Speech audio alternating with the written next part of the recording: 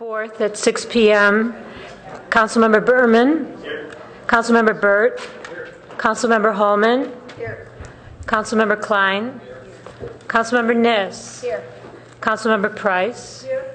Mayor Sharp. Here. Councilmember Schmidt. Here. And Vice Mayor Shepard.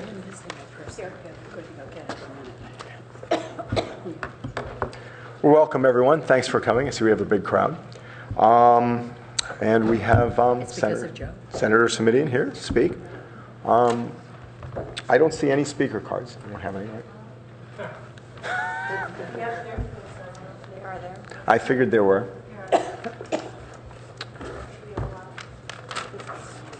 It is. Thank you.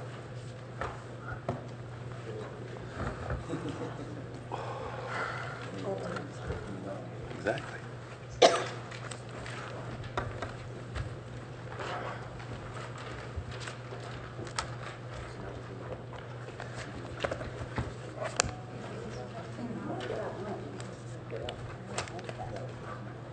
So roughly how many do we have? Do we have a bunch over there? Yeah, we have probably 5 or 6 more over there. So given the number of speaker cards, I think we're going to do 2 minutes, if that's all right with everyone, given Senator Simitian's limited time. Supervisor. Well, we'll still call him Senator, you know, dies hard. So Mallory Alchek to be followed by Jeannie Meyer. Alphabetical order. Hi. I'm a Palo Alto resident, and my understanding for this evening is that we have an opportunity to request that the parking reduction on Stanford Avenue be reevaluated. I have been here for 2 years, and the Dish is a obviously beautiful place to go exercise, enjoy the outdoors, and frankly, it's been a real community builder for me, some place where I go with friends, other moms, we get together, we walk the Dish. It's exercise, it's social, it's enjoying this environment. And as many people know, currently it's challenging already to manage the parking there. So the idea of parking being reduced further is, I think, going to make it really impossible to utilize the space. And I don't think I'm alone. Obviously, there are people here, and unfortunately, a lot of the people I know who use the Dish are moms and couldn't make it tonight, but I hope that I can speak for that group who I know do use it on a almost daily basis throughout the week and would find it really difficult to not be able to access that space or reduced access more so than we already have. So thank you. Thank you. Jeannie Meyer to be followed by Aram James. Hi, Jeannie Meyer. I live on campus. I've been on campus since 1974. I used to run up to the Dish from Encina Gym. I'm a campus homeowner. Our back fence is along Stanford Avenue. Since the creation of the formal gate at Stanford Avenue, the increase of traffic, noise, pollution, and incessant nuisance activities connected to the multitude of hikers has been terrible. For those of you complaining of having parking moved up the road, I'd like you to consider what it's like to have 650,000 people walking behind your fence every year. My guess is that you wouldn't like it either. Most of the hikers are oblivious to their surroundings. I'm sure they don't think of the road as part of a neighborhood, but that's where it's located. Since the gate opens at sunrise, I hear car alarms as early as 6:15 a.m. almost every day. In the spring, it's 5:45 a.m. Car doors slamming, car locks beeping, blipping, chirping, people talking loudly above the traffic noise. Having people urinate and defecate behind our fence and have the nerve to shove their toilet paper under the fence. The safety issues of having the added traffic, illegal U-turns, double parking, all just for a closer spot to park to go on a hike is unacceptable. This is a neighborhood with an elementary school just down the street. The Coyote Hill Road parking will be in a non-residential area and not have the detrimental impact that the Stanford Avenue parking has had on our neighborhood. Please approve the compromise, which doesn't eliminate parking, just moves some of it out of our neighborhood. Thank you. Thank you. Aram James to be followed by Roland LeBron. Good evening. Last week I spoke at council about a public event that the Stop the Ban Coalition is having on Saturday, November 9th, this coming Saturday from 2 to 4 at St. Mark's Parish Hall, 600 California Avenue. I gave flyers to everybody on the council except Councilman Holman and Councilperson Price because they weren't here last week. I've gotten copies hopefully to you. I'd love to see both of you there. I'd love to see the rest of the council. I just briefly spoke to Supervisor Simitian because this is not just a local Palo Alto problem. It's as you know very well, a regional problem. I'd love to have you there. I was excited and proud to know that you've moved forward a housing first issue or model for the Prop 36 releases in Santa Clara County.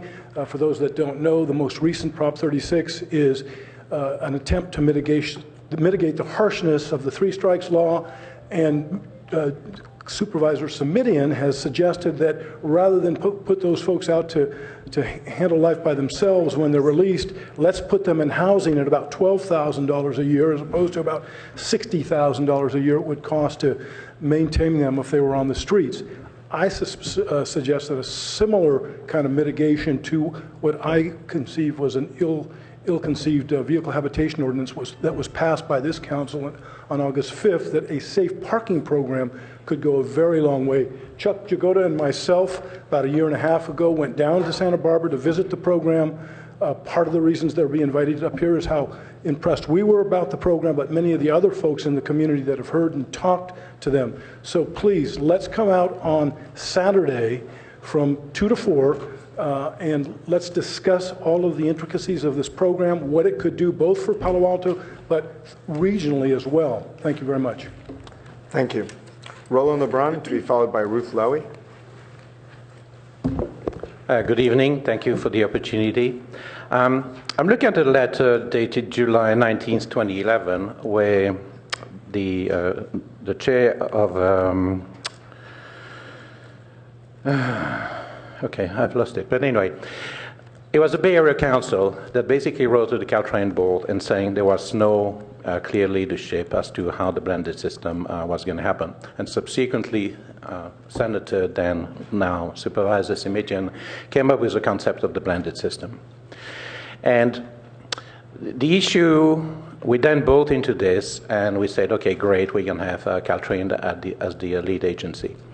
And the issue since has been that really there hasn't been any clear leadership to, bring this system forward the way that we had envisaged it a year ago.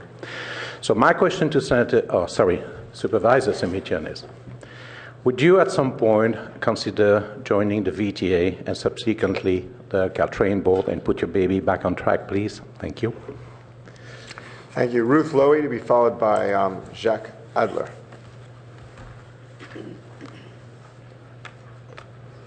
Hello, I'm Ruth Lowy. I've been a resident in Palo Alto for 38 years with my family. We, over the years, have walked the dish. It's a wonderful, beautiful place, and I think it would be short-sighted to be moving the parking too far away, which would make it difficult for a lot of people to get there. This is the first that I've heard about some of the problems with the neighborhood from one of the previous speakers. I've always thought it might be nice if there was a porta-john over by the entry gate, and that might lessen that other problem that this woman has explained, and perhaps a few signs that maybe go, shh, there's a neighborhood here, to remind people that they are walking in a neighborhood. But I think there should be some way to have a balance so that people are not restricted or terribly impeded from getting to the dish with having parking really far away. And I can't even, I work up on the hill over there, so I'm sort of trying to image where that parking might go. So please find some kind of a balance so that this wonderful, beautiful resource is not restricted. Thank you. Thank you. So, I hate to say this, but under our rules, we're not supposed to clap or boo or hiss. And part of it is to allow all speakers to feel comfortable to come forward and give a variety of viewpoints. Thank you. My name is Jacques Adler. Thank you for the opportunity to speak. I've lived in Palo Alto for 42 years. My heart surgeon, who was from Stanford, Dr. Robbins, told me, he lived right around the corner from the dish, told me that running the dish, which I began 35 years ago, probably saved my life when he replaced 4 bypasses in the valve. And if I hadn't been running up there, I probably wouldn't have been here today. So I really feel close to the dish. I've seen over the last 34 years an effort to really try to reduce the use of the dish up there. The fences that were put up the guards that were put up, the people on motorbikes, the efforts to check for IDs, the restriction on parking. It began a long time ago. We used to park on Girona Road. There was a very big parking area, not near anybody's backyard, and not making any noise for other people, and Stanford took that away.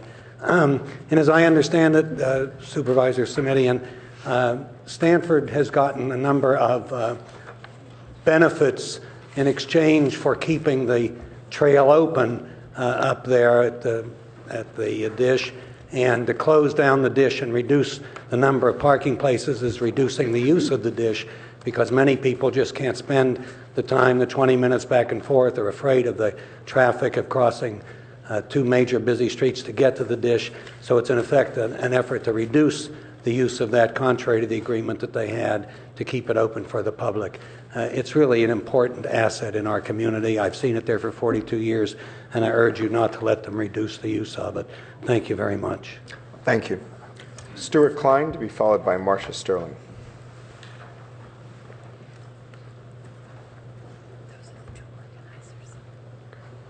Hello, my name's Stuart Klein. I just wanted to talk a little bit about numbers to frame this discussion. Stanford Magazine has estimated there are 600,000 visits to the dish each year. If you ask the security guards, which I have, their calculation is closer to 750,000 visits per year. But let's go with 600,000. I don't know how many times each week one person walks the dish, but let's say 3 times a week. That means that there are 200,000 unique visitors to the dish each year. There are 20,000 students at Stanford, and roughly, let's say, 20,000 faculty and staff. So 200,000 minus 20 minus 20, there are about 150,000 community members who have worked the dish into their lives. The proposal that Stanford has made to move the parking to Coyote Hill Road creates profound safety questions for crossing a 5-lane road, and creates major health and welfare questions regarding taking away an asset that is so prized by this community. So I would urge the City Council and the county supervisors to work with Stanford to find a solution that better balances the needs of the community, the benefits of the perimeter trail, and the needs of Stanford. There's a lot of land there. There are many possibilities, and I encourage everyone to have a flexible, open debate before a proposal is submitted. Thank you. Thank you. Marcia Sterling, to be followed by Chuck Jagoda. Good evening. I'm Marcia Sterling. I'm here with the Committee for Dish Access. And we're here tonight because we are concerned that the proposal to eliminate parking is going to negatively impact the health, safety, and welfare of our community. The dish, as everybody else has said, is a unique resource. It's a place where young mothers with strollers feel safe to walk a paved path in a beautiful setting, and where somebody with a busy work life can get up there quickly, an hour and a quarter, car to car, take the 3.5-mile hike before work. The current congestion on Stanford Avenue results from too many people seeking too few parking places. Gradually, over recent years, all the adjoining streets to Stanford Avenue, one by one, have added no parking signs. So today, there is literally not a street you can find to park on except Stanford Avenue. And now Stanford, of course, is proposing to solve the congestion problem by eliminating half the parking, which we would argue is not a solution. It's going to add to the problem. And moving a half a mile away to a remote road. So we have proposed a number of alternatives to Stanford. There are 6 or 8 good ones. We are in discussion with them. I feel they are being very cooperative to hear the community, at the same time retain their rights. So I'm very optimistic that they'll come up with something better. Thank you. Thanks. Chuck Jagoda, to be followed by Eddie Keating. Good evening, members of the City Council, Supervisor Simidian. I'd just like to give you a small report on the results of the expulsion of Cubberley. So far, there have been no tragedies. People have been moving on and staying in the area. There's another issue, however, of temporary housing, namely the Armory in Sunnyvale. I would like the supervisor, I'd like the City Council to go on record as supporting that resource, that community resource, staying open next winter, not just this winter, but the following winter. It's a valuable resource. I understand there's an effort to have permanent housing, but there's no necessary contradiction between permanent housing and temporary housing. And permanent housing takes a long time, especially around here. So it would be beneficial, as far as I can see, to support temporary housing. It's not only a de facto, but a de jure homeless shelter. Isn't that interesting?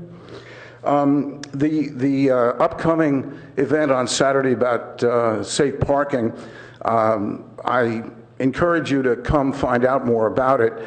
The program that Aram and I visited in Santa Barbara is a very good program, and it would be very valuable here, not as a complete solution, but certainly as a partial solution. It does require some city cooperation. The city of Santa Barbara cooperates pretty fully. Those lots are city lots, state lots, county lots, and private lots. So I would encourage you to look at contributing the use of city lots here in Palo Alto, and the whole program. I commend it to you. Thank you very much. Thank you. Eddie Keating. Thank you. Edie Keating. I also would like to encourage you to come to learn more about Santa Barbara's safe parking program. You might ask, safe for whom? And they have such a successful program that I would say for everyone. The community feels safer because this program for car dwellers to stay in designated lots is in place. And certainly from all the reports, the car dwellers feel much safer being in a designated lot where they know who's there. So it's really been a win-win program for the area of Santa Barbara. It's larger than just the one city of Santa Barbara. It's at St. Mark's Church from 2 to 4 this Saturday. And I'll be leaving flyers in the back if there are any members of the public who are also interested. And council members, be great to see you. And Senator Simidian. Thank you. Thank you. All right, seeing no further cards. Everyone got their cards turned in, I hope. Now we'll turn it over to Supervisor Simidian to just kick us off.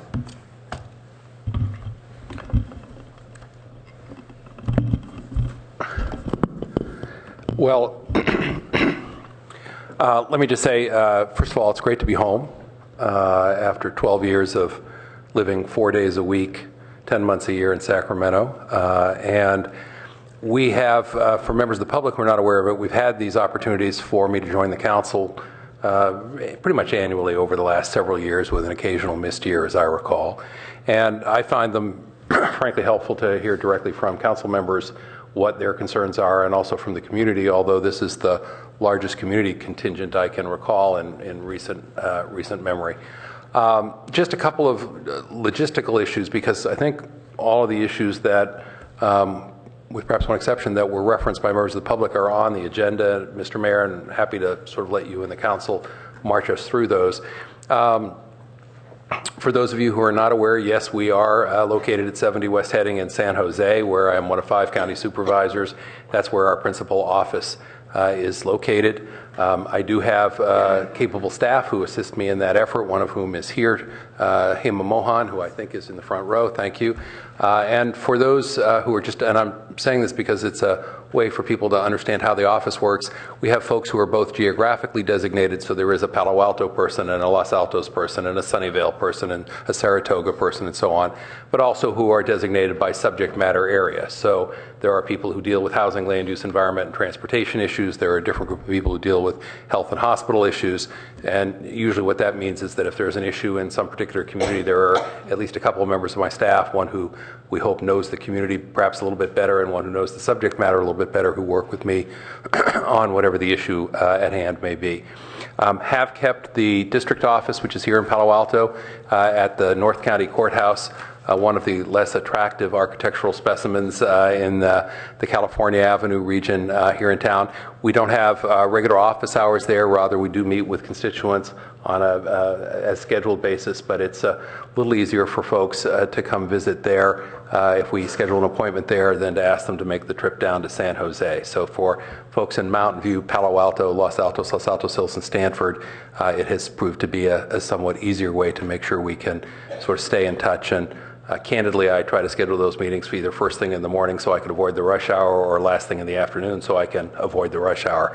But we have found that to be a useful continuation. It's something I know Supervisor Niss used fairly heavily, and I used before her in my prior incarnation as a member of the board. I will say it is interesting being, and some of the council members have experience with this, being a recycled supervisor, having served from 97 to 2000, then being in Sacramento for 12 years and coming back on the Stanford dish issues that I gather we'll discuss in a minute as we make our way through the agenda. Everything old is new again. These are the issues that I worked with community members and with the university on from 1997 to the year 2000. There's a lot of history that goes with that conversation. And respectfully, it's not as if homelessness is a new issue for our city or our region. So mostly I think what I'd like to do is not take up time with introductory remarks, but just make our way through your agenda of items that council members and now community have raised, and share thoughts with you to the extent you think it's appropriate. Obviously, we're not going to make any decisions in a study session, but if I can provide information or hear from council members, happy to do so. Thank you, Supervisor Simini. So now we'll open up to council members. If you want to use your lights, so it's probably easier than me looking on both ends. So, Councilmember Niss, would you like to kick it off? I am delighted to kick it off, but I know that there's a great deal on this agenda. So why don't I skip over the first one, which is on homelessness, and go to the one that that we've concentrated on a lot at the county, and just ask the supervisor if he would walk through some of the concerns that are here, which deal with light synchronization. And I think most of you in here know that both Page Mill, Oregon, JSB, and so forth are all county roads. So when we talk about synchronization on Foothill Expressway, and you're concerned about those lights, that's Supervisor Simitian's area of expertise. And then if I could ask you, Supervisor, to address that, and then I'd like to just have another bite of that apple and go on to the next question about Stanford Avenue. Sure. I think the short, simple answer on Oregon Expressway, which is where most of the action is that county staff, as I understand it, have been working with city staff, and I'll look to the manager to confirm that. Mr. Keene, my understanding is the two staffs from Roads and Airports at the county and your staff have been working on this issue together because there are some overlapping issues of jurisdiction on Oregon Expressway. But that the sort of priority number one is to work at various intersections up and down Oregon Expressway to essentially provide for a dedicated left-hand turn arrow so that we don't have folks who are backed up behind that one person who is waiting at each one of the intersections to make a left turn, whichever side of Oregon they're approaching. As part and parcel of that same effort, there will be the opportunity to synchronize the lights to a greater degree so that on business days, Monday through Friday, folks will have a somewhat easier time making their way with a procession of lights from one end of Oregon to the other. On weekends, a slightly different pattern, just because the traffic pattern is different, and you don't want either pedestrians or bicyclists waiting for cars to go by and lights to change when there are not, in fact, the same number of cars going by. The current estimate on all that is end of 2014, so I think by then people will actually see a difference in terms of the experience they have on Oregon Expressway. Why don't I stop there? But I'd say it's also really important that everyone knows that those are county roads, because it's difficult to sort out the state from the county, from the city, and so forth. So then, if, as I said, just have a quick second bite, the Stanford Avenue closure issue is one that several people have approached me about. Because all of you didn't get to speak, whether you're for or against it, would you at least raise your hand if that's why you came tonight? Because I think that would be helpful for people to know. And I don't feel it's really fair to ask the supervisor to discuss it at length tonight, because it is one that has come up since he has gone actually back on the board, but one that was discussed, I think, somewhat not extensively last fall, and then has somewhat been less evident despite 2 hearings that were held at Nixon and Escondido. But I think the request I've heard the most, Supervisor Simitian, is to have a hearing regarding that would actually be in Palo Alto proper, rather than on either of the locations that are not in the direct part of the community.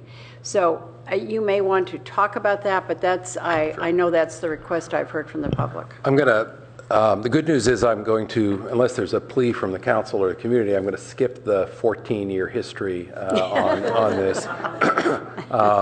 But the history is important and complicated, frankly, and says a lot about how we got to today.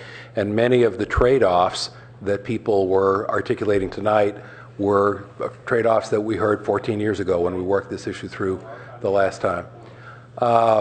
Having said that, the view I take is that this is a work in progress, and right now it is not before the county, and I think that's a good and helpful thing.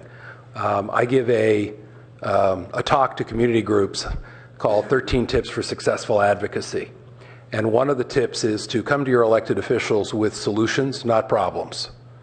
Because if you've worked the issue through and come with solutions, your elected officials can play a constructive role in implementing those solutions. If you have come with only problems, then you are essentially tossing it up to a group of elected officials and hoping for the best, and sometimes that doesn't produce a result that you want.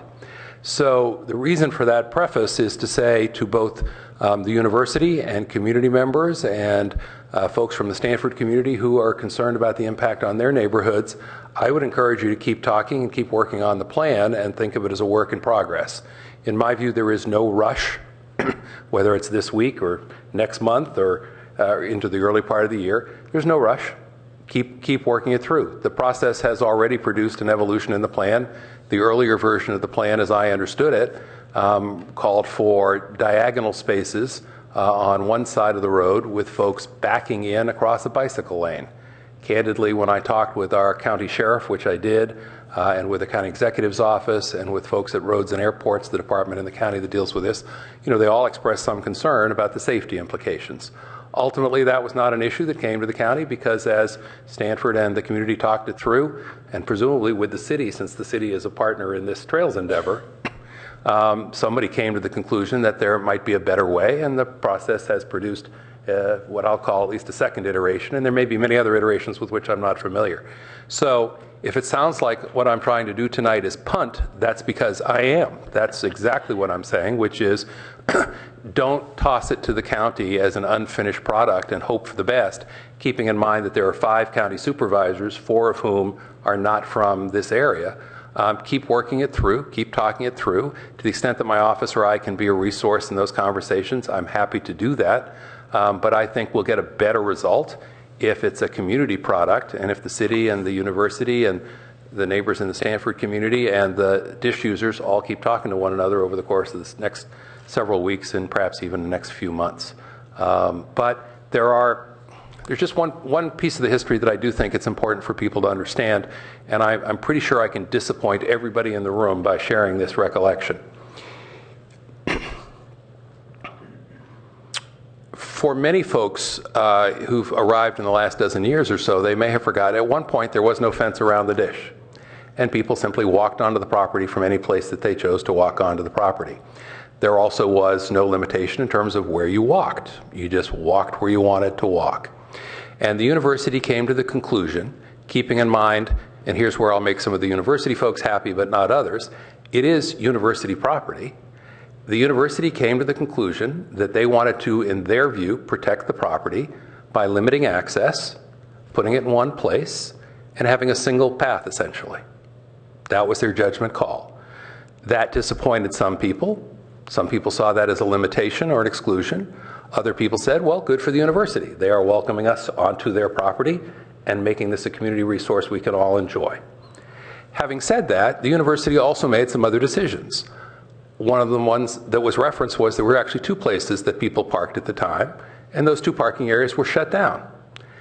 And the location was put in its current site. Well, not surprisingly, if you have an extraordinarily attractive place that people want to come and visit, and you have only one primary point of access, and you eliminate the other two parking lots, people are going to park up and down the road that is immediately adjacent to the entrance. And that's exactly what started to happen, with some adverse impacts on the folks who were near neighbors. And I don't think there's any question about the fact that there are adverse impacts on near neighbors. Now, again, going back all those years, some of you may not remember what that road was like at the time, but as imperfect as it is today, it's tremendously improved over what it was in terms of safety and functionality at the time. The speed limit was 35. We got it reduced to 25 at the time because people needed to slow down given the volume of use. Some of you will note that there's something most of us call a speed bump. I'm told actually it's a speed table by virtue of its flatness. That was something I advocated for again at the time as a safety matter. And I was told by Roads and Airports, and Ms. Anish, you can perhaps relate to this, that the county didn't do speed bumps on county roads. And I said, well, let's make this the first. Let's, break new ground. Let's see if we, so it is known at the county as the Summidian speed bump, that right there on that, that's my small claim to fame in that site. The discussion was lengthy about what to do along both sides of the road. Were we going to go with what many of us would consider modern urban improvements? No. Could it and should it have been improved somewhat, which it was, in order to make it a little wider and a little safer? Yes, that's what ultimately happened. So there were a series of decisions at the time that were, in my view, necessary and appropriate, given the fact that the university had, number one, said, we are going to keep the property open and we want the community to enjoy this as a community resource, but we want to limit access to this one particular location, and we're going to eliminate parking in two other places, and that means folks are going to be right here, up and down Stanford Avenue, looking for a place to park. So here we are now, all these years later, and it's important for people to keep in mind that while this is the piece that has drawn attention tonight, and certainly over the last few months, it's part of a much larger trails proposal that the city and the city and Stanford are engaged in. And I think, I don't mean to be unduly Pollyannish about all this, but in some ways I'm delighted that the controversy or the conversation is limited to just this one segment at this point, given the length of the trails. There's progress there. And as I said, I think the process to date has actually provided some change in thinking. I've not yet had a chance to talk with the university. They've expressed interest in talking. I've expressed interest in talking. We just haven't sat down for that purpose. We've spent 8 other hours on other topics that were on the list as well. But we'll have those conversations, but I just want to keep underscoring, I hope people will keep talking to the university, keep talking to the city, who's got a hand in all of this, and, county's ready to be a resource, but ultimately, this is not a county project. This is a Stanford and city project, and we will have the responsibility at the county level to approve or deny, but I'm hoping that you bring us a project that's already worked through all the kinks rather than just say, hey, we can't sort it out, let's just toss it to the county and see what they do with it. So if there are questions about any of that, happy to do it. If there need to be additional meetings, I guess the question that I would leave open for now, Councilmember Niss, is whether that should be an additional university-sponsored meeting like the previous two, or whether that should be a meeting that the city sponsors, the county sponsors. I'm open to that. But I think more important than the meetings and the shape of the table is the opportunity for people's individual concerns to get heard and incorporated into whatever the final proposal that goes before the county is. Thank you. And that wasn't quite 14 years, but I probably took a little longer than I should have. So, Councilmember Price. Thank you. We always appreciate your visit and your comments. I'm going to go back to homelessness. I have 3 different concepts, and I wanted to test them with you a little bit and see how feasible you think it would be to look at these more seriously. The first one is something that happens in San Mateo County, and all for competition if it means we get better services. So it's a motel voucher program, which apparently is quite successful, and it does in the short term provide additional capacity, for emergency, periodic, and some modified transitional housing. The second point is there is also a policy or an agreement in San Mateo, as I understand it, that states that no child will be homeless. So it really focuses on providing additional programs and emergency support to prevent that from occurring.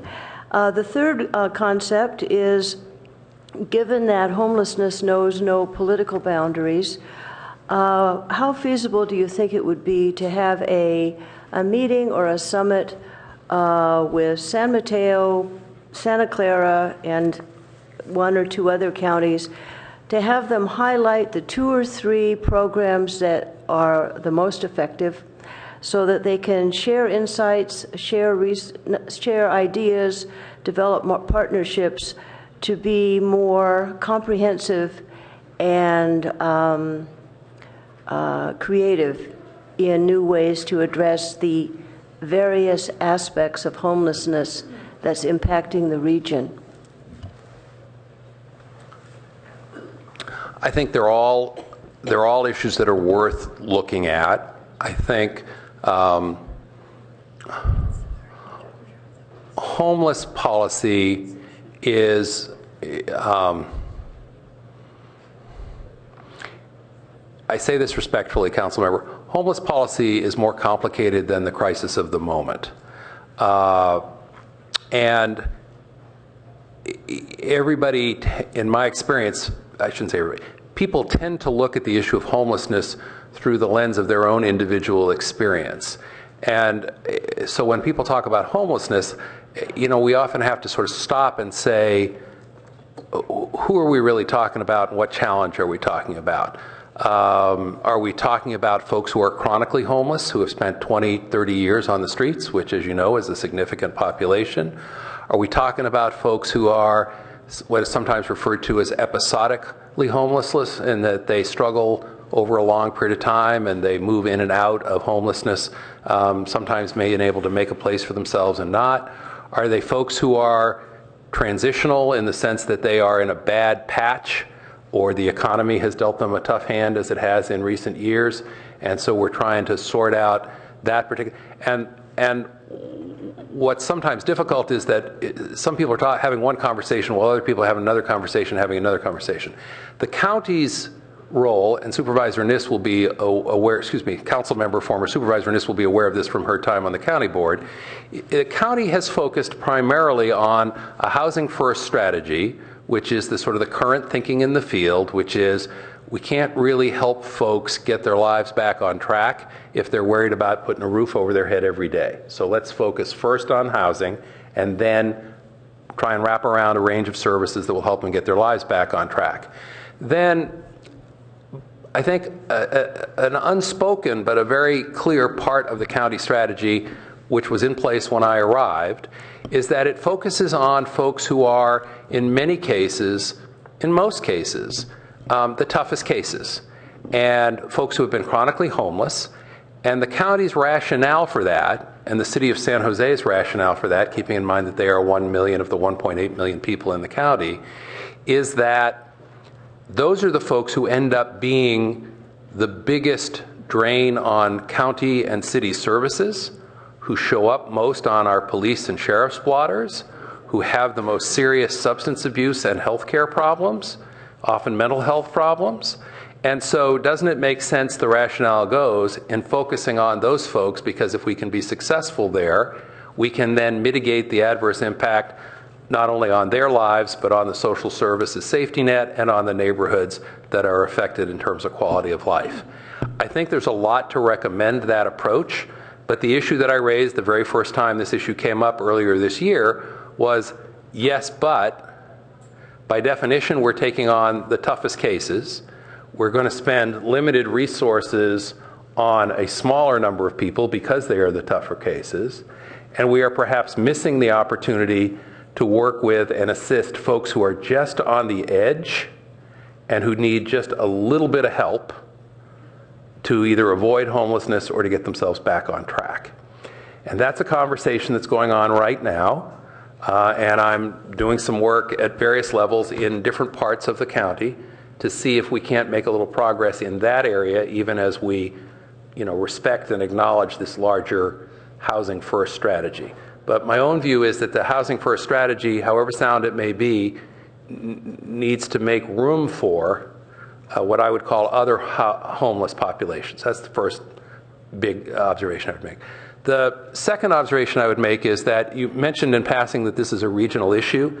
And again, a little piece of history. When I was on the board in the late 90s, I was an advocate for something called the Clara Mateo shelter, which existed on the VA property just across the county line in Menlo Park. And I remember when I first advocated for funds, my colleagues on the board said, well, what are you trying to get money for them for? Those are people who don't live in Santa Clara County. And I said, well, they're homeless. They actually don't have a residence anywhere. And this is a regional problem. It's a well-located facility that can serve folks in both counties, and we ought to support it. And it took a little time for that to take hold, but eventually that notion did take hold. And I think we see it now with the Opportunity Center, where here in Palo Alto, where funding comes across the county boundary in the other direction, from San Mateo County as one of the participants. But I have watched with some sympathy as this council, has wrestled with the question of, what is your role in dealing with homelessness? And I think the conclusion I've come to is that while it's fair to say we can't solve all the problems of the world or even the region as a small city of 60,000 people, by the same token, it's fair to say everybody has to do their part. And if everybody does their part and we do it regionally, then we'll be in a better place than we are today. Now, having said all that, for folks who don't know it, in the immediate aftermath of your decisions, primarily around Cubberley, I met with county staff and with some of the homeless leaders in the county, and we worked, and I know your staff has worked with our county housing staff, Key Lee, so that we would put $250,000 a year over the course of 2 years into housing funds for homeless, if you could match those funds with services that would be paired, so that we are not just finding some place for somebody to live, but also hopefully finding a set of services for those folks that will allow them to stay in a safe and clean environment on the long haul. It's not a, quote, solution to the problem, but it's a, I think, significant dent in the immediate problem.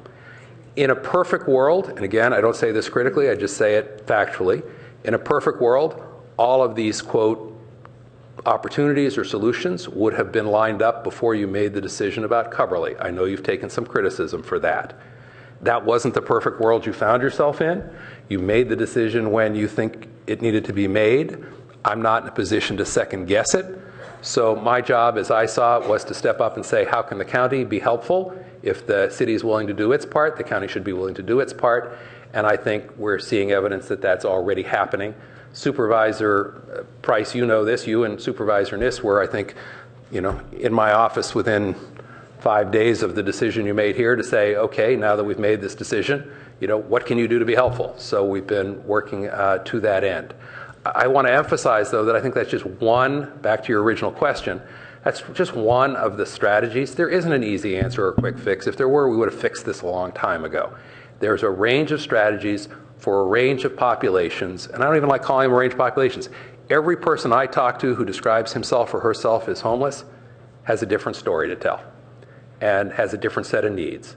And so there's a range of solutions, and we've got one that we were able to respond to your city with pretty quickly, but there are others that I think we can explore. I'm happy to explore the ones that you've mentioned, but I don't want to be disingenuous and suggest that the battleship that is homeless policy will suddenly turn on a dime. It won't. And I also want to take your point that there are some things that need to be done sooner rather than later, and I'd like to see us pursue some of those. And then I want to reference this again. I do think we haven't spent enough time and attention on folks who are just on the margin. That happens to be my personal view, having worked on this issue both as a supervisor in days past and also at the state level. In Mountain View, for example, the Community Services Association has an emergency fund, and their emergency fund makes grants that are, I think on average $800. I think the maximum can be $1,500. But it's there to help folks who are suddenly hit by the loss of their car and need a new car to get to work. And if they don't have the money to get to work, they're not going to have the money to make the rent. Or somebody who suddenly got a medical expense that they didn't anticipate, and who, if they pay their health care bills to get the health care they need, suddenly won't be able to make the rent. Those kinds of stories are becoming more and more common in my experience, particularly with the resurgence of the tech sector, the increase in rents in our area. It's an interesting dynamic. As you know, I do sidewalk office hours. In the same conversation, I will hear people say they're angry and frustrated by growth and development in their neighborhoods, and then they'll turn around and say, but I'm getting priced out of my apartment because of all these prosperous tech people who I can no longer compete with. So long answer, a lot of ground. We'll keep working with you. I think we've made some progress to date, but it's going to take a range of solutions, and we do need to think of it regionally. Vice Mayor Shepherd. Thank you for getting us up to speed on homeless. And I just wanted to go back just for a moment to trails, because I know that this did come to us last year. And I think the situation has changed. And I think you talked about how the diagonal parking is no longer something that's going to happen, which actually is kind of a surprise to me, because where I left this, when we looked at it as a city council, there were going to be some lost spaces because they wanted to have a dedicated side to Stanford Avenue. But it sounds like there's going to be a lot more dedicated, spaces missing for parking than the last time we looked at this, which was a year ago. And so I just wanted to make sure that my colleagues knew that, and if we had something to quantify that at this point. Well, I want to be clear. It's not a county project, and it's definitely not a Joe Simidian project. That being said, my understanding is that when you get to parallel spaces rather than diagonal spaces, you do in fact lose an additional number of spaces. So you've avoided the safety problem associated with people backing in over a bike lane, and in some cases making a U-turn to back in over a bike lane. But you do have then an additional number of lost spaces. It's not, I don't know whether or not the current thinking increases the number that are 6/10 of a mile away to compensate for that additional loss or not. That's something I would encourage you to talk to your own staff and to Stanford about. And I see the manager leaning forward. Well, just very quickly, I'm just going to presume that there is an offset, but in addition, the current design maintains parallel parking on the south side of Stanford Avenue, but eliminates all of the parking on the north side of Stanford Avenue. I just want to point out that that was different than when we saw this. So I just want you to, I just wanted my colleagues to be aware of that. Councilmember Schmidt. To jump back to the homeless issue, I guess you know what the City Council has gone through. We voted 2 ordinances on vehicle dwelling and public spaces, and pushed homeless people off, and it was done under the understanding there'd be enhanced services. And I think the city is committed to spending real funds on helping with the services. But as you pointed out, the homeless issue really starts with shelter, with a home, with a place. And I was very struck looking at the surveys of county surveys that are done every other year in most counties in California. And the number that struck me was that in San Francisco, 50% of the homeless do have some shelter. In San Mateo, 50% of the homeless do have some shelter during that survey night. In Santa Clara County, the number is 25%. Now, this is not something city budgets deal with, but I think the county, through HUD funding, through state funding, is the one that really has to grapple with that home shelter issue. And I guess we look forward to Santa Clara County reaching the levels that our neighboring counties seem to do in providing some kind of shelter for the homeless. I'm going to push back a little, respectfully, of course, council member.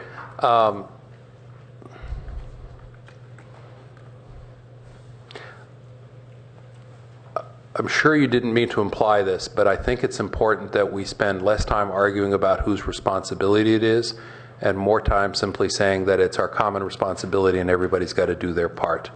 And then we can debate a little bit about what our part is or your part is, but I think there's some things that are just, in my view, undeniable.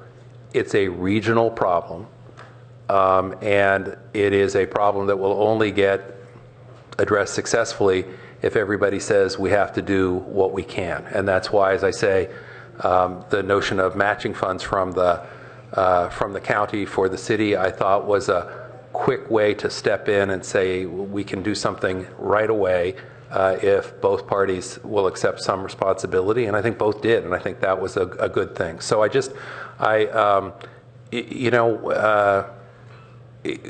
one of the benefits of having sat in a lot of different chairs, like you, a school board member and a city council member, then at the county where Mrs. Niss served, then at the state level, is I have come to conclude that sort of arguing about which level of government should bear the burden is really not very satisfying to the public, who just wants to see us fix the problem. And every level of government has a legitimate story to tell. I can tell you the story of the fact that the sequester has hit county housing funds in a way that makes it harder, not easier, to step up and provide funding at this time when the need is at its greatest. I can tell you about the fact that the Housing Authority has a waiting list a mile long and yet has been cutting back on their vouchers because of the sequester.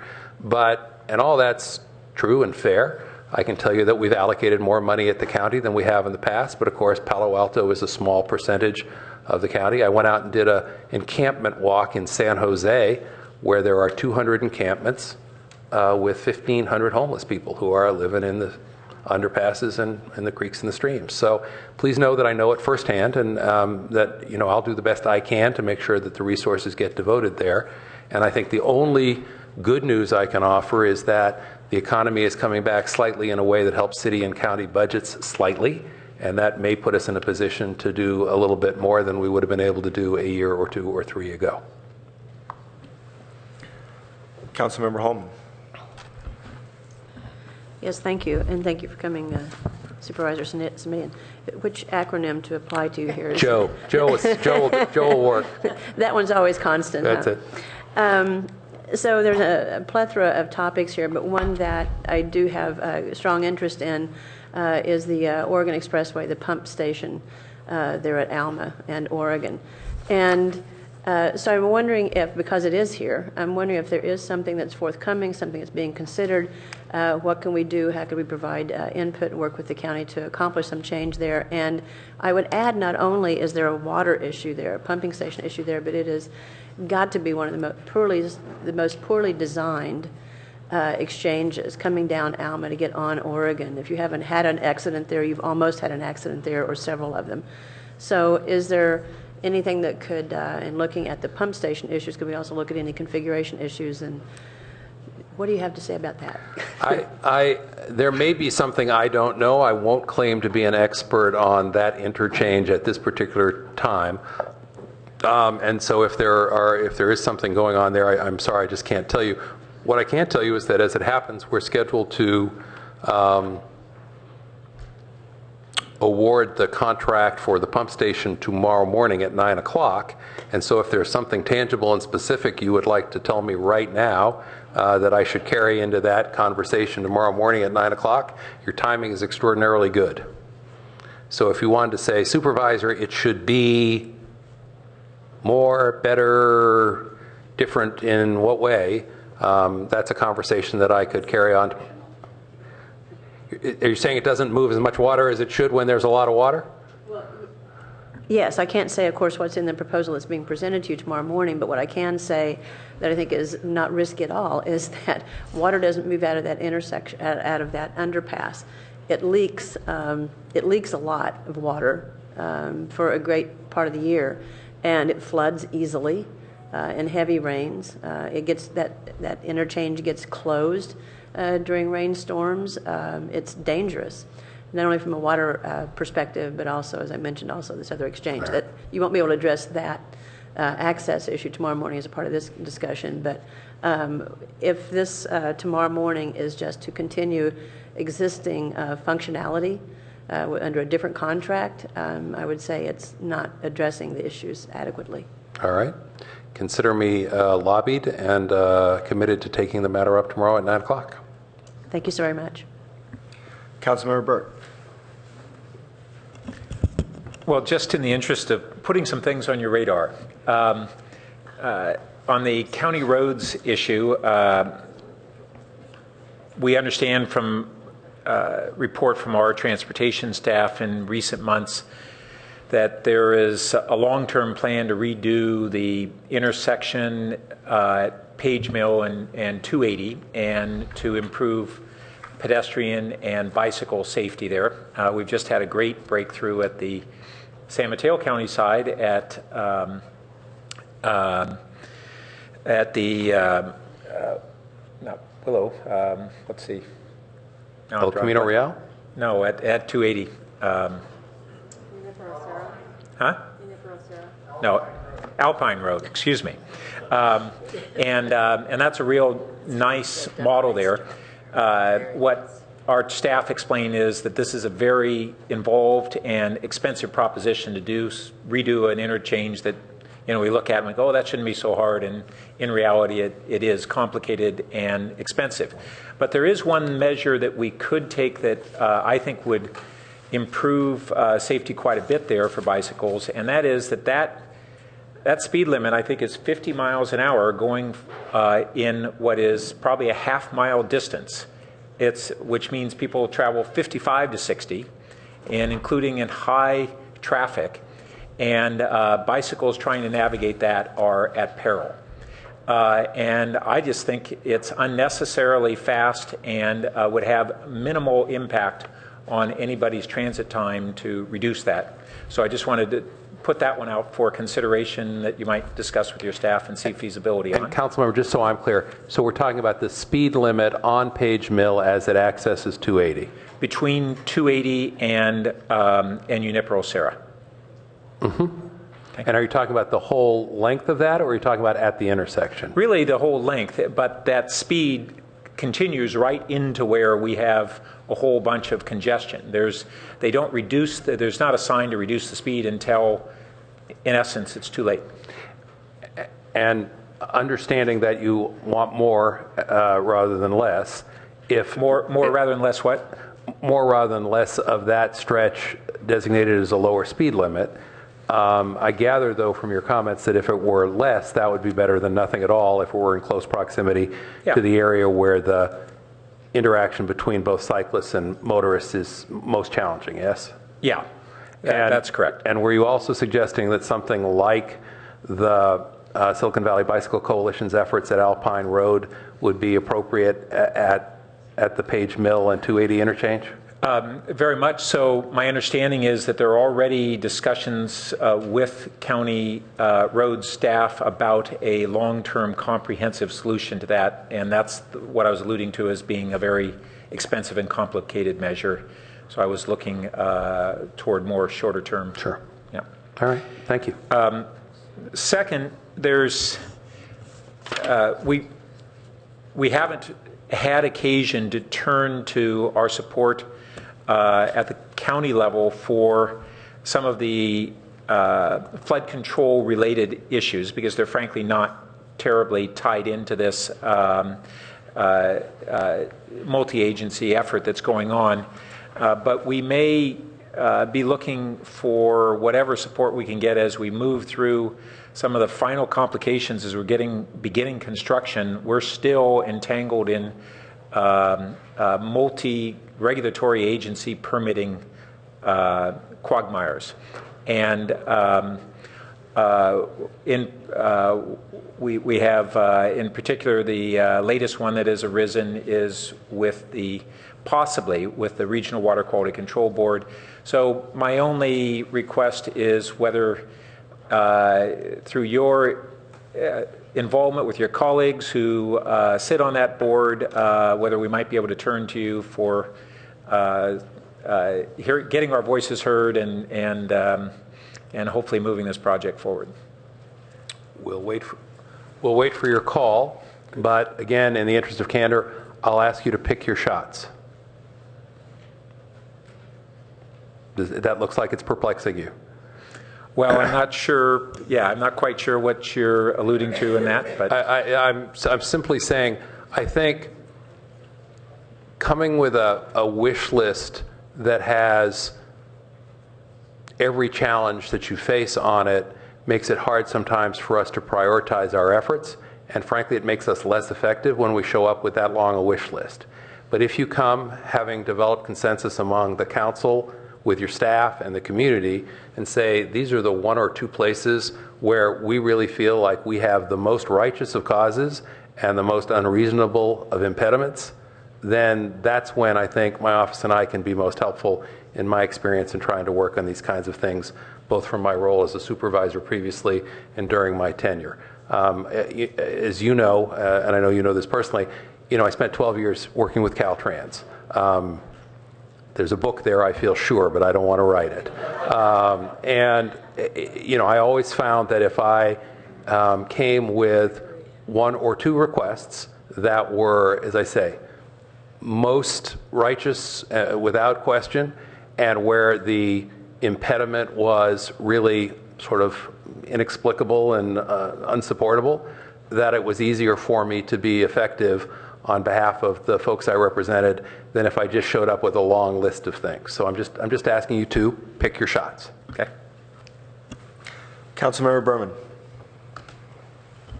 Well, thank you, Supervisor, for coming tonight. A lot's been covered, and a lot of my bigger concerns have been covered, so I'm not going to add too much. I just wanted to make two quick points. One was I was heartened to hear you talk about folks who were homeless or about to become homeless on the margins.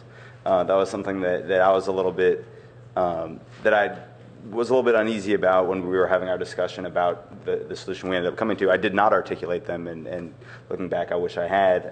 But it's kind of preventative maintenance, right? If we can stop folks from losing their home or relying on payday loans or losing their car and therefore losing their job, small things that can have a big impact up front. In regards to the light synchronization, you spoke about improvements on Oregon. I also wanted to mention I had a friend of mine send me a picture of what he goes through in the morning on Page Mill, where they have left-hand turn lanes, but the left-hand turn lanes back up so much that they're blocking the flow-through traffic because that's where the demand is. And I guess those lights are a lot shorter than maybe they could be. So I'm sure that's a part of the overall improvement plan, but just wanted to mention it. Thank you.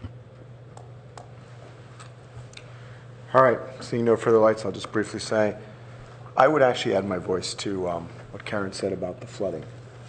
It is obviously you've lived in the community and know it's obviously something that would make a big difference if we could resolve that flooding issue somehow. Oh, sorry, I'm sort of missing my I mic. stole the mayor's microphone. Then. So yes, so I was saying is I would add my voice to Karen on the flooding issue, that the flooding issue is a serious issue in the community. And every time frankly, it rains in December usually, it closes that and we have big issues, and it is sort of intriguing how deep the water actually gets there. And so the more we can do on that, I think that would be great. And I also wanted to thank you very much for joining us and for spending the extra time. Thank you. As we went over. And if there was anything you wanted to talk about in terms of looking ahead to 2014, feel free. It'd be interesting to hear it. I think, well, thank you. It's been a pleasure to be here, and I know some of the answers were fairly long, but they were not easy ones you tossed in our direction. And I will say I do find my return to the county is an interesting one because I have a perspective and a sense of history that goes back some years. On the other hand, a lot's changed in 12 years, and Liz is certainly in a position to testify to that given her tenure at the county. I think, at the risk of stating the obvious, you also know that there's been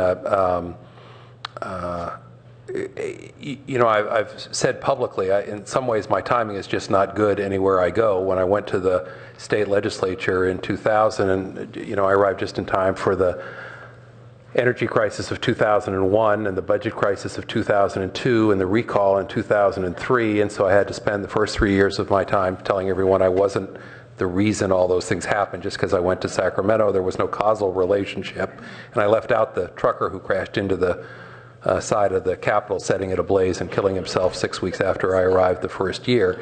So now I come back to the county, and the first month I'm there, I say, how's our unfunded liability for retiree health? And they said, oh, it's grown from $70 million when you were here to $1.8 billion. And then the following month, one of my colleagues was charged with 12 criminal counts, including 5 felonies, and resigned. And the following month, the district attorney and the county executive got into a spat about hiring and staff, and the county executive, who I counseled otherwise, but nonetheless made the judgment he wanted to ask for an investigation by the Attorney General of our district attorney, and as I had anticipated, the Attorney General came back and said, nothing to see here, folks, move along. And then the following month, we got word that our ambulance provider, who of course is the backup for Palo Alto, had declared bankruptcy, which makes you a little nervous because you kind of want to be sure that when you dial 911, somebody comes. And I can report to you, and probably should, that I think that situation is stabilized and that we have a good backup and that we're making progress there. So I think there's a little more comfort and assurance that can be provided. And then, as some of you know, our largest union authorized a strike vote, and ultimately we were able to avoid all that. But it's been an interesting time to come back to the county, and having said that, I want to say what I said at the beginning. It's great to be home. I will close with the underpass, since that was the last great and weighty issue that we took. I remember this underpass well because we had a problem with bird droppings a couple of decades ago that some of you will remember. And we got at least a modest solution. I won't call it a total solution in place before I left the board.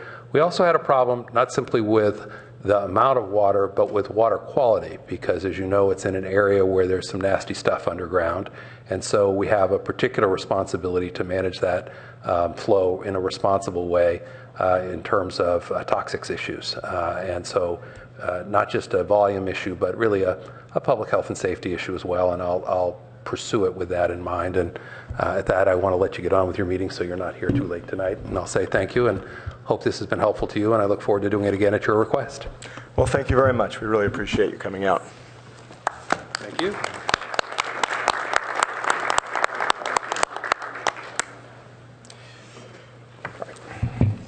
Have yours back.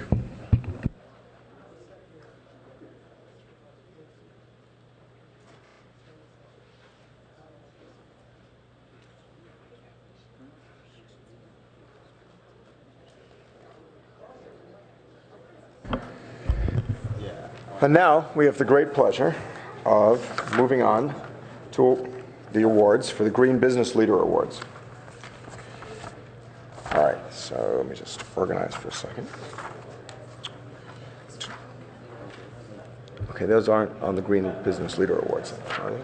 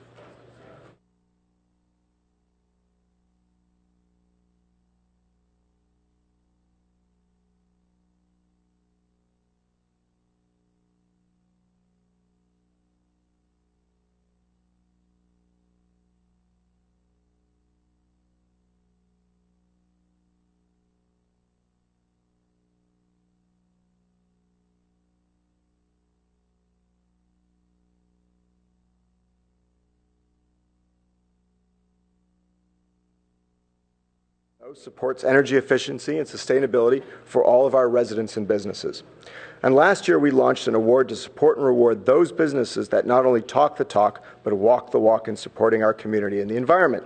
For those business owners that work to benchmark their building's energy efficiency and compare it with others, we salute all of you, and we're giving out awards today on that. The Environmental Protection Agency Portfolio Manager Program allows building owners to benchmark their buildings with similar facilities in similar climates across the United States. The higher the score, the more efficient the building. A score of 50 means that a building is more efficient than half of the similar buildings across the country, and a score of 100 means that the building is the most efficient of buildings in its type and climate zone. For buildings with a score of 75 or higher in Portfolio Manager, the building can become an ENERGY STAR certified facility. ENERGY STAR certified buildings on average use 35% less energy and are responsible for 35% less greenhouse gas emissions. In Palo Alto, for those buildings that become ENERGY STAR certified in the last 12 months, we consider to be a 2013 Green Business Leader. If the building received a score of 90 or higher, owners will receive our gold level Green Business Leader Award, which is really an amazing accomplishment. So, we have 9 Palo Alto buildings have qualified for or about to qualify for ENERGY STAR ratings in 2013, which is really great. These award-winning buildings range from 15,000 square feet to almost 500,000 square feet. In total, they represent over 1.2 million square feet of energy-efficient floor space in Palo Alto. Our first award recipient is Union Bank for their Palo Alto main office located at 400 University Avenue. Now, this is the second time this building has received an ENERGY STAR rating. Its first was in 2010. And picking up the award today is Vinita Bala. Mr. Balu, come up. Mr. Balu, Vice President, Branch Manager at Union Bank. And it's a great honor that I get to present you with this. Thank you so much. Ms. Turner right here. Grab the photo. Take 2. One more. Let's see. Perfect. Thank you. Thank you. So congratulations. Thank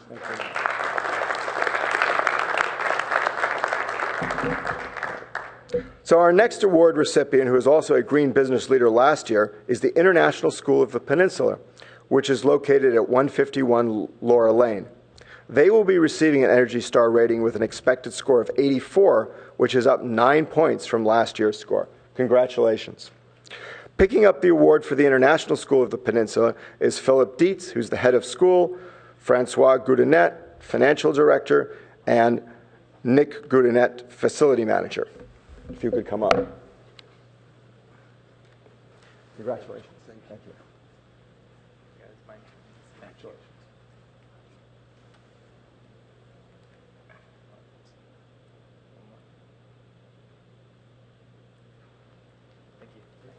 Thank you very much.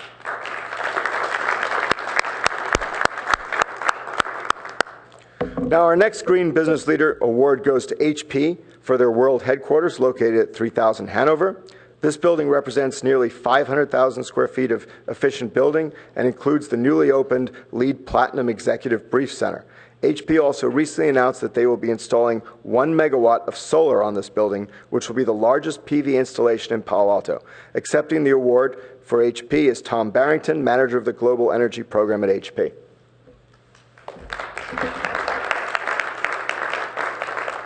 you very much. Congratulations. Thank you.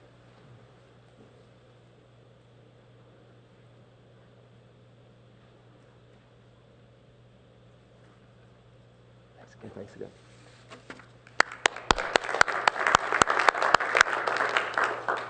Now, the next three recipients all have two buildings that each qualified for Energy Star. So the next award recipient is Wilson Sonsini Goodrich and Rossetti for their building at 601 California Avenue and 650 Page Mill Road. They received the Green Business Leader Award for both buildings last year. 601 California is a 6-time Energy Star rated building, and 650 Page Mill Road has received an Energy Star rating 7 times. Picking up the award is Kristen Ashby, Facilities and Sustainability Manager at Wilson Sonsini Goodrich and Rosati. Congratulations.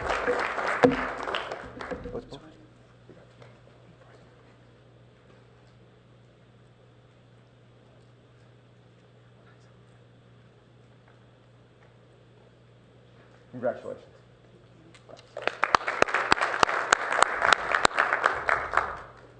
And the next recipient is Stanford Real Estate for their properties at 3210 Porter Drive and 975 Page Mill Road.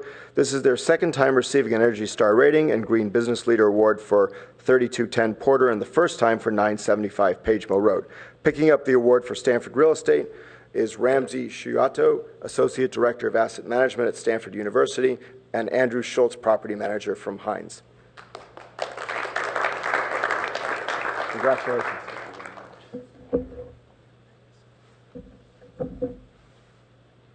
Congratulations.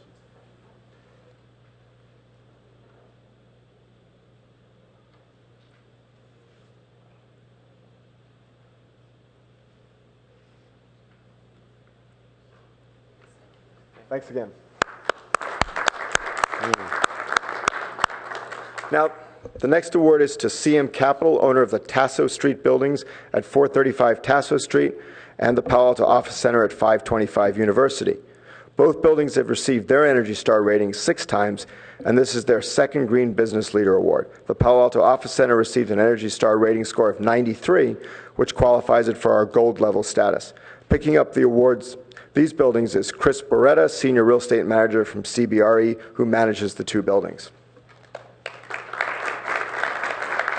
Congratulations. Thank you. There you go. You get both of them.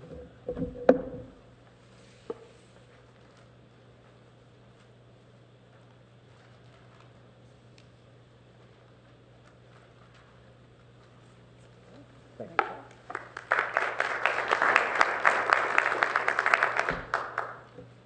And finally, but not least, is our school district. We have a special award to give out to the Palo Alto Unified School District. When we gave PAUSD the Green Business Leader Award last year, they had not yet been certified by the EPA as Energy Star, but their numbers looked really good. When they finally got certified, the numbers were so good that the EPA gave PAUSD the special recognition of Leader's Top Performer. This level of recognition is achieved when the average of the whole portfolio of buildings is rated at 75 or higher. This is quite an amazing achievement. We would like to present the Palo Alto Unified School District with the Mayor's Green Business Leader Special Achievement Award for being recognized as the Leader's Top Performer by the U.S. EPA.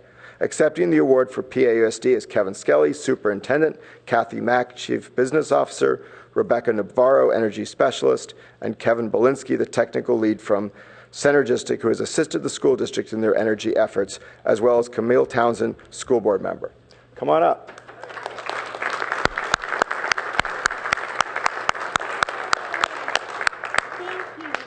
Congratulations. Thank you. Pretty exciting. Kevin, congratulations. Yeah, come on. Here we go. I should hold this prominently.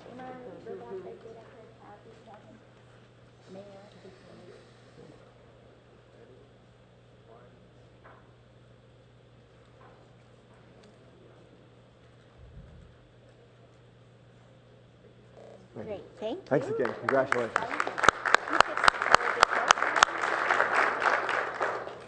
So congratulations to all the winners. And what they'd like is everyone to come up to the dais and stand in front of the dais, and we'll take a picture in front of, we're holding out the awards in front of the entire council. So, yeah, come on in there.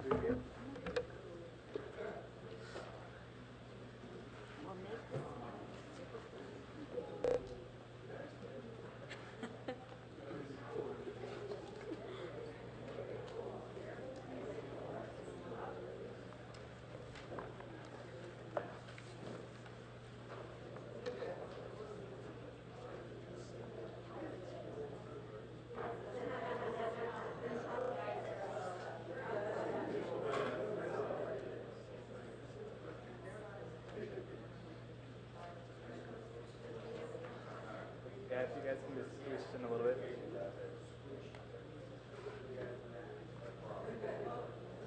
All right. We'll take a few. Ready? 1, 2, 3.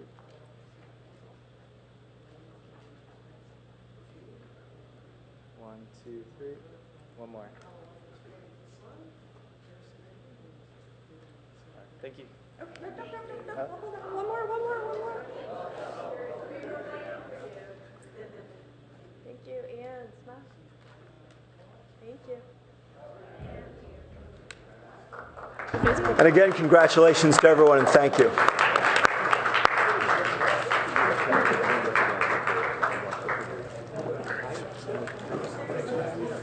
Hey.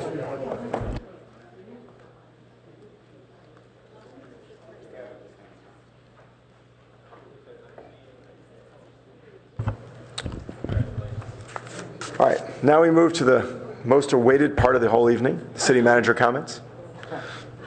Mr. City Manager.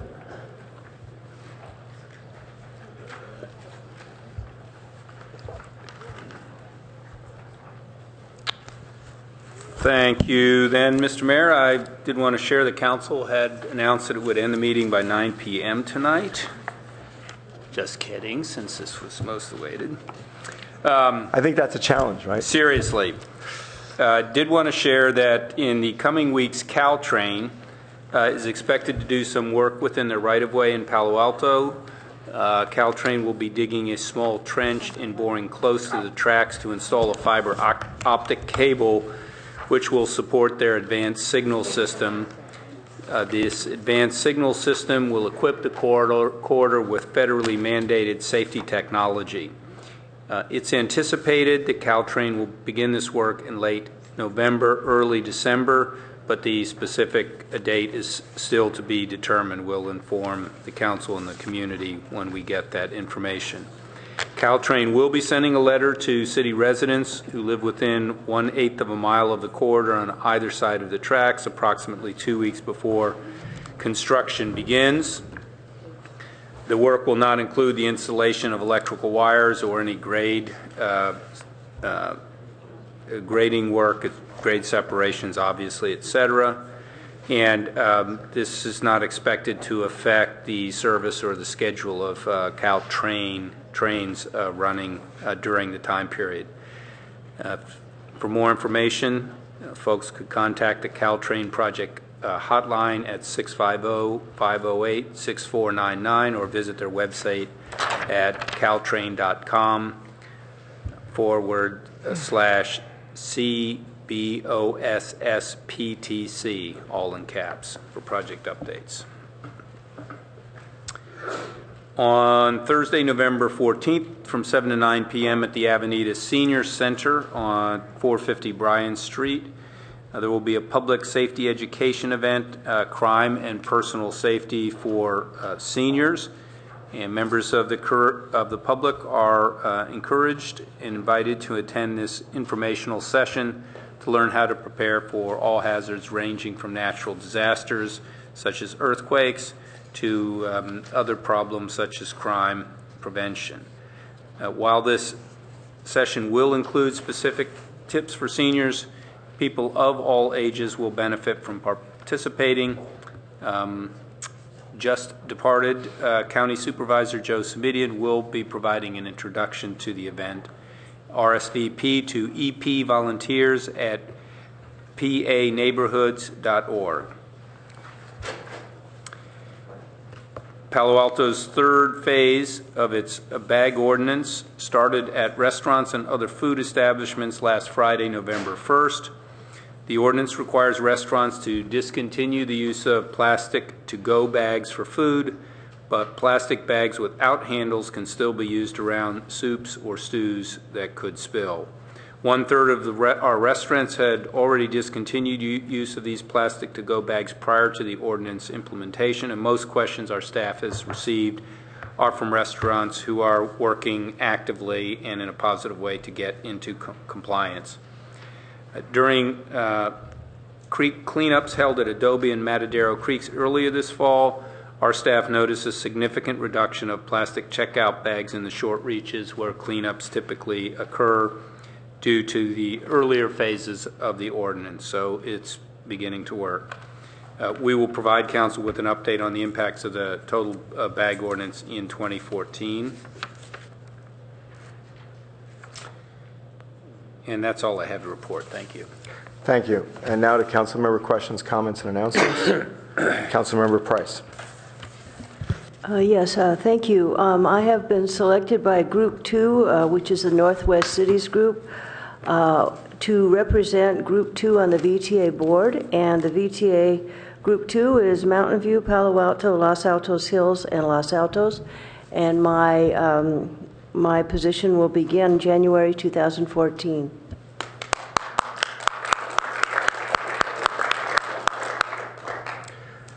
Councilmember Niss. And congratulations, Councilmember Price. That is well-deserved, and I know it didn't come as easily as one might have hoped. So good for you.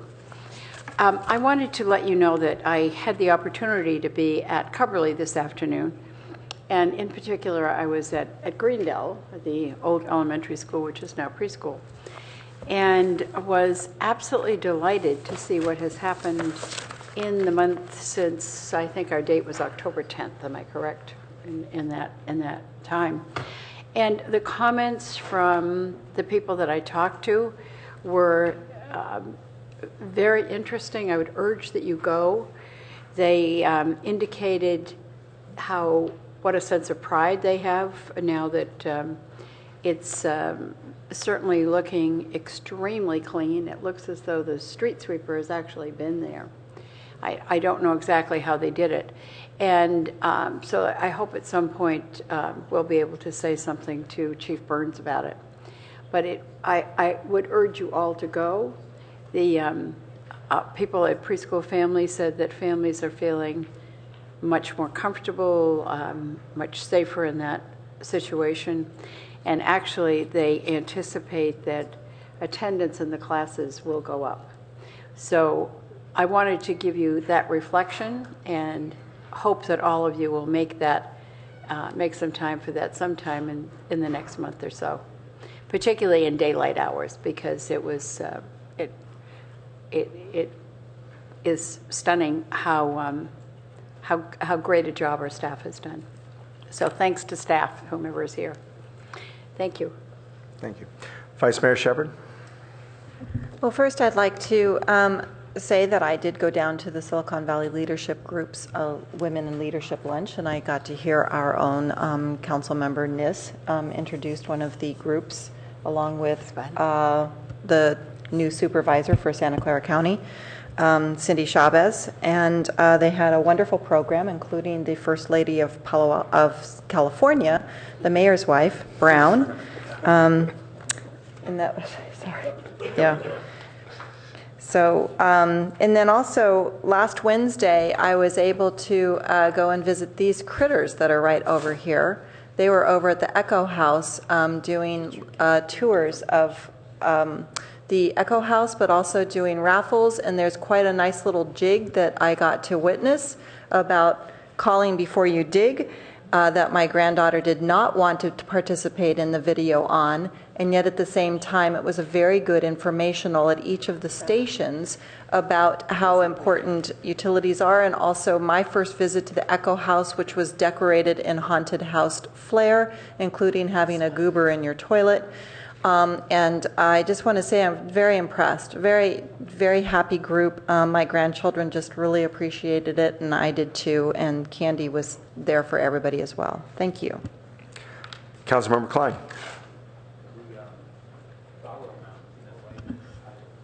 I wanted to briefly comment on the decision which the city attorney distributed a couple of days ago on our successful defense of the CEQA litigation with regard to California Avenue. And my congratulations to the city attorney and her office. But I'd also say it didn't come as a surprise. And I hope that this case will serve as a good object lesson to people who think that CEQA litigation is an appropriate weapon to just delay things. It comes as a cost to the community when we see litigation like this. It comes not trivial cost. I'm not talking just about the legal fees and the court filing fees. I'm talking about this delayed a very worthwhile project for a significant period of time, most likely increasing our construction costs. And I think that almost any lawyers who took a look at this case would have said, this is a frivolous piece of litigation. And it has another unintended consequence. Well, maybe it's not unintended, but it is unintended. That CEQA is a very, very good tool for those of us concerned about the environment in our state. But it's been subject to abuses. And the unintended consequence may be that people in Sacramento who are there now trying to get CEQA weakened will look to cases like this one, and I think this would be a good poster child for them, frankly, and say, see, this is how CEQA is being abused. We therefore must really weaken it. And we will all lose in that regard. So I think that this is something that I hope is an object lesson to people out there who are thinking about bringing CEQA litigation against the city. You certainly have the right to do it. But if you're just doing it for what I think are frivolous political reasons, it doesn't come at no cost. It comes at a serious cost to the community, and maybe not just our community, but indeed the whole state of California. Right. Councilmember Burt? Yes, I wanted to update colleagues briefly on the status of the creek flood control efforts. We had our latest Joint Power Authority meeting on October 24th and approved a series of contracts that are involved with both the downstream of 101 and essentially the underneath 101 efforts. And we have the utilities relocation part of the construction that began in the last 2 weeks. So we're actually in construction on the downstream of 101 project. On the other hand, we're continuing to have negotiations with several of the environmental regulatory agencies. As you may know, there are a myriad of agencies who often actually have competing priorities and interests in what should be done in this project. And we've had Fish and Wildlife, with the support of the Audubon Society and the Committee to Complete the Refuge, who have been raising objections in recent months over the project design. We think we have modifications to the mitigations that we believe should be satisfactory, but we frankly don't know yet. And we're moving into another winter with another year of flood risk, and we're hoping very much that this can move forward. Finally, I want to update colleagues that on the downstream of 101, as we've continued to get refinement on the costs, we have a remaining funding gap that's being negotiated between the Santa Clara and the San Mateo County parties on this, and that gap must be closed in order to be able to release the full construction part of this project. So it's broken up between the first phase of the utilities relocations and rebuilding across there. That's electric, gas, and wastewater from East Palo Alto, and then the actual construction itself. So that's the update. There's a lot of balls in the air, and we're hoping that these things will get resolved in short order so that we can really get the protection we're all looking for. Vice Mayor Shepherd, you had something you wanted to add? Yeah, I just wanted to underscore what Councilmember Klein was explaining about the CEQA process that we've been so careful to try to protect because of the use that we think we're going to need to make of it if high-speed rail or during the modernization of Caltrain and the pet projects that the governor has asked for to be exempt from CEQA in an event that he wants to overhaul the entire process. And so it has given me great concern to watch some of these CEQA lawsuits come forward because they could end up changing CEQA, and when we need it, it might not be there for us. And so I think thank you for bringing that to our attention and for trying to articulate that. A lot of this articulation happens in the Rail Committee, but doesn't come forward sometimes all the way straight forward to Council. Thank you. And now with great pleasure, we're moving on to oral communications. And we actually have a public service announcement from our Utilities Department. So I've always wanted to say, and now we'll break for our sponsor. Every year our Utilities Department does something special for Halloween. And this year was no exception. And I'm pleased that the public can see.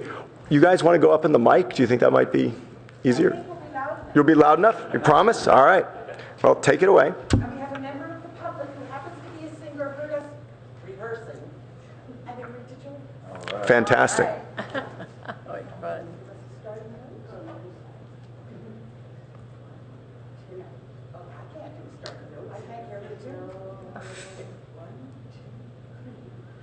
Yo ho, yo ho, call before you dig.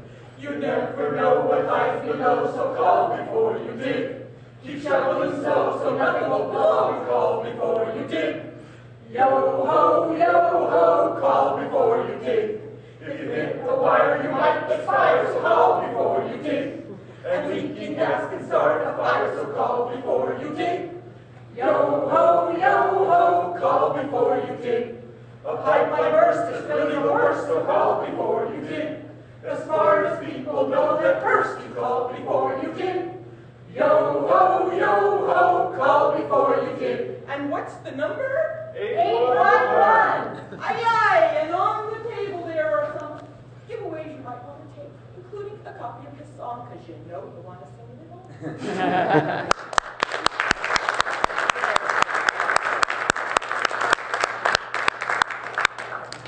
All right, William Rosenberg to be followed by Lynn Grissage. Wynn Grissage. Can't read. I know. Is this on or do I? It is on. Yes. Okay. Thank you for the opportunity to speak tonight, but I think it's unfair to make me follow that award-winning performance.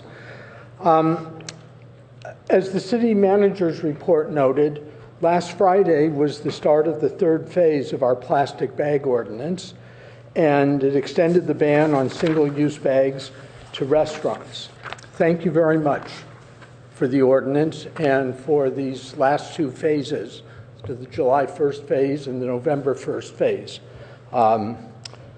In CNN's parlance, this is a good thing. I've noticed that the ordinance is actually having an effect when I see it points of sale. I don't get offered a plastic bag. I get offered the opportunity to buy a reusable bag, so I think this is also good. On the other hand, I've noticed a distinct lack of visible evidence at these points of sale of the bag ordinance, that when Mountain View instituted their similar ordinance in April, they distributed a lot of little placards that every store you go into in Mountain View, you see one of these at the cash register that tells you that there's a bag ordinance. And so it makes it very visible that people don't say, oh, well, gee, I need a bag, you know. We don't seem to do that. I've noticed that our placard seems to be virtually virtual, that it seems to be only on the city's website, and you can download it and take it with you, but it doesn't seem to be visible at points of sale. It's a good thing that we seem to be, that the bag ordinance seems to be working, but I'm concerned that it the bag ordinance without better publicity might go the way of our gas-powered leaf blower ordinance, which is flaunted regularly. Thank you. Thank you. Wynn Gersage to be followed by Brianna Ferreira.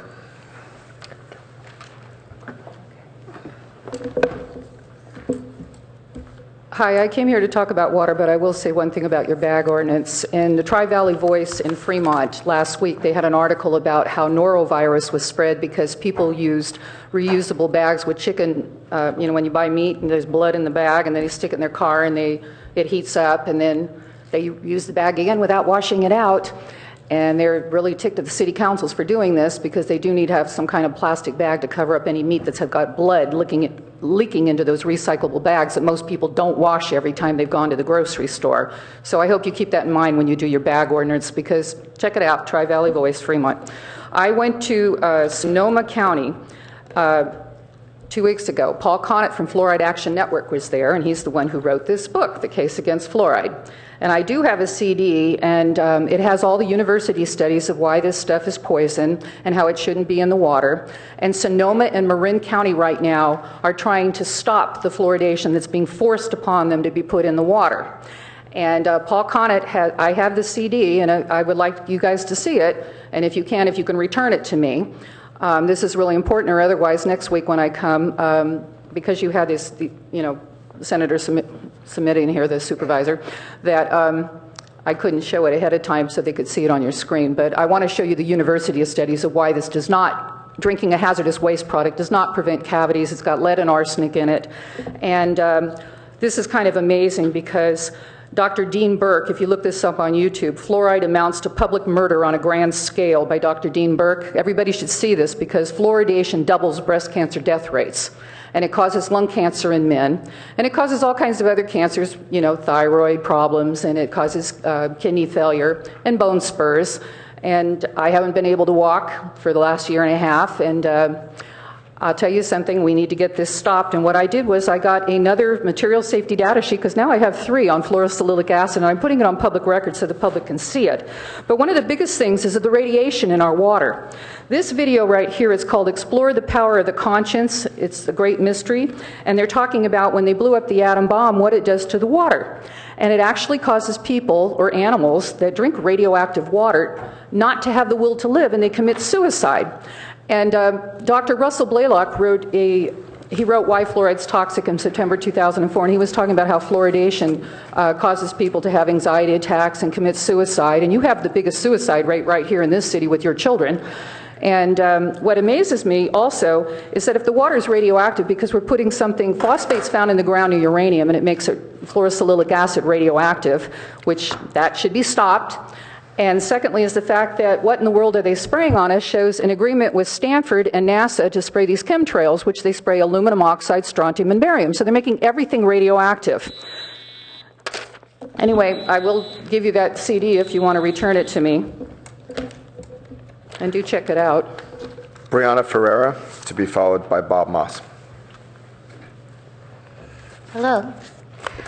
So I am the chair of Subud Palo Alto, which is a spiritual fellowship down the street on Melville. And about 120 years ago, our building was a barn. It was a, smithery, and then an art gallery, and now it's Subud. And I got a call from Green Waste a few weeks back that they wanted to charge us $94 a month for our green waste recycling bins, which I told them, well, we can't afford that. And so, well, what do you do? Just, you have to take them. But so I started exploring, and we are a nonprofit corporation. And I kind of wonder why nonprofits are charged as commercial entities, basically. That's my question is, so they would not charge us that commercial rate if we were listed as residential on our utility bill, but they charge us at a commercial rate. So that kind of puts us in a little bit of a bind, and I have other little issues that our building, really, it's just a barn that has sheetrock up. We have no parking. And our tax structure is such that we can charge for maintenance. So we're the best deal on the market. If you have a nonprofit with, say, 15 or under people, we'll let you use our facilities for $15 to $20 an hour. It's the best deal in Palo Alto. If you can find nonprofits that fit that are spiritually compatible with our mission, send them to us. We need the money. It's just an empty hall. There's spiritual worship halls upstairs and downstairs, and we have about 25 members. So, so my question is, is there any possibility that a nonprofit corporation, they're a different kind of status, could be given to nonprofits?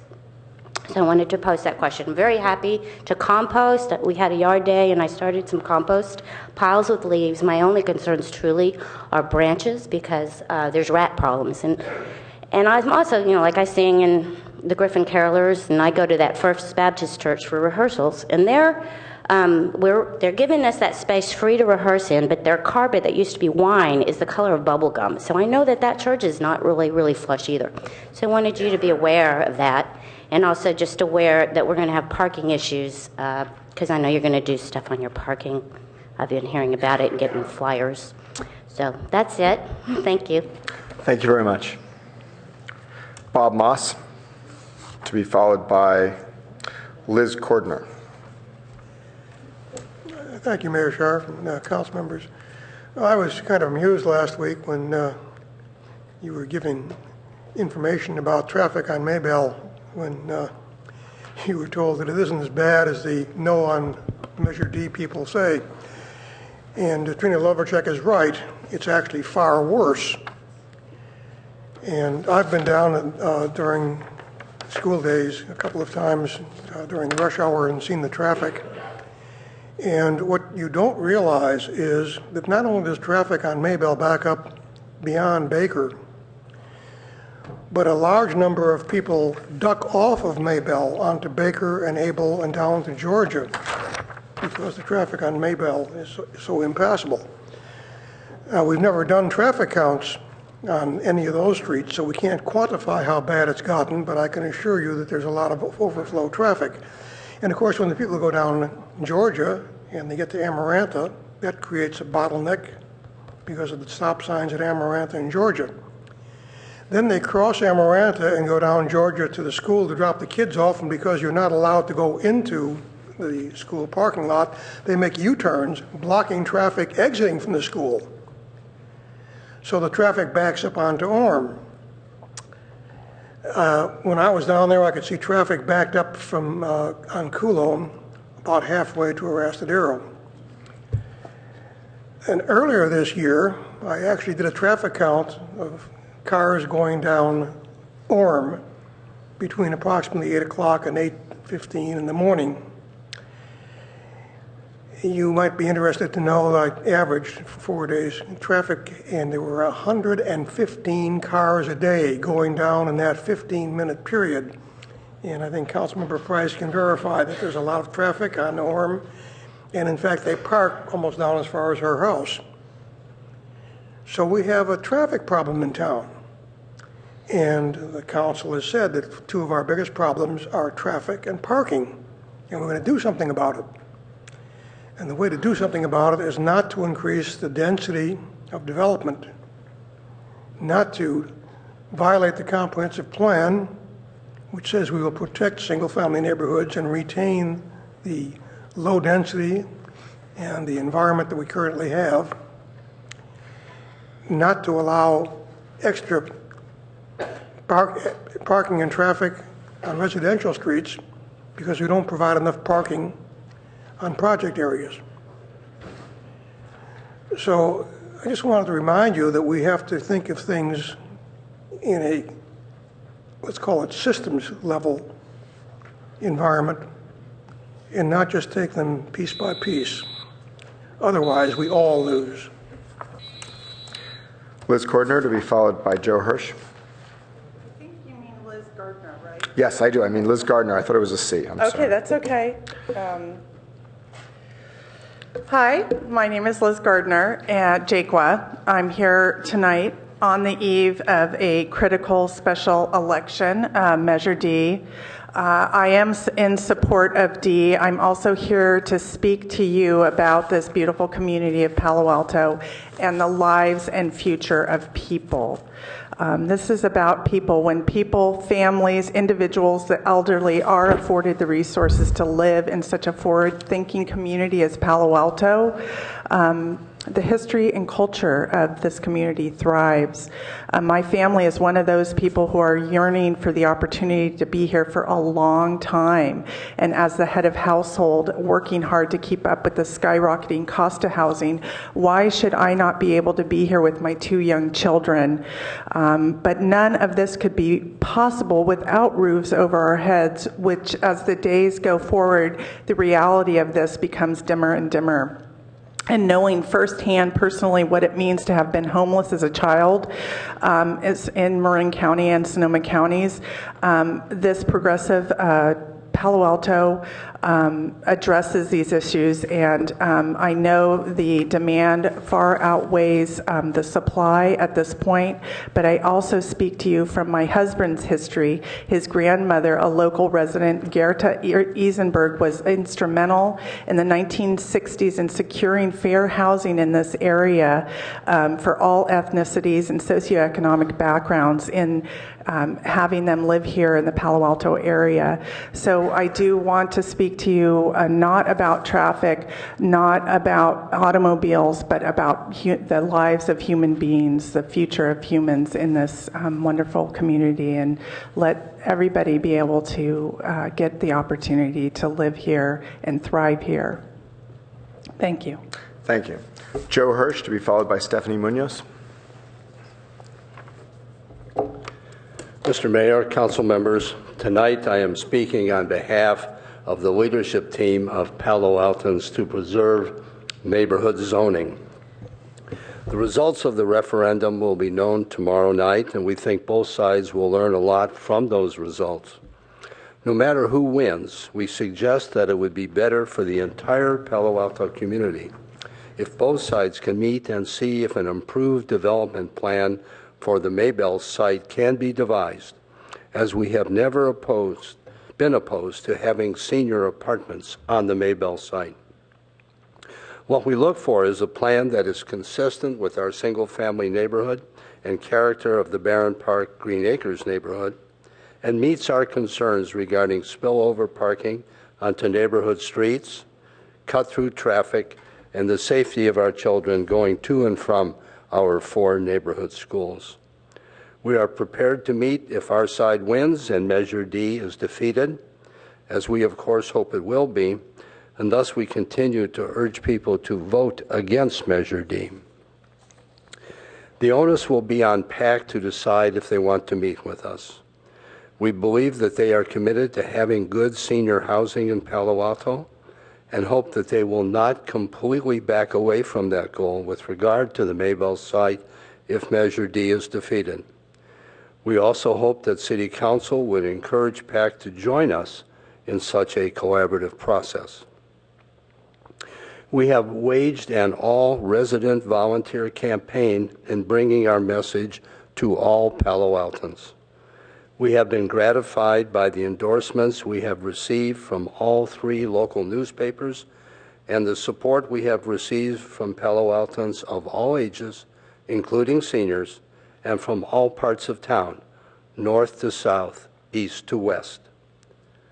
We want all to know that we are and have been interested in pursuing a win-win scenario for the betterment of the Palo Alto community, and our efforts have been directed at all times toward that goal.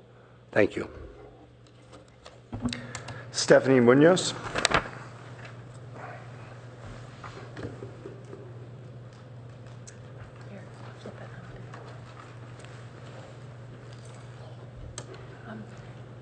Good evening, Mayor Scharf, Vice Mayor Sheffer, and Council. This is not a partisan speech for why one should or why one should not vote for or against Measure D. This is an appeal to look at the self-interest of the Palo Alto Council. You have ideas about what you want this town to do, and you've expressed them. I believe, and you have some interest in the community and their wishes. I think you have found an overwhelming support for senior housing. Perhaps not even justified by the facts, but whatever, it is overwhelming.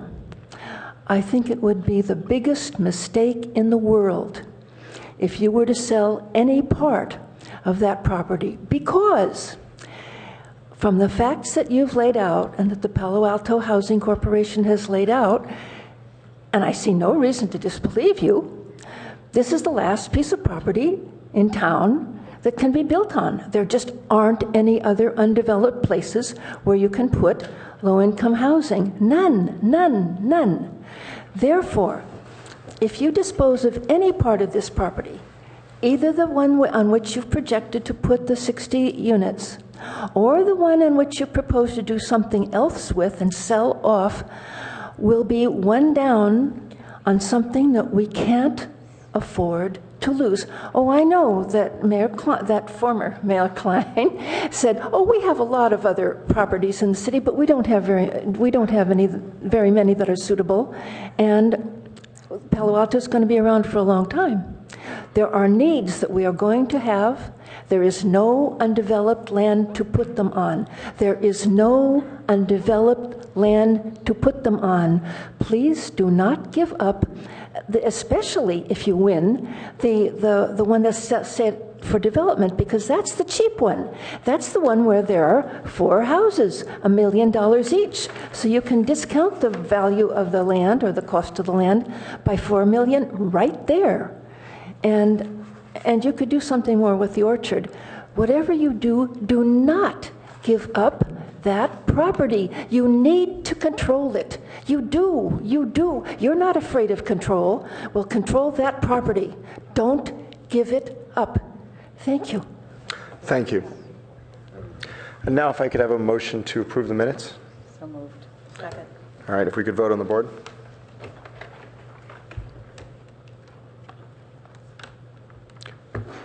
And that passes unanimously.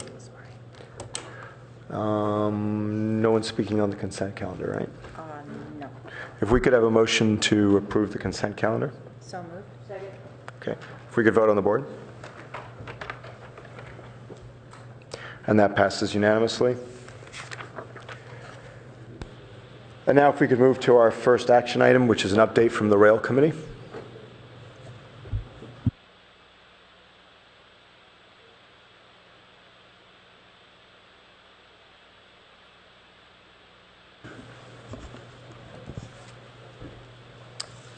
We have a short presentation, which Mr. Hackman is setting up, Mr. Mayor, so we'll be with you shortly.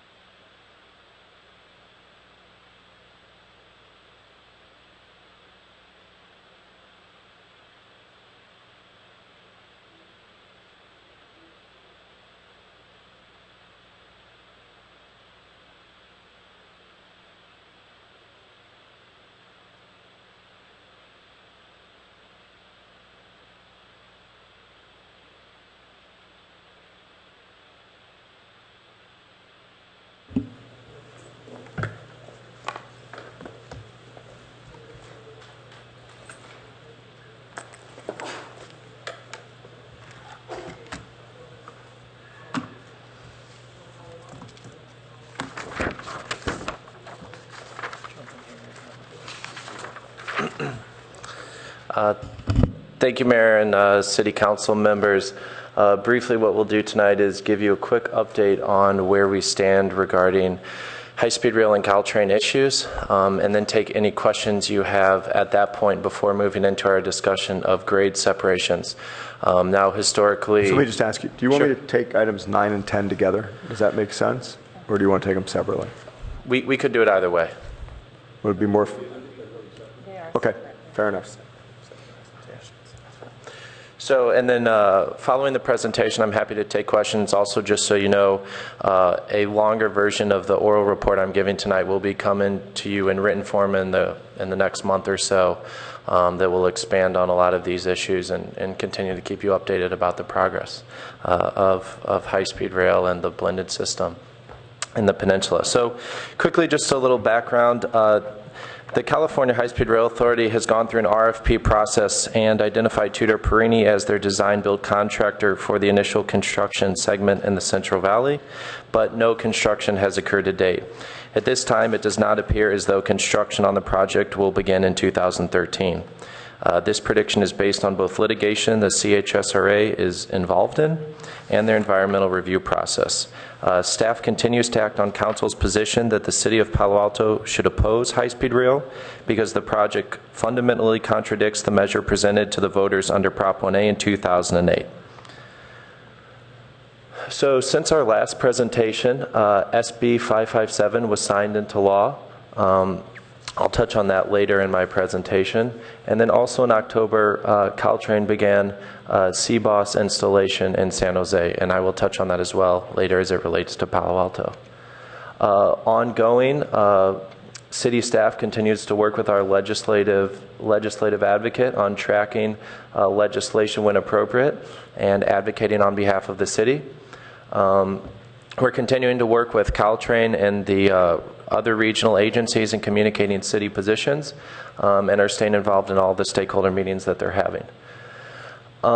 In terms of looking ahead to what's coming up in the near future, on November 8th, there will be a significant hearing on the litigation front related to the TOS versus California High-Speed Rail Authority lawsuit that's currently underway. In November and December, as the city manager mentioned in his update, Caltrain will begin CBOS installation work in Palo Alto, and a lot of notification will occur for residents prior to that. And then you can expect in late 2013 or early 2014 the Caltrain electrification draft EIR to be released, and then in late 2014 they're expected to move forward with a final EIR. So from the legislative front, staff was particularly concerned at the state level about California Environmental Quality Act reform negatively impacting the project from the city's perspective. However, far-reaching CEQA reform did not occur in the 2013 legislative session. The City of Palo Alto was successful in working with Senator Jerry Hill on SB 1029, cleanup legislation, and this cleanup legislation, SB 557, was signed into law and confirms in writing a number of assumptions that were made when SB 1029 was approved in July 2012. SB 557 clarifies that $600 million of the $1.1 billion approved for the blended system construction at the bookends goes to Northern California and requires that the California High-Speed Rail Authority get approval of all 9 signers of the 2012 blended system MOU to expand beyond a blended system in the future. At the federal level, as you know, a lot has been going on there. Neither the House nor Senate could get the votes in July to pass the respective versions of the fiscal year 2014 transportation funding bills. The House zeroed out the high-speed rail program and included language sponsored by Representative Jeff Denham prohibiting any of the funds appropriated to be used on the California high-speed rail project. In the Senate, their bill included $100 million in fiscal year 2014 for high-speed rail without any specific language on the California project. With the federal government now working under a short-term continuing resolution, there is a high likelihood that for fiscal year 2014, Congress will fund all federal programs at their current fiscal year 2013 levels. Since there was no funding for high-speed rail in fiscal year 2013, it's anticipated by our federal legislative advocate that no funding for high-speed rail will come from the federal government in 2014. In terms of Caltrain, in the late summer and early fall, Caltrain has made some additional announcements you should all be aware of. 3 of those key announcements are that Caltrain is recommending a design-build contract for their electrification project. They're currently evaluating rolling stock options for an electrified corridor, and they're looking into level boarding for their system, but are finding this to be very complex. Caltrain anticipates releasing more information on all of these subjects going forward, but there are things that you should be aware that they're considering. In terms of CBOS, again, the city manager touched on it, but I think it's important to bring up again just so everyone's clear on what's going on. In the coming weeks, Caltrain is expected to do some work within their right-of-way in Palo Alto. They'll be digging a small trench and boring close to the tracks to install a fiber optic cable that will support their advanced signal system. This system will equip the corridor with federally mandated safety technology. Additionally, as part of this work, Caltrain will be installing a radio communication pole within the right-of-way in Palo Alto. This one additional pole in Palo Alto is part of a larger project in the corridor between San Francisco and San Jose to provide reliable radio frequency coverage as part of the CBOS project. This pole will be located within the right-of-way near PAMF by Town and Country Shopping Center. It will be approximately 80 feet in height. The City of Palo Alto 50-foot height limit does not apply to this pole because it is within the Caltrain right-of-way. It was purposefully located away from concentrated neighborhoods. There's currently a similar pole within the right-of-way near the intersection of Alma and Green Meadow. It is anticipated that Caltrain will begin this work in late November, early December, but that is still to be determined. And then finally, on litigation, the City of Palo Alto is currently a petitioner in what is listed as the Atherton Appeal lawsuit. In this suit, the City of Palo Alto is represented by Stuart Flashman, an attorney specializing in environmental and land use and election law. Related to the Atherton appeal, 3 weeks before oral argument was set to be heard in July, the Attorney General sent a letter to the court noting that in June, the Federal Surface Transportation Board had taken jurisdiction over the high-speed rail project. The AG's letter suggested that CEQA compliance might be preempted under the U.S. Constitution's Commerce Clause. Based on that, the AG asked that the oral argument date be continued and the court order supplemental briefing on whether CEQA was preempted. Despite opposition, the court vacated the oral argument date and ordered supplemental briefing on the preemption issue. The California High-Speed Rail Authority filed a brief in mid-August, and Flashman, on behalf of the appellants, filed their brief in mid-September. Following the submittal of the California High-Speed Rail's responses, it's presumed the case will again be scheduled for oral argument in December or January of 2014. In the TOS versus California High-Speed Rail Authority suit I mentioned previously, in mid-August, Judge Kinney issued a ruling that the authority's funding plan violated 2 provisions of Prop 1A. That required the authority to identify funding for an entire usable segment rather than merely the initial construction segment. The second required that the authority certify that it had completed all environmental clearances for the usable segment planned for construction. He has not, as of yet, enjoined further expenditures, but instead ordered further briefing on the appropriate remedy for the authority's violations. And briefing on that is now underway, and the hearing is set for this Friday, November 8th. So hopefully after that time, we should have some additional information. And then finally, as some of you know, the California High-Speed Rail Authority filed a lawsuit against all interested persons in the state of California. And this was often known as the validation suit because the case was filed by the authority seeking to validate the issuance of $9 billion in Prop 1A bonds to fund rail construction. Seven sets of defendants answered the complaint, including the plaintiffs in the TOS case. And it's expected that a decision could come anytime between now and the end of December on that piece of litigation, which would benefit the authority who hopes to sell its first sets of bonds in February. So that's my quick oral update. And as I said, I'll have all that and more in writing for you in the coming months. I would be happy to take any questions on where we stand right now. And now we'll go to Vice Mayor Shepard, who's chair of the Rail Committee.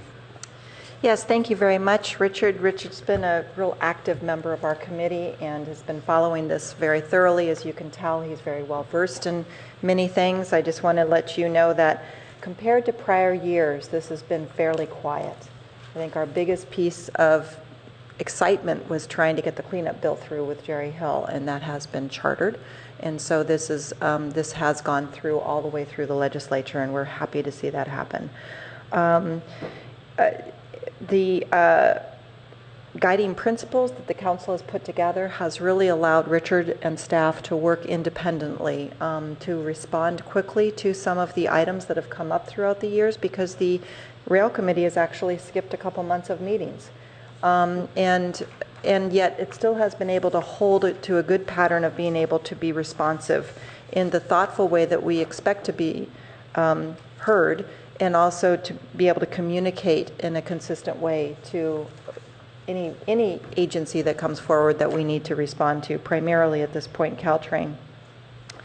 Councilmember Burt is still attending the PCCs, which is the Peninsula Cities Consortium. Is that what the C at the end? Yeah. And he has been recently also, he's our liaison to the Caltrain PAC, the Policy Advisory Committee, where he's finding that perhaps there could be more solid ground for having better policy conversations in that particular committee. So he's working with the PCC on that. So we're going to be looking forward to seeing how he would like to have Palo engage. And then next year, well, basically we intended to go to a bi-monthly meeting every other month, yet November has turned into quite a crazy month for many colleagues on this committee for a variety of reasons. So it looks like we're going to be meeting for our final meeting in December, at which time we'll be looking at any year-end wrap-ups. But next year there will be a very active role for this committee because, as Richard's pointed out, the draft EIR will be, the final EIR will be coming forward. This is something that Palo Alto wants to make sure that we stay engaged in. The last time they did this EIR for their modernization was in 2003, and I don't believe Palo Alto engaged at all when I was asking that question back in the day. And so we ended up with a transmission station which boosts the power up the line right across the street. They call it the Mountain View Station, but it's right across the street from Alma, from Green Meadow neighborhood.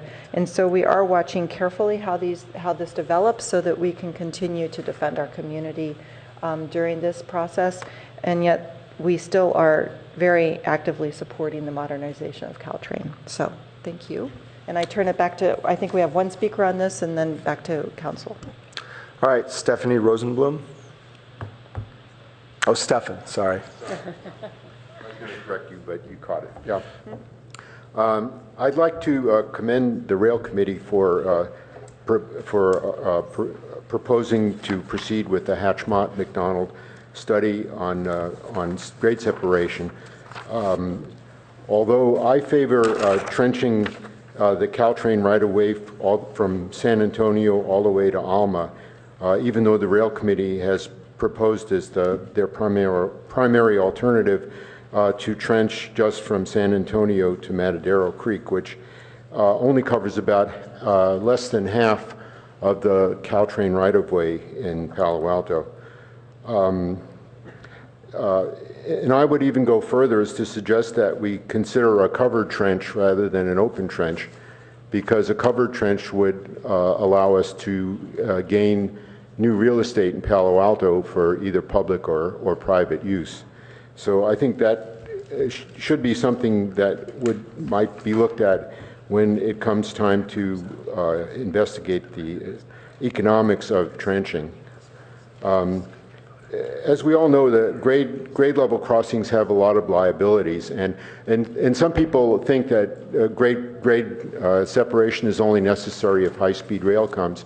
I think grade crossings are a liability to the community for many reasons. Mr. Rosenblum? Yes. I notice you're speaking to the next item as well, but you've also signed up to speak to the next item. I mean, I'll allow you to speak, but are you then going to repeat yourself and say, I mean, you're speaking to the next item when you talk about grade separations and yeah, I thought this was, yeah, I said I put my item down as 9 and 10, so I didn't know which one it would come under. So yeah, this is so fine. Continue. You know, I just continue. That's fine. I just wanted to talk once. So okay, continue. Sorry. Yeah. So we all know about the liabilities of grade crossings. The horn noise is one that everybody on the peninsula complains about, and that will continue regardless of whether Caltrain is electrified, as long as the grade level crossings exist. The grade crossings also limit the frequency of Caltrain service because of gate downtime, and as has been mentioned here already, that there are issues of vehicular crossing times that traffic of vehicles is impeded by the downtime of the gates. And of course, we've had suicides at the crossings, and this is something that can't be avoided as long as they're at grade level. And as I said, Caltrain grade separation can be considered completely separate from high-speed rail, although I would think it should be mandatory if high-speed rail comes to Palo Alto, because having trains go by at 125 miles an hour at grade level seems to me to be irresponsible. Thank you. Thank you. And now we'll return to Council. Councilmember Niss. Thanks in particular to the Vice Mayor, who's done a fine job of leading this group. As somebody who sat on Caltrain board for a couple of years, I wanted to talk about CBOS for a minute and talk about what that will do for the system. Because so often, even now, I'm asked, and I'm sure you all are, why can't Caltrain carry more passengers than it's carrying? And there are a number of reasons. But one of the reasons is that with the installation of CBOS, which will improve the safety and the signalization of the trains, they will be able to add more trains and they will be able to increase the safety factor.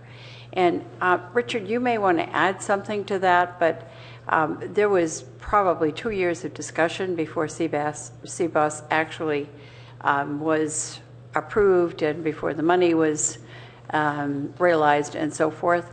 So it's a really major undertaking, aside from the fact that I'm not going to discuss length of the platforms and all that kind of thing that goes into this as well. But if you just say a little more about that.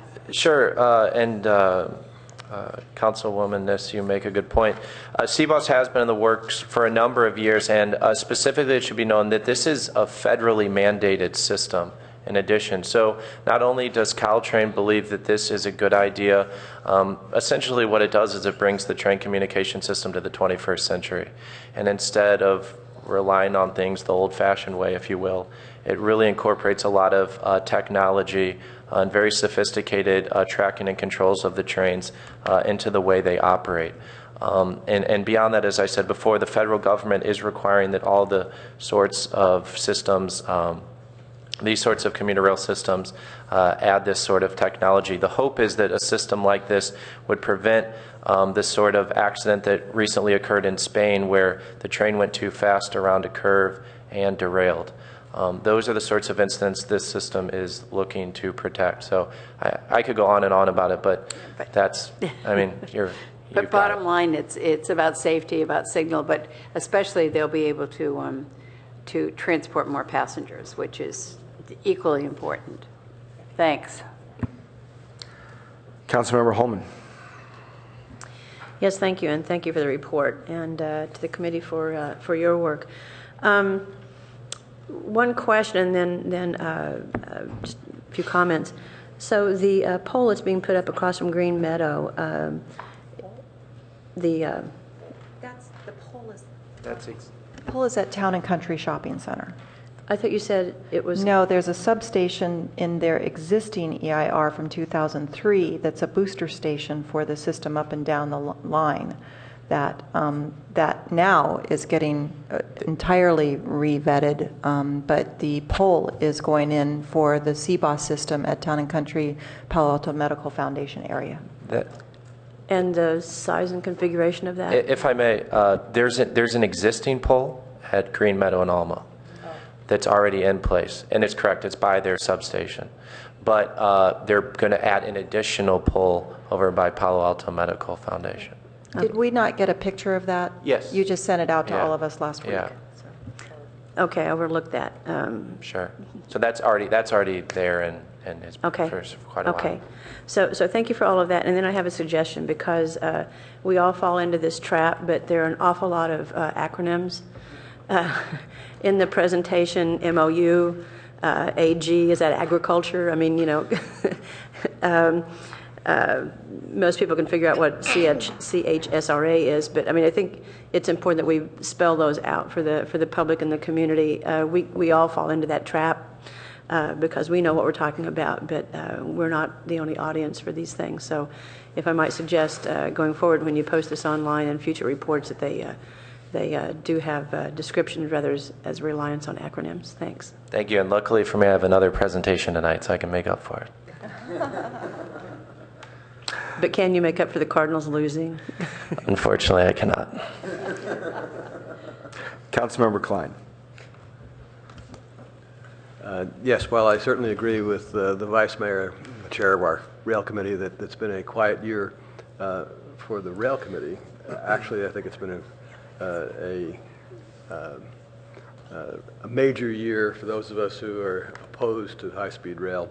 And it's mainly because of the litigation that Richard referred to, the decision by Judge Kenney that the High-Speed Rail Authority and their plans are in violation of Prop 1A is a landmark decision. And this hearing that he's having on Friday on what the remedies should be because of their violation has the potential of really ending the high-speed rail program as it's now constituted. Whether he has the courage or the wisdom or sees his way clear, however you want to describe it, to doing that remains to be seen. The briefs are certainly interesting to take a look at.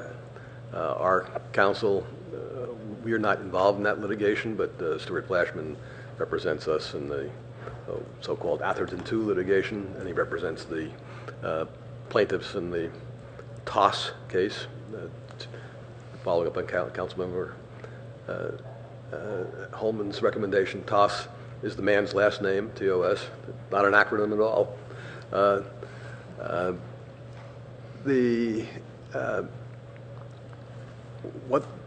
What happens in that really is has the potential, at least, of having vast impacts on high-speed rail.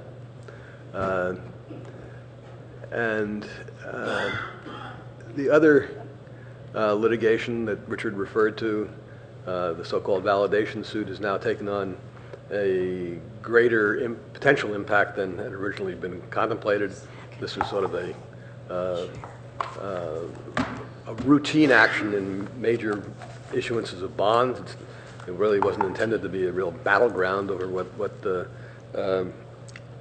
high-speed rail might be, but I think it's becoming that as well. That's further into the future. But it's quieter right now, but that's because it's moved into the courts rather than into the political arena where we were a year ago when we had the down to the end vote in the state Senate as to whether the funding was going to go through. I would say, having read the briefs, that the state AG has taken some very unusual positions. The one that Richard referred to, where the AG is now arguing that state courts shouldn't take into account our California law, CEQA, because of the rather obscure federal agency that has some jurisdiction over high-speed rail, is really a novel one. It's hardly ever do you see an attorney general arguing that her own state laws shouldn't apply. You can take this one for what it's worth, but there's some pundits out there who think that our state attorney general has deliberately done this for her own political benefit. That is, that she can take the position that she's defended high-speed rail but distance herself from it so that when she runs for governor, supposedly in 2018, she can say, not my problem, I didn't do it. So she wants to have it both ways.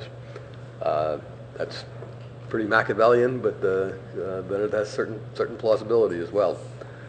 So, quiet time, yes, but potentially momentous things in the near future.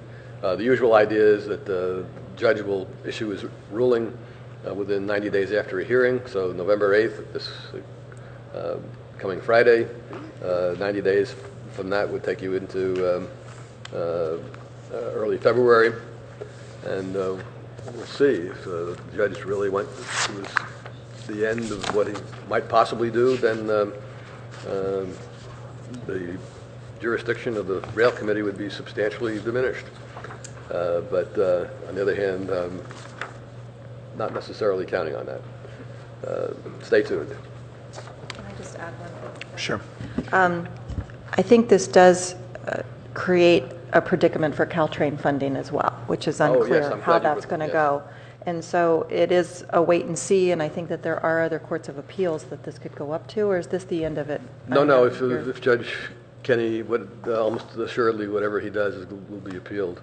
And you're quite right to mention that if he took the most drastic position that all the funding was illegal, and it shouldn't be that that CHSRSA shouldn't do anything with the money that they have on the state level. Yes, that could impact Caltrain's electrification program here on the peninsula as well. And just so you know, when Caltrain gets their money, they spend it as fast as they can. Just so they have a technique for trying to catch what they have and make sure that it's put to modernization as far as they can get. So. All right. Well, but just one more thing to complete the picture, since Nancy jogged my mind on it. One of the other rather strange arguments that the state attorney general is making is that no, they're not illegally spending the bond money authorized by the people under Prop 1A. They're only spending federal money, which I think that almost anybody who's read this sort of has to scratch his or her head and say, well, yeah, there's federal money, but how is it that you're going to build anything if you only use federal money? So we shall see. Councilmember Price.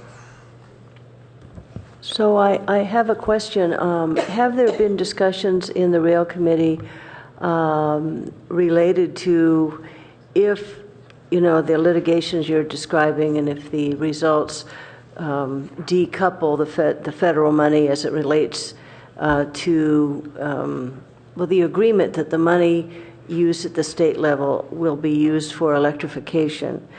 If that is harmed in any way because of the linkage between the high-speed rail and the electrification of Caltrain, has there been much discussion about then what? Because if we still support, as many people do, the electrification component, what are the funding implications if that linkage is broken? Okay. There's been some discussion, but not active discussion recently. Prior to the state Senate the legislature having approved the funding for high-speed rail, Senator DeSaulnier actually had raised an alternative whereby a significant portion of the federal dollars are actually not linked or do not appear to be necessarily linked to the Central Valley project. And it was his belief and remains a possibility that those could be redirected by the administration toward what are the bookends, the Southern California modernization and Caltrain modernization. As of right now, that is uncertain, but that was on the table before the decision was made to go forward with the Central Valley, and many people think that that still is a feasible alternative. I just want to add, too, that a lot of this has to do with the timing of breaking ground because they have a deadline to do that.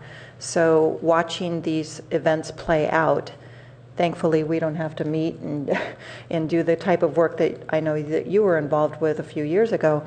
But on the other hand, it's just, there's a lot of different points that would take this into a different direction.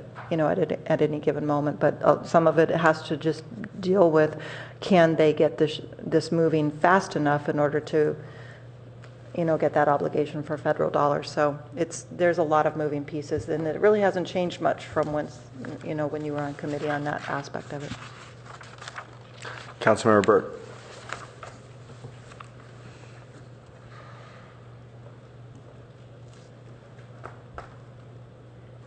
Now, having answered that one question, I'm trying to remember. No, I'll wait until the next item on my other additional comments. Okay, great. All right, Richard, if you want to move to the next item.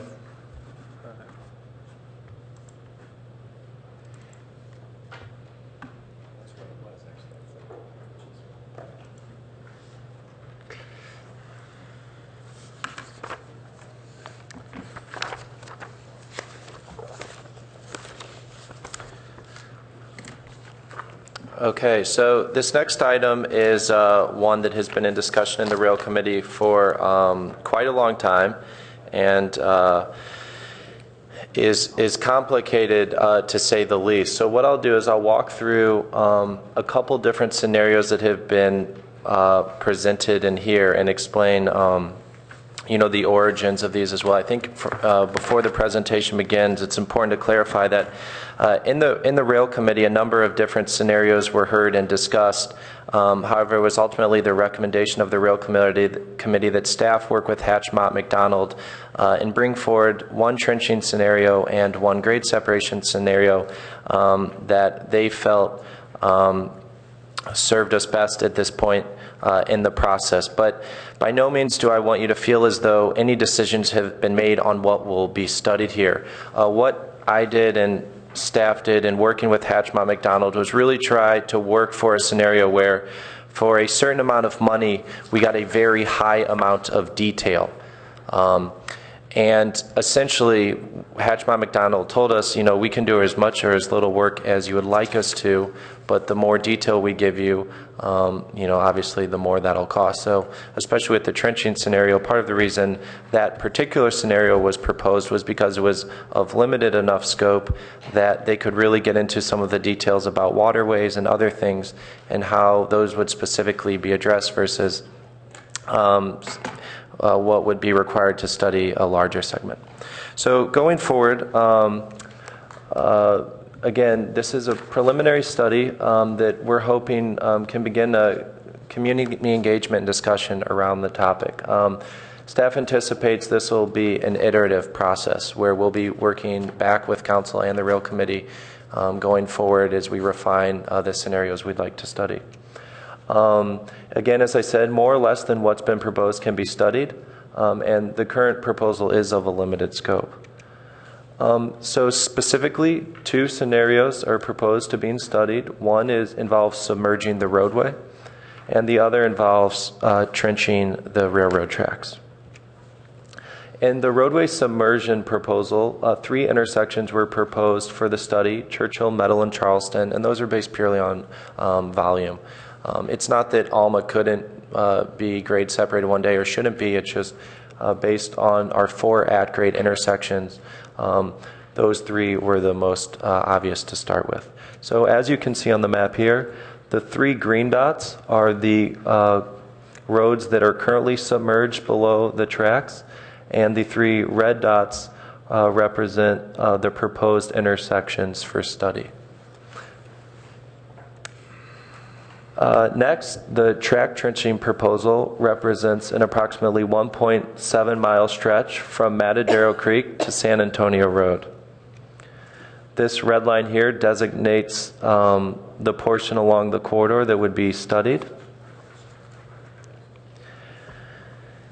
And in those studies, Hatch Mott McDonald has proposed 2 different phases, and it was the recommendation of the Rail Committee that Phase 1 be pursued at this time. And in Phase 1, Hatch Mott McDonald would study road submersion and trenching scenarios, and as a part of that, the city would receive draft concept design exhibits, draft cost exhibits, and Hatch Mott McDonald would actively participate in 1 community meeting. And that would cost $59,790 and would be spent from an open contract that we currently have with Hatch Mott McDonald for on-call engineering design services. Now, if following Phase 1 of the study, the City Council felt comfortable or interested in moving forward with Phase 2 of the study for one or both of the scenarios, the city would then receive final concept design exhibits, final cost estimates, a final feasibility report, and Hatch Mott McDonald would attend 2 additional meetings, and that would be $67,760. So in total, for $127,000 approximately, that's what the city would be receiving as a part of this proposal. A question came up about why the full corridor, why staff and Hatchmont McDonald did not elect to study the full corridor as part of this initial study. And I'll get to the reasons for that in a few slides, but here's an example. An alternative track trenching proposal would be approximately 3.8 miles in length and would go from Hamilton Avenue, which is just the south end of the downtown Palo Alto Caltrain station, to San Antonio Road. So that would cover the stretch that is designated by the red line. However, Hatchmont McDonald told us that due to the complexities presented in that study, to study that scenario with the same level of detail as the one proposed previously of a shorter length, it would cost somewhere between $450,000 and $550,000. And the reasons for that are that as we get into North Palo Alto, there's a lot more obstacles that the city would have to contend with. The most obvious are the existing roadway submersions at Page Mill, Embarcadero, and University Avenue. And in the process of trenching the corridor, those would have to be brought back to grade. So not only would they have construction impacts, but the design work to study them would also be more complicated. Additionally, the existing stations at California Avenue and potentially University Avenue, depending on how far you went, would then have to be submerged if the track was submerged. So that adds an additional complexity to trenching in North Palo Alto.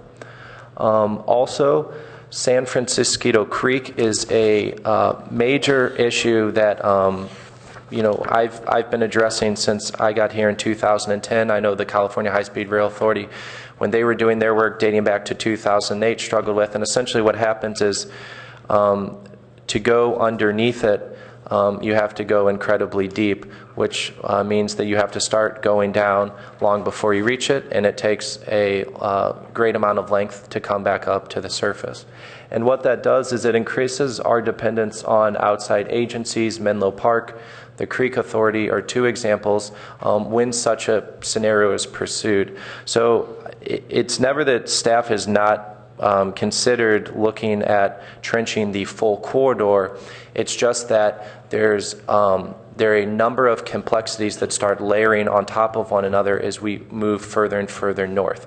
And so that's why for this initial study, the more limited proposal for trenching was brought forward. However, as I said, staff is open to any direction that you give in evaluating these alternatives. So with that, I will turn it back to you for questions, and I'm happy to get into as much detail as you'd like. Just one other thing. Sure. Do you have approximate time frames for the different proposals? Yes. So, so phase one, if I may go back. So phase one would take approximately 2.5 months for Hatchmont McDonald to complete from when we engage them.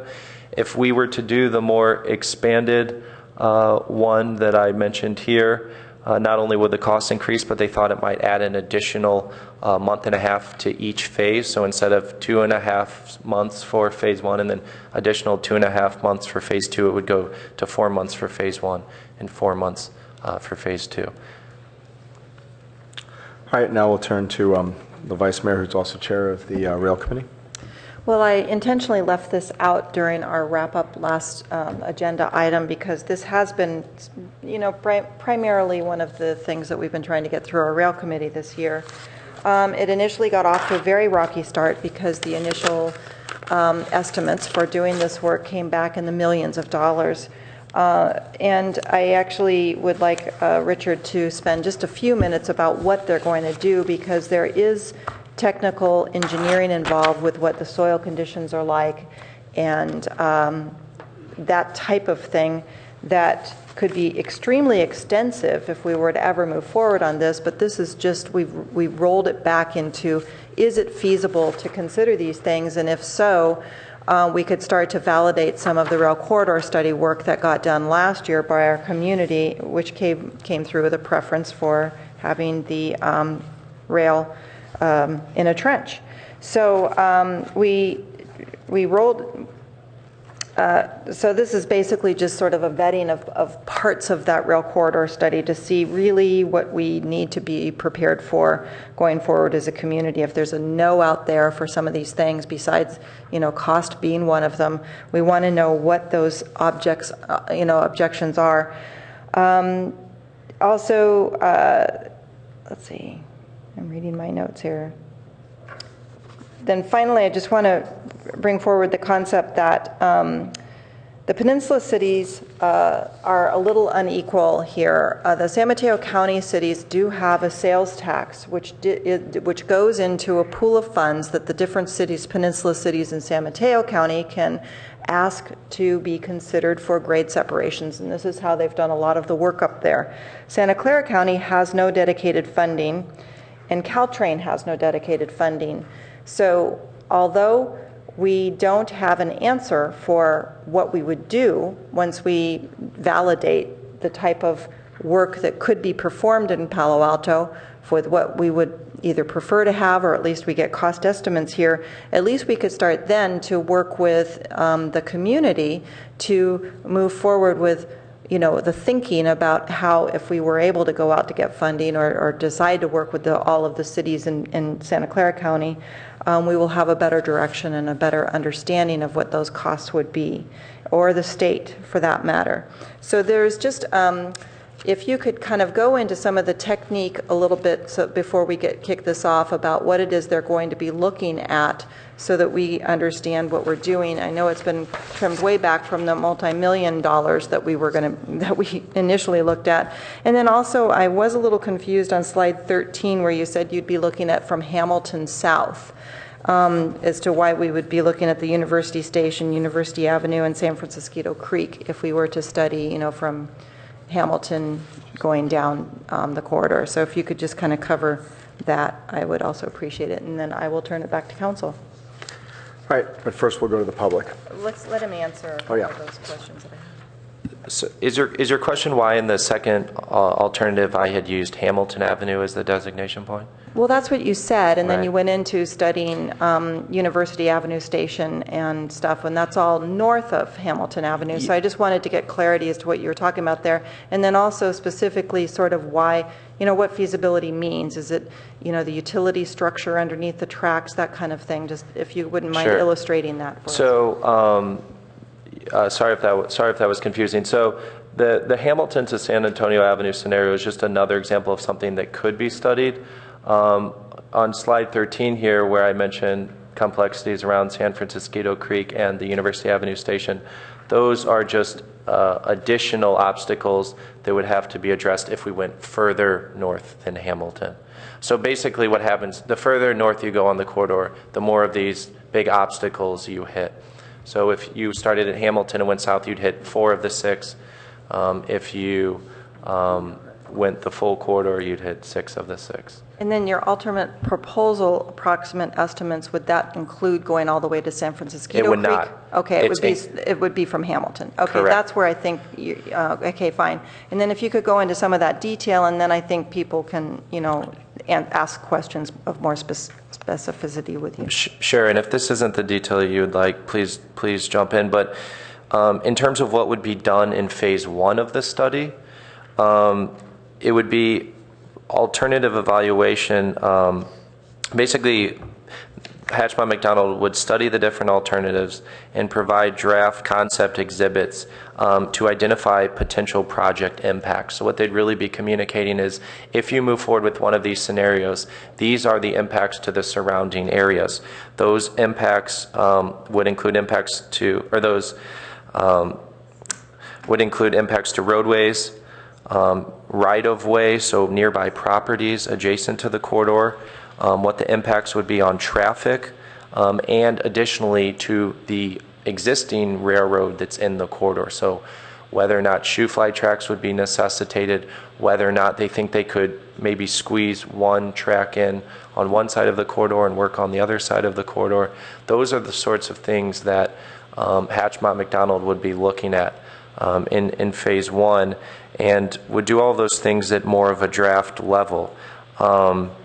Then in the phase 2, they would go back and refine what they had found in phase 1, but additionally address in more detail utility issues and get into more detail about construction staging and exactly, start to map it out and say, from a timeline perspective, how some of this work would be done. And then in addition, in that phase 2, a feasibility report would be provided to the city. So, and again, all these are sort of on the premise that this would help the community have a better discussion about which alternatives they supported and which those they didn't. Aaron Ackman, Assistant Planning Director. The one thing I'd like to add too is that this information, both out of phase 1 and phase 2, will be very useful when we receive the draft Caltrain modernization EIR. And there's the potential that grade separations of some sort would be required mitigation measures of that EIR, so that will help us make informed comment to the draft EIR when it comes out. All right, so now we'll go to the public. Lucas Ramirez, to be followed by Adina Levine. Good evening. My name is Lucas Ramirez. I'm a resident of Mountain View. First, I'd like to, I'm happy to see that Gail Price will be the next VTA Group 2 Cities representative. I know in Mountain View we'll miss Councilmember Margaret Abekoga, who has done a great job, but I'm really thrilled with the prospect of seeing perhaps a representative from northern Santa Clara County serve on the Peninsula Corridor Joint Powers Board. So let's hope that the incoming chair appoints you. I'm speaking here because although grade separations are primarily a local issue, there are certainly regional ramifications. And I'm pleased to see that we're just reading through the Rail Committee minutes that the question before the council here isn't really so much should we, but rather how do we approach grade separation. So I'm really pleased to see that. I know an earlier speaker commented on a lot of the impacts that grade separation will afford us. And safety is paramount, improving traffic flow, and actually Caltrain service when there is a collision at one of these at-grade crossings. It has, it really destroys the schedule for Caltrain and makes it a less viable means of transportation for many commuters who rely on it. I'd like to speak to, there were a number of really insightful comments that in the minutes here, but I'd like to speak to two in particular from Councilmember Burt. First, Councilmember Burt, please let me know if I've misinterpreted your comments, but you speak to the possibility that that after Caltrain is electrified, but before high-speed rail is implemented, we may actually see dramatically, there's the prospect for dramatically increased Caltrain service. We could run significantly more trains in that time period. And there is the possibility that high-speed rail may never actually be constructed, in which case that speaks to, I think, the urgency that we will need grade separations. And the other is your comment regarding the willingness of the community, Santa Clara County, and cities within Santa Clara County to fund grade separations. I know that's probably the most challenging aspect of this. In Mountain View, we've just completed a community survey that indicated that there's only soft support for a ballot measure that would fund a possible grade separation, 51%, where 2/3 would be required. I'm not optimistic that we'll receive a lot of funding from the state or from the Fed. So we may need to look at more creative means of funding. And one thing that I'd thought of is rather than look at grade separations with each city, we form something like a joint powers authority or perhaps a special district that we could use to fund grade separations. Thank you. Adina Levine, to be followed by Elizabeth Alexis.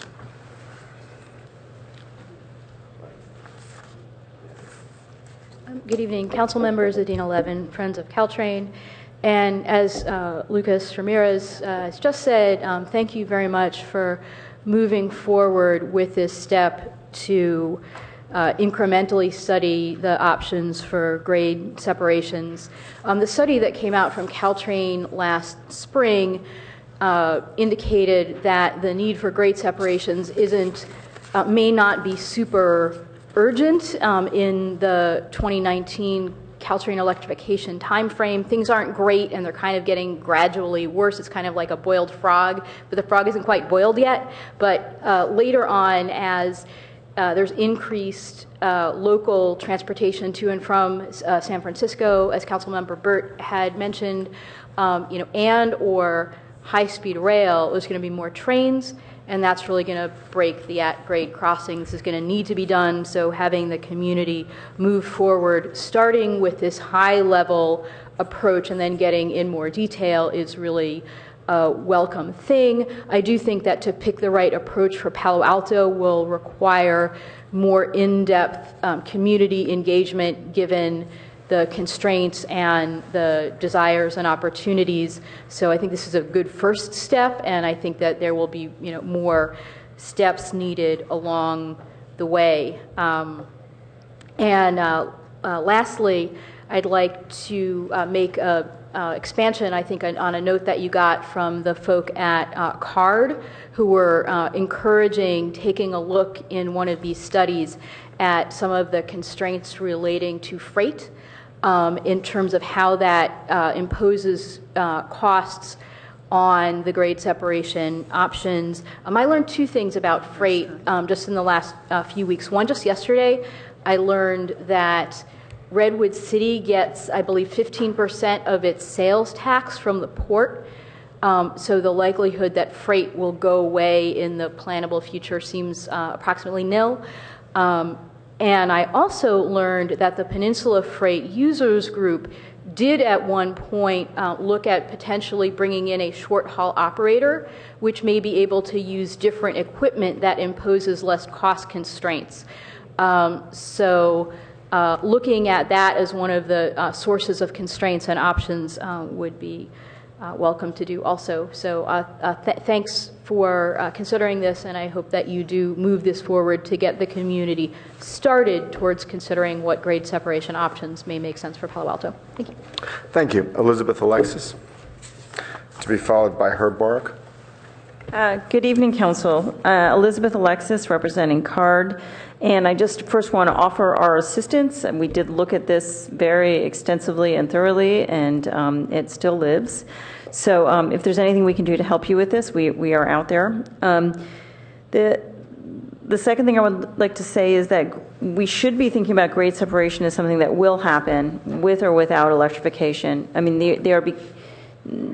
Caltrain recently did a study to see what would happen to some of the intersections if the blended system was implemented, and the answer was astonishingly, very little impact. But the reason there was very little impact is basically the intersection was at a stop still, so a stop still versus an even more stop still doesn't really say anything. But the traffic is clearly increasing. Even at this point in time, during rush hour, there is a train that crosses the intersection and resets the signals every 6 minutes. So we are South Palo Alto. If you haven't been down there lately, Alma is now a parking lot, and it's just going to get worse. So we are looking at grade separation in the next, it may be 10 to 20 years, but these planning processes take time. So we think it is ripe, but what we would urge you to do is, if possible, to sort of rethink what you actually have Hatchmont do, because the urgency is to help Caltrain figure out, it's going to go out on a procurement for its new equipment. And there are critical assumptions that we just don't understand the magnitude of them as cost drivers in this. What slope can the trains travel as they go up and down? And that sounds like something small, but 1% grades, which is currently what I believe being assumed, means you have to have 100 feet approach for every foot you want to go up or down. But if you can double that to 2% or even 3%, that becomes a much different exercise. And I think until we really start to understand these cost drivers, that we cannot engage in the conversation with Caltrain about the future, what kinds of trains it should be buying, what kinds of clearances for electrification, what should be the maximum speed limits. And finally, there is the question of freight. And I think that's a more complex question, because the trains that go up to the port the ones that are coming in the port are generally not, they don't need to come down past where we are. And the question is, what is the cost of that? And if we gear this this work with Hatchmont to understanding what is truly the cost of freight, I think that becomes a much more interesting conversation and can float to the top rather than at the bottom right now of Caltrain's list. Thank you. Thank you. Herb Borak, to be followed by Bob Moss.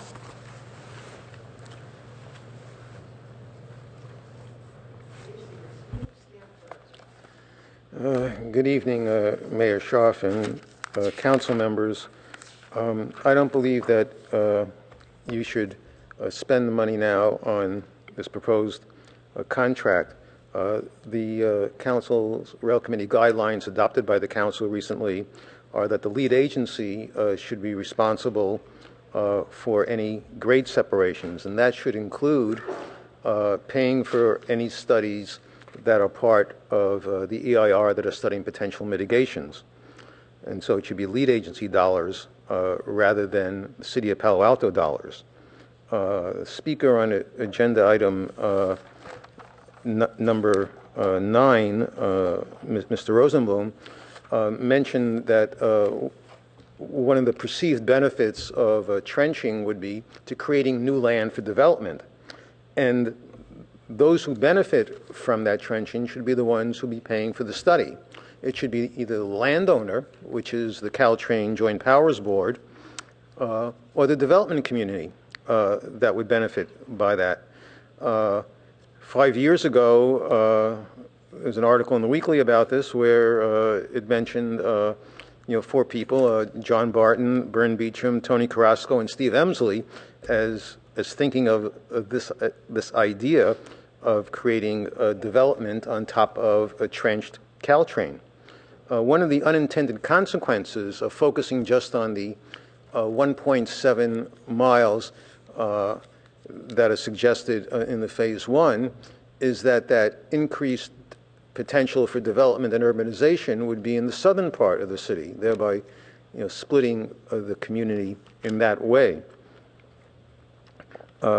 In regards to this particular proposed contractor, Hatchmont McDonald is one of those that helped finance Proposition 1A with $16,500, not because it thinks it's such a good idea to have the rail, but because it was a boondoggle, a way of getting money. I underestimated in my letter how much they've gotten from the city. There's first a $60,000 contract, and then about $55,000 of its current on-call services contract, or $115,000, or about 7 times the amount of money that they invested in Prop 1A, they've gotten paid from Palo Alto. And I believe that the wrong contractor to do this if, in fact, you want to proceed with this. In terms of getting dedicated funding for Caltrain in the future that could possibly include paying for grade separations, I think we have a mistake of linking it to electrification. That is, Caltrain is linked to electrification, which they think they're getting the money from high-speed rail. But if we defeat high-speed rail, then we should frame it as modernization. And in modernization, if it's diesel multiple units plus level boarding, I believe the community, Palo Alto and surrounding cities, would support that. If it's still electrification, it will be defeated. Thank you. Thank you. Robert Moss is our last speaker on this item.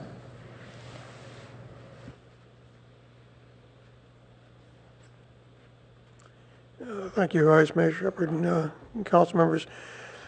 Initially, it sounded to me like a good idea to do this study, but after listening to the staff presentation and some of the discussion, I'm very dubious, because what you're going to be funding is for a contractor not to give you details on how you could do grade separations, but how you can spend 10 times more in the future to study more details about more types of grade separations. And it sounds increasingly like just a contractor building up reasons to be given another contract. Second, I think increasingly we should be getting this funded by Caltrain and the High Speed Rail Authority, not by Palo Alto. They're the people that are causing the problem. And they're the people that have the authority to decide whether or not the right-of-way is going to be trenched. I mean, we can say all we want about how wonderful trenching is, but if they absolutely refuse to do it, even though we can find all kinds of ways of providing wonderful underpasses or overpasses over a trench, if they don't want to put it in, it doesn't work. So what do we do? Well, there have been studies on the cost of having, for example, overpasses at Churchill and Meadow and Charleston. So we have approximations of what those would cost if we are forced to live with a ground level train system.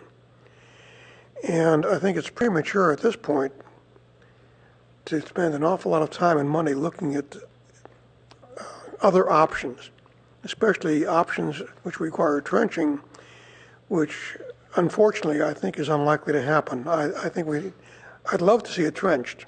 I agree that'd be the best way to do it.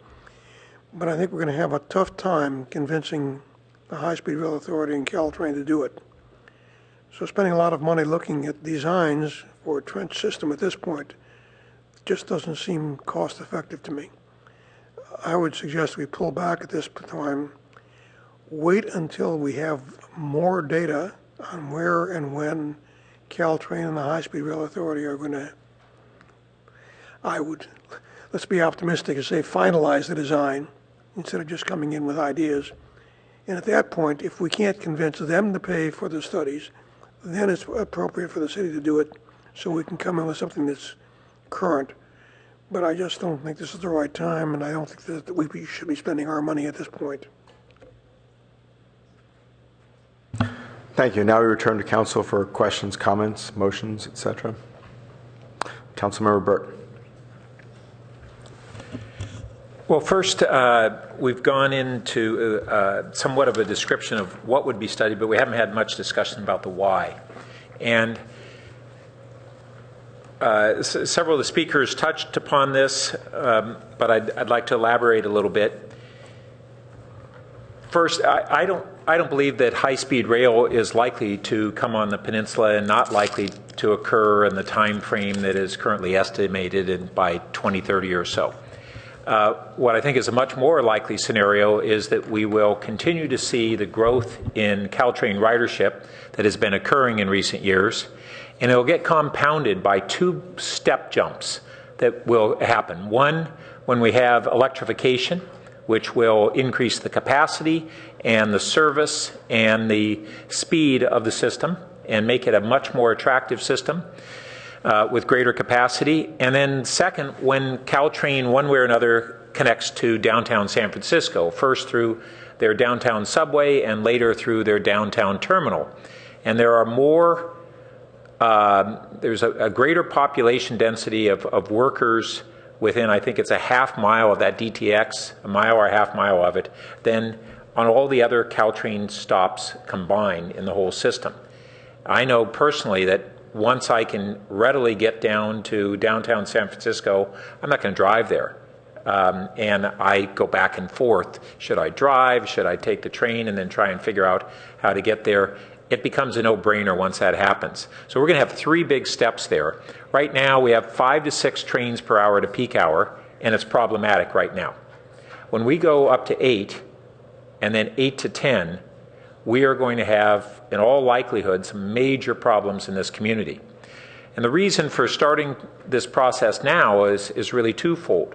One is that if we don't begin the process, we're not prepared to plan for our own future and prepared to try to advocate for dollars that may be available, collaborating with other cities.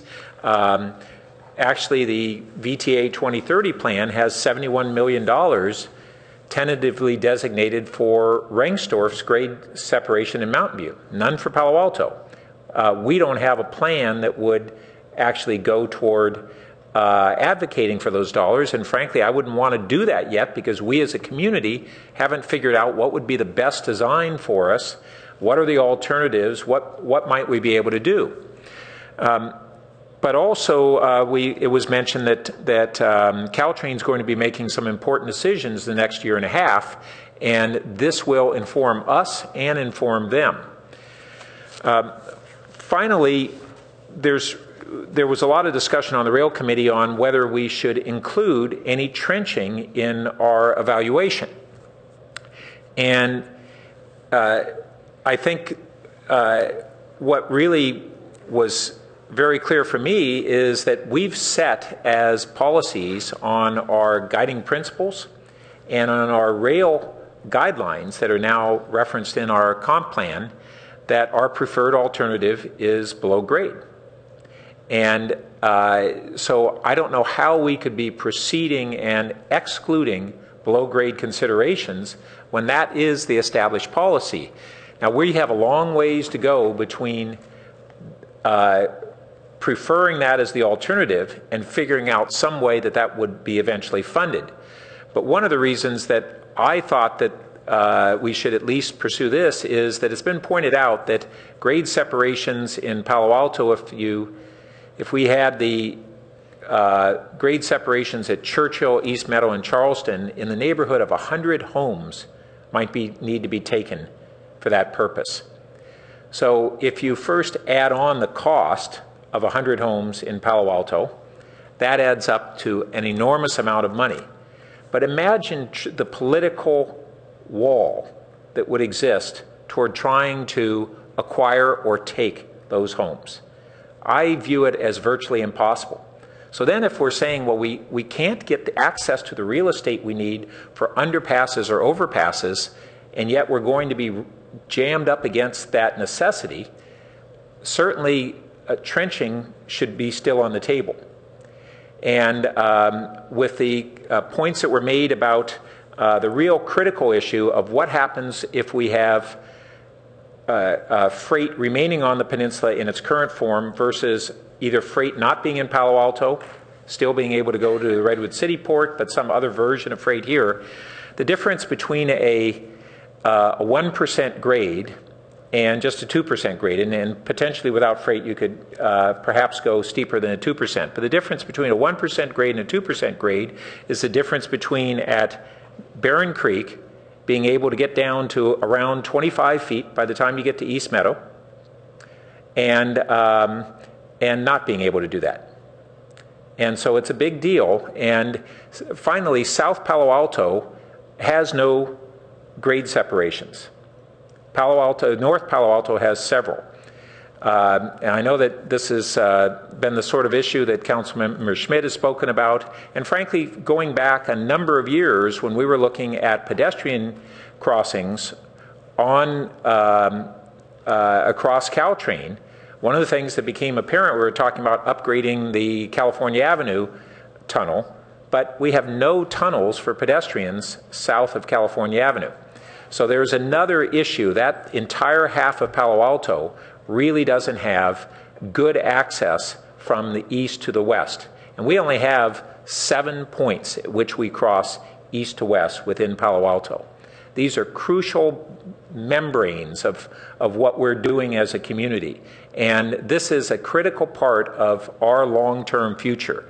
If we just kick this down the road and don't even evaluate our alternatives until it's essentially hit us in the face, we're not going to have the options at that time. This is a long-term planning, and I think this would show some good first step to be able to frame these issues. This is not the end-all that we'd be doing here, but we need to really begin to have some good understandings of the approximations of costs of different scenarios, and then have community discussions about where we go from there, and then if we have consensus, begin to develop a long-term plan. Councilmember Klein. Well, I was hopeful we would have a motion on the floor by now, and since I'm in the minority, I'm not going to make a motion, but I think it would have been better to focus all of our discussions on that with a motion. But I do want to get my thoughts on there, so so I'll go ahead. As I did at the committee level, I will vote no on what I assume will be the motion that we go forward with the proposed contract with the consultant. And before going into the 1, 2, 3, 4, 5 reasons I have for that, I do want to say that I think that Elizabeth, Alexis, and Card are on the right track. And I think that's a very different approach than what's being suggested here tonight. And it really gets to my 5 reasons. This is the wrong project. That's why I'm agreeing with Elizabeth and Card. It's the wrong time. We already have the necessary information. The money that we're talking about here is the classic, I hate to use these words, but I think it's accurate, bait and switch. We're not going to end up spending $150,000. We're going to end up spending, if we go forward with this, which I hope we don't, we're going to end up spending much, much more. And that's why I think why the consultant is really interested in it. They've put in a lot of time to their credit, but I think it would only be justified for them if we end up doing a lot more. And lastly, and maybe this underlies everything, is I think this is an example of Palo Alto hubris. We have a tendency to think that we can do everything, and we can't. And we don't control the money on this, and we're not likely to. It was instructive, I think, to see that Mountain View's polling on a similar project, but different. If you know the intersection at Ringsdorf and the railroad, it's a much easier place to work than any of ours. But let me go back to why I think this is the wrong project. We need first to get buy-in from the community that this is something they want. Everybody here assumes that grade crossings are just a wonderful idea. We're not hearing that from the public. We're not being deluged by calls from many members of the public, emails saying, oh, let's go forward and have lots of grade crossings. The turnout tonight is very, very modest. And I think there's a good reason for that. The public yet doesn't understand that. And they certainly don't understand the very, very significant environmental impacts that would occur by the construction of any of these proposed grade crossings. Councilmember Byrd has accurately referred to that. That's going to be a major selling job. He referred to it as, gee, if we build some of these grade crossings, it may take a total of up to 100 different houses. From the people I've talked to, all too many people in Palo Alto sort of assume that a grade crossing is like an elevator, that you just put something in there and you put your car into it and it just sort of floats across and it's no big deal. No land would have to be taken. So when you start talking to people and you say, well, no, that's really not the way it works. You've got to start backing up and you have, and then people say, oh, yeah, I got it. Well, the majority of people, as far as I can see in this community, do not have it yet because it has not been on their radar screen at all. And that's where we ought to be starting. Do we need it? Caltrain, with their study so far, says we don't need additional grade crossings. I don't know whether that's right or not, but I think you first have to say we have to do a traffic analysis as to whether we really need grade crossings and when they'd likely to be needed. And we also need to really have an educational program for our community and whether they're going to buy into it, given what are some inevitable environmental costs. Yes, going up is easier than going under, but then if you have aerial grade crossings, they have a very significant negative aesthetic impact. These are tough questions, and we are not addressing that. We're not bringing our community along, so it's the wrong project. It's also the wrong time. If we spend this money, whatever it ends up amounting to, here in 2013, 2014, when is this data going to be used? It's probably not going to be used for 10, 15, 20 years. Because that's if you're talking about high-speed rail, there's no way it's coming here before the late 2020s and much more likely into the 2030s. This data will be outmoded by then. It'll be obsolete. A lot of this discussion is based on the classic straight-line reasoning that traffic will continue to increase at what the rate has been in recent years, things of that nature. There's no taking into account what different things may be coming down the road. Just to pick out one, and I'm certainly not trying to be a seer, driverless cars, expanded bus fleets from corporations. Indeed, our own traffic demand management proposed districts. Maybe they work, maybe they don't, but all those things certainly cut against the idea that we're just going to have straight line increases based on what's happened in the past. So doing an analysis in 2013-14 when it's not going to be used for 15, 20 years, I think is just saying this is going to be a classic report that's going to be put on the shelf and never used. We already know enough data. We've already paid for it. If you read the reports, Hatchmont has already told us that the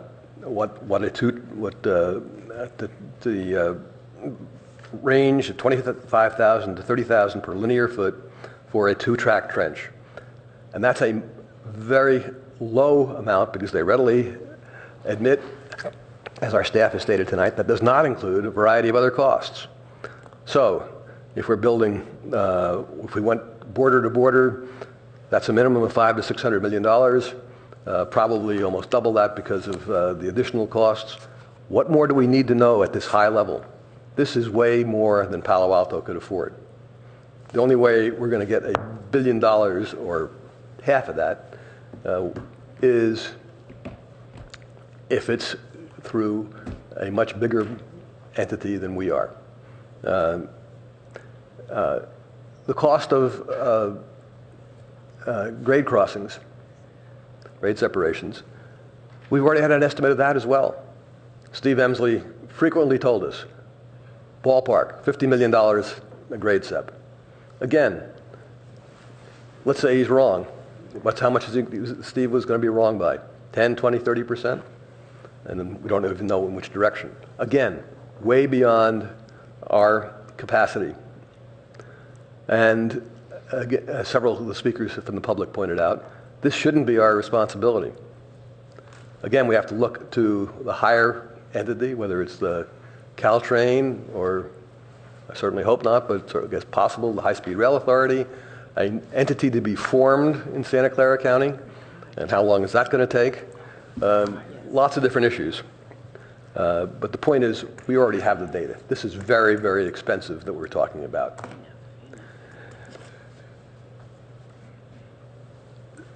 And we also have, when you look at what these things are going to cost, you have, I think, what's increasingly come to be called the inflation of large projects. It always seems to be the case. May not be this time, that when you start building something like this, it ends up costing twice what you start out with. Of course, the classic examples of that in recent years are our own Bay Bridge, eastern section, and in the East Coast, the Big Dig. And I think we would see it if high-speed rail ever really got going in California. So let's be more modest. Let's recognize what we can do and what we can't do. Yes, we're going to have to lobby, and we ought to be able to do that. But I think we're kidding ourselves if we think we're going to create grade separations or a trench that goes half or even or the length of Palo Alto. So I think we're wasting our money. I'll vote no. Councilmember Niss. Well, at the risk of cutting down on the debate society. Excuse me, I just but one thing. Go ahead. Pardon. Just a minor point. Judge Kinney's decision, his hearing, as we've talked about this evening, his hearing is this Friday. I think at least one member of the public has pointed out, I think quite correctly, ignoring the long term for the moment, short term, why in the world would you make a decision now when you have this major judicial decision waiting there? At worst case, put things off until we hear from Judge Kenney. Councilmember Niss. I'm going to make the bold move after the debate society is finished and go forth with a motion. So my motion is going to be on page 1 of the recommendation, which recommends that we go forth with the first phase as suggested and outlined on page 3. Second.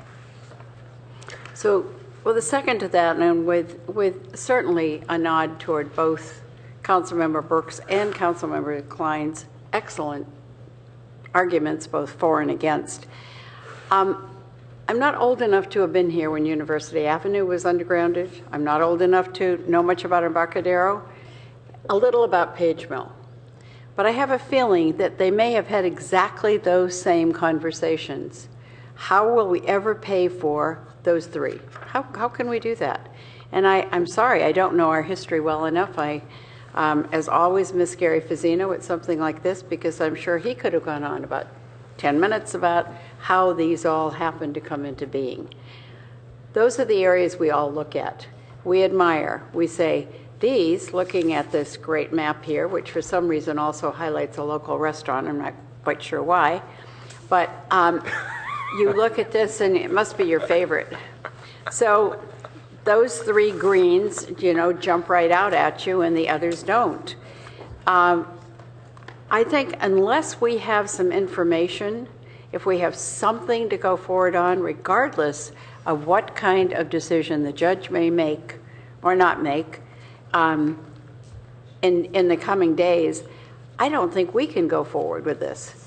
And I think to not keep us in the game is a mistake.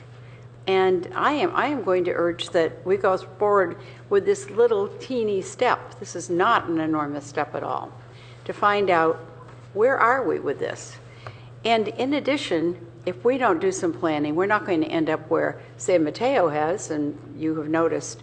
And Pat, I have also thought, Councilmember Burke, about your comments about what happened in San Mateo County, where you were working at the time, and how difficult it was for that community to look at overcrossing, undercrossing. It is complicated.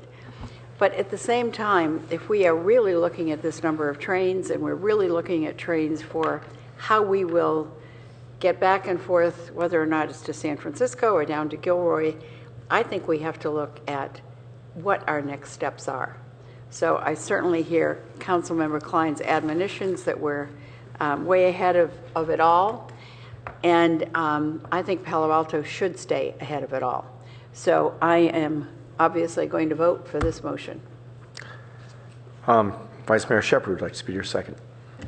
Oh, sure. I actually think that Councilmember Burt spoke eloquently to the reasons why we need to move forward on this. Also, sitting on my 4th year with the Rail Committee and the complete angst that this community has been in with the overhang of insecurity about what's going to happen. Well, we do know that Caltrain itself is looking at increasing their commute schedule. Right, you know, their EIR that we're going to be studying next year is going to have 6 trains per hour each direction. That's 12 trains per hour.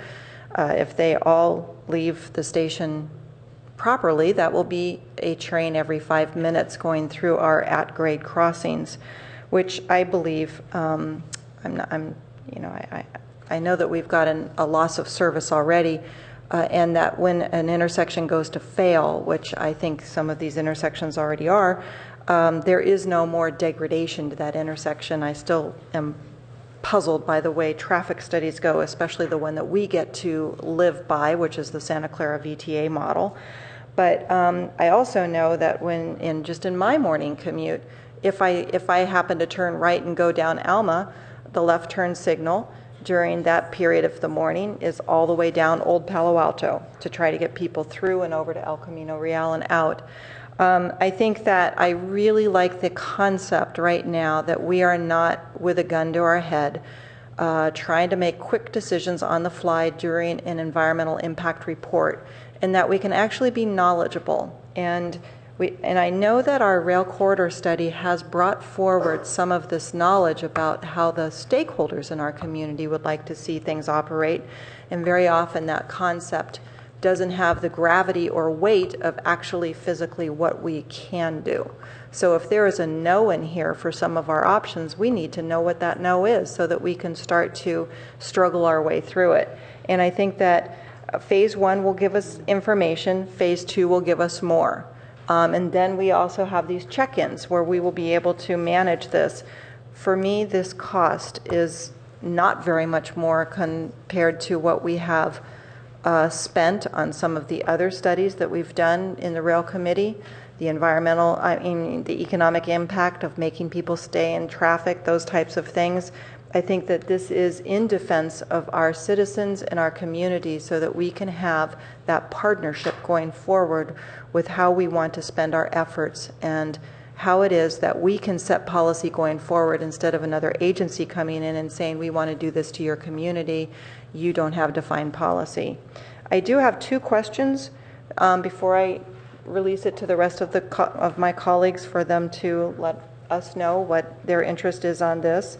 One is, if we just start this study at California Avenue going south, and if we are looking to find more information out so that we can explain during the EIR process with Caltrain, what will we be missing out, or how can we translate the study they will be doing? How much of it do we know yet will be translatable to the north, or is it possible to expand this study to the north as we start to find things? I guess it would have to come back to us to do phase 1 for maybe Hamilton to where this study starts. I'm just looking to see if you think that there's anything that we need to know in that area, because I know that different periods of time Palo Alto has expanded. The south more prominently after World War II, the north more prominently after Stanford decided to make us their college town. So, and that expanded into the Mayfield area. So there's a little bit more, I would never say antiquity to it, but in California it almost is. Some of this does go back to when California just first became a state. So I just want to know if there's anything that we might want to know. If I may, Vice Mayor Shepherd, is the question how would the study of the 1.7 mile segment in the south end of Palo Alto apply to northern Palo Alto? Okay. Right. Is there anything else that's going on up there? Like, we know there are odd things that go on in North Palo Alto that never had to go on in the south of Palo Alto. So. Sure. The same theoretical principles that would be studied in the south would apply in the north. You would just have to layer on the additional existing realities that are there of the submerged roadways and the Caltrain stations. So you can really think of it as in layers. Like, the most simple layer is where it's just corridor, and that corridor would then be lowered and tracks would be placed in it. But then another layer is where the roadway is already submerged. Then another layer is where there's a creek, and another layer is where there's a station. So essentially what you get is, as you move north, it just becomes more complicated, and by more complicated, more expensive to do. So if you start in the south, I think the benefit there is you can get an idea of the costs and the scope there, and if that's not appealing to you at that time, you then can safely assume you definitely don't want to go north, because it will only become more complicated. So I think what this proposal does is it keeps a limited scope and keeps it small to start with as a good initial starting point. And then if you're comfortable with what you see there, you can then decide if you're comfortable with studying it further up the corridor. Sure, because I know that even though we did have old grade separations, there are always improvements we can do to our east-west corridors. And then my second question is, when Norm Beamer emailed us the reducing cost and congestion with low clearance underpassings, is that something that maybe we can also offer to Hedgemont McKenna to take a look at? Because I think that that's actually something that could be quite interesting if we just cannot trench. And there could be reasons why we can't trench that are just material reasons that I think that I'm trying to find for as well. Yes, and you raise a good point. What staff plans to do if you do decide to move forward with this is we would have a preliminary meeting with Hedgemont McDonald where we'd inform them what had been agreed upon by council. And at that time, as we try to do as much as appropriate, we would present to them any recommendations or alternatives that community members or groups had proposed for their consideration as they move through their analysis. So we always like to present our consultants with what you might call outside the box thinking so that they can have that in their mind as they move through their study. Good. And then just finally, Hedgemont McKenna, I know, has been on the payroll for high-speed rail. When we initially engaged them, I know that we asked that there be a firewall between the work that they do for the city of Palo Alto and the work that they do. There's not a lot of people that do this kind of work. And so we are very limited with the type of people that we can engage. Do we still have that in place so that we really do have a separation between the workers on our project versus, I'm not sure where high-speed rail is, to tell you the truth, if they're down in the valley and that type of thing. I know that they're off of, the peninsula, so. Sure, I'd have to check back on the specifics. So it's my understanding that previously they might have possibly have been involved with some work in Southern California, but not Northern California. However, it's not my understanding at this time that the employees at Hatchmont McDonald we're working with are directly involved with representing the authority. I do not believe that to be the case, but I'm happy to confirm that is a part of. Right. Well, I want to thank you for the work on this. Thank you for bringing it to the Rail Committee, and I would encourage people to get their questions answered, and I hope that we get a vote on this tonight. Thank you. Councilmember Price. Thank you. Basically, I agree with Councilmember Burt, and I disagree with Councilmember Klein. I'll just make a couple of other comments. And observations here, when I look at the proposed scope for the consultant, there's a comment made under assumptions, which is page 195, and it says Caltrain will remain operational throughout the duration of the construction. Now, what is not stated there is you can remain operational using shoe fly tracks, etc., or another very common approach is to do bus bridges. So are you, bridging by bus? So the question is, when they're looking at this, are they going to assume operational rail services, including bridging by bus, or are you just going to say, worst case scenario, that the existing train service will remain on fixed rail? My understanding is that Hatchmont McDonald is assuming that the train will remain operating on fixed rail and will not involve bus bridges. That's the assumption contained within this proposal. That's more conservative assumption. Right. So I guess my observation would be I think it's important to talk to Caltrain about that, because I don't know, we need to be giving some consideration as what will the actual potential experience be. This is the most complicated situation, but there's a lot more flexibility in construction and staging and everything else if the other thing were to happen. I concur with everyone's comments about the issue of grade separation related to two key points. One is operations and one is safety, and all rail corridors face this. So I think it is very important, without restating all the points, that in order to have an informed discussion that has some meaning, it is important to weigh in early with additional information. I also do not believe we should wait until the respective agencies feel a need or responsibility to provide this information. I think there's a lot of critical information here that we can use now, and it'll make us better prepared. The other comment I would make is, in working with the consultant, there's no mention here of any examples of trench or partial trench that operate in the state of California. And I think that we continue to talk about a trenching option with no field work to trench areas, to areas where this has worked, no pictures about how it's happened.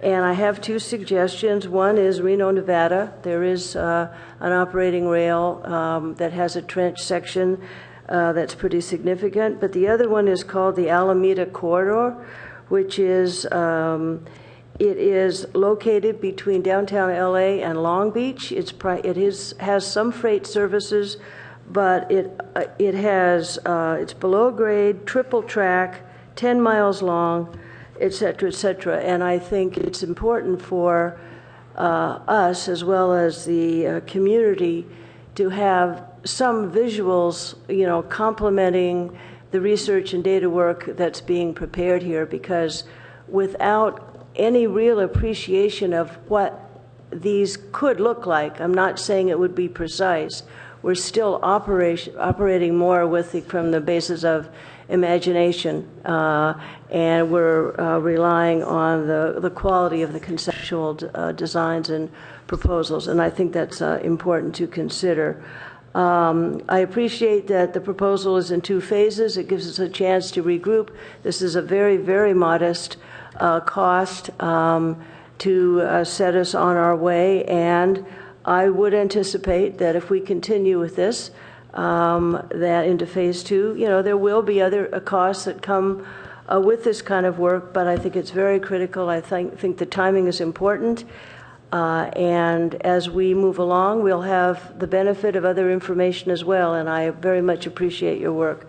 But if you could pass on those concerns about some specific examples and the issue of the bus bridging concept, I think that would be helpful. Thank you. Councilmember Holman.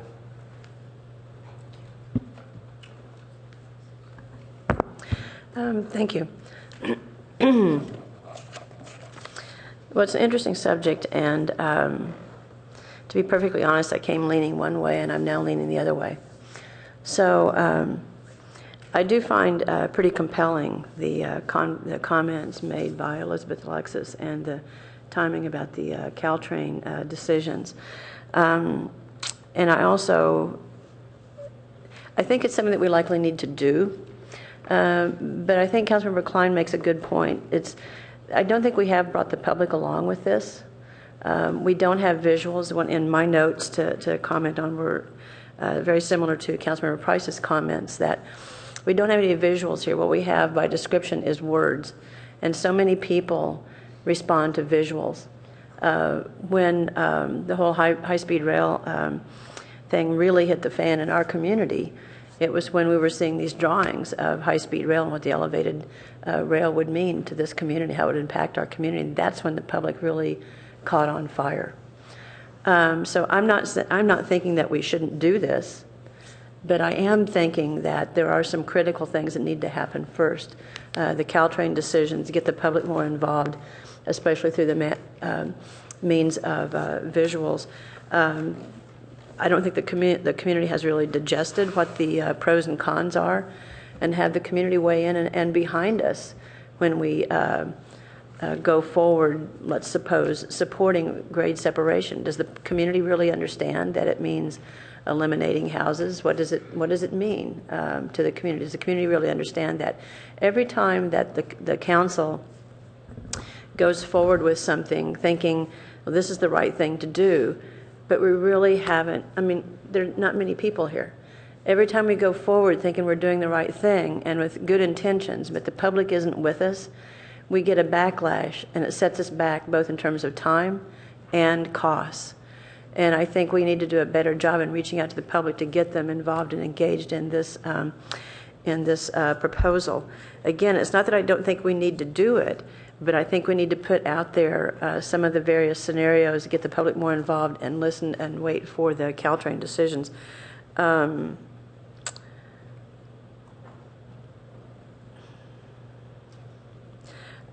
don't think we're going to be able to get, well, I think it is going to be, although I think it's unfortunate, I think it is going to be necessary for the city to spend some funds to be able to get some of this information. I don't want to wait until we're under the gun to try to have to make decisions and for somebody else to pay for it.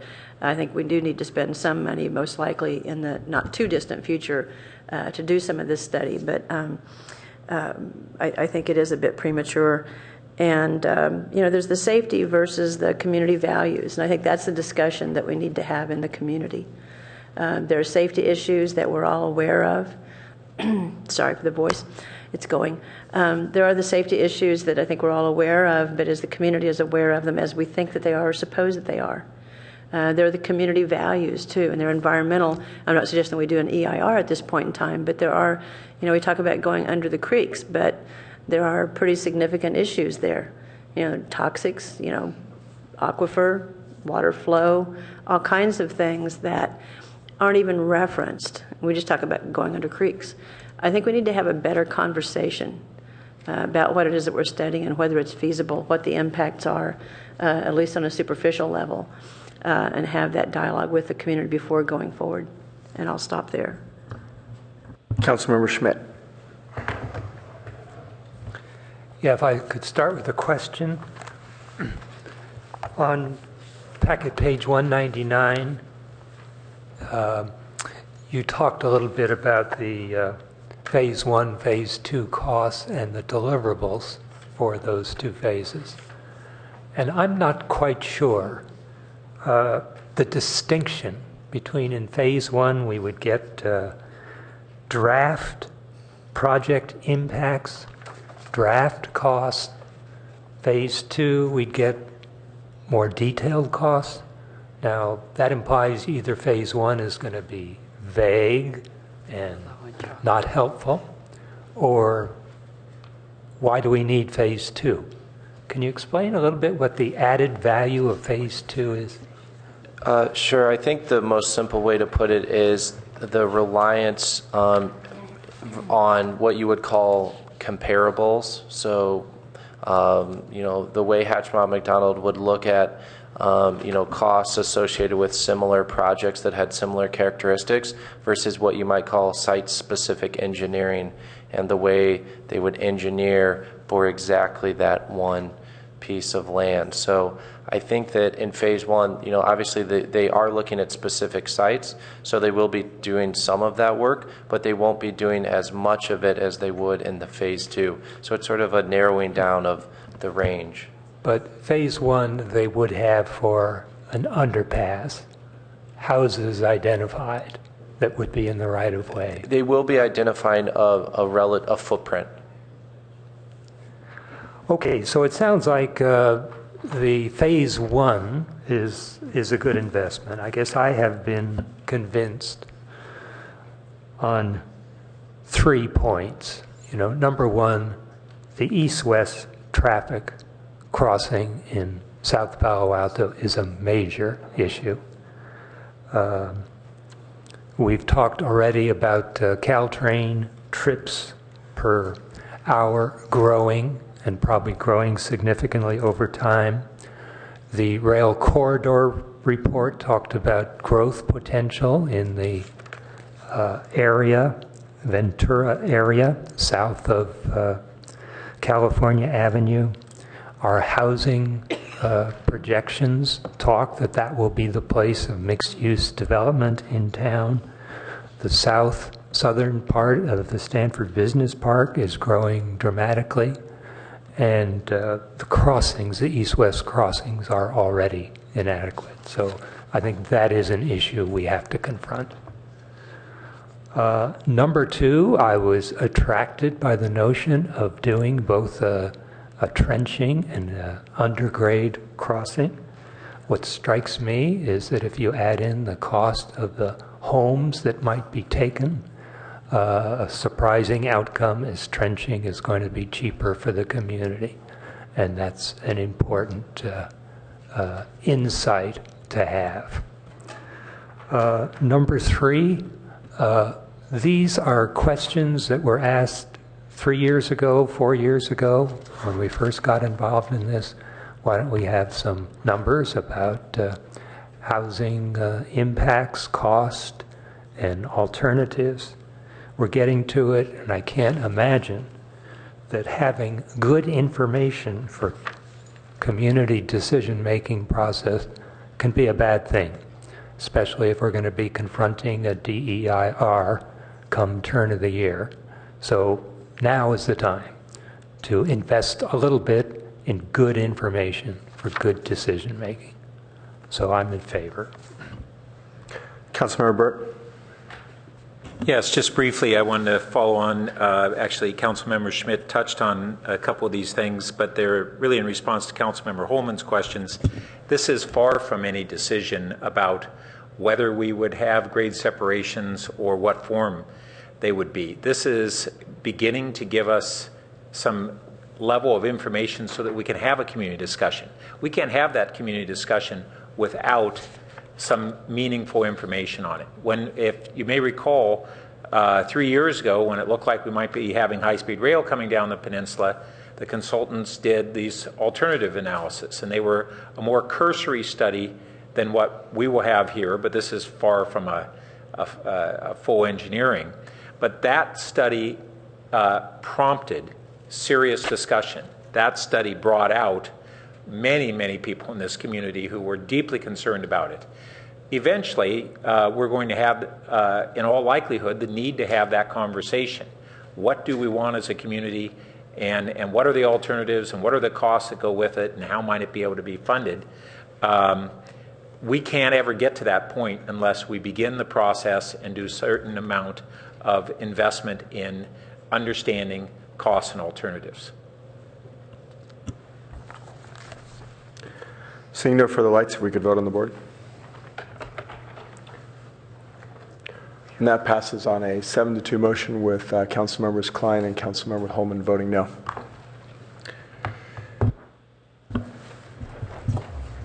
And now on to our last item. Do we have a staff presentation?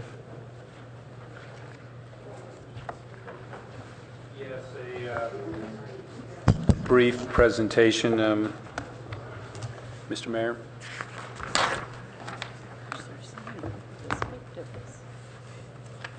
Do you have anything actually, did you have any PowerPoint or anything? Okay.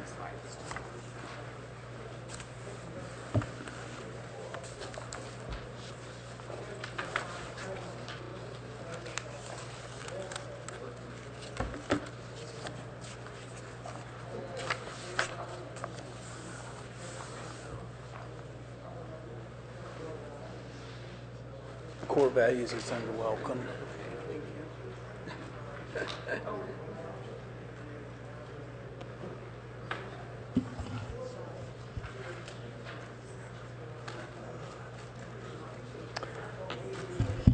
So it's down on the bottom right for the full presentation. Right. No, keep going, go down to left. No, keep going left. Right. No, a little more left. Keep going. Right. No, back one more. Right there.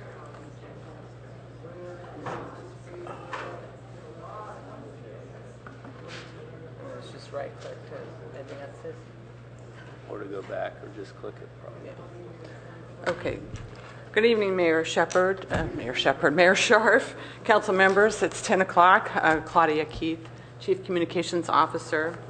At your meeting on September 30th, as part of the discussion on the proposed core values, the council directed staff to return with an outreach plan that was designed to solicit input and feedback from the community about their perspectives on Palo Alto's core values. There was also direction to staff to focus on the use of community engagement tools using technology in this process. So tonight we'd like to just briefly walk through a community outreach strategy that recommends the use of 3 primary methods to solicit community feedback and input: Open City Hall, smart screens, and a video component. So since we first utilized the online civic engagement tool, Open City Hall, there have been several enhancements to the functionality of the platform that we believe can help to broaden our civic engagement efforts. So these include additional data points looking at demographic information such as the age and gender and geographic neighborhoods of participants. There's also the ability to look at connected comments. This is sort of like when you go to Amazon, you buy a book, and they say, if you like this book, here's others that you might like it. Looks at relationships between comments. There's also the ability to now, the platform is now available on all mobile devices, so smartphones and tablets. And Open City Hall has the ability to really provide a way to easily sort and aggregate data, which is important in this process. A number of cities have used the Open City Hall platform for similar types of exercises looking at core values or core services. So we believe this would be a good opportunity to relaunch the tool and its new functionalities that would enhance and broaden our community and civic engagement process. Mike Cohen is here from Peak Democracy, who is the administrator of Open City Hall, to answer any technical questions about the added functionalities. But we think this would be a really good way to engage with the community about their perspectives on core values to better inform the council's decision-making process.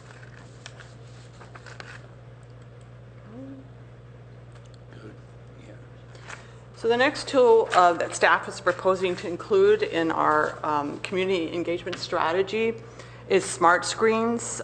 So the concept of a smart screen is essentially a whiteboard, but it has the look and feel of a whiteboard, but with combined with the power of a computer. So a smart touch screen allows an individual to either use their finger or some sort of a pen-like device to record comments and feedback and input. One big advantage of this type of technology is the ability to save entries and comments and then retrieve them later via computer. So staff is exploring the possibility of a public-private partnership with a vendor of this sort, as well as the potential to purchase one that could be rotated at different locations around the city, whether it's City Hall, community centers, libraries, and those sorts of venues. There's always, of course, the low-tech alternative of a whiteboard, but that getting and gathering and maintaining the data on a daily basis might make the management of that tool somewhat difficult. The third component that we're proposing in our outreach strategy is a video. So lots of times visual storytelling, as I think we've talked about a little bit, a couple of council members, is a really good way to tell a story in a creative way. So we're proposing to engage students in this process by having them go out into the community and capture via smartphone or video camera short in-person interviews with a broad spectrum of citizens about their perspectives on city core values. So we would develop a standardized way for them to ask the question.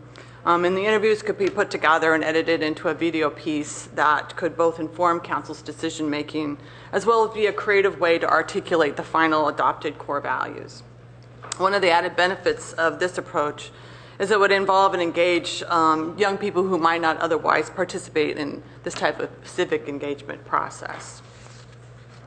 So there are a number of other outreach strategies that council could consider. We focused on several of those that are technology-based and that offer a relatively simple way to aggregate input and feedback. So once the council has determined the outreach strategy, staff will communicate through our regular channels, website, mayor's newsletter, press releases, social media, reaching out to some of the technology companies whose workers may come into the city and may have some good feedback about core values, and all those different opportunities so that people really know how they can engage in multiple ways. So in terms of timeline, our thought was to implement the community outreach strategy during the month of January and put together the results across all of the platforms to provide council with a report in advance of your 2014 retreat. This time frame for outreach could certainly be adjusted depending on when the retreat's date is set, but would be compiled in a meaningful way so as to be helpful to council in coming up with their proposed set of core values. So that concludes the staff report. I'd be happy to answer any questions.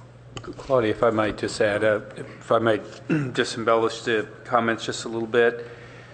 So first of all, we've been separately looking at acquiring a smart screen just for general use. So this was something that we are looking at, and if we're able to pull it off as it relates to the technology being available, and we'll go ahead and pursue that.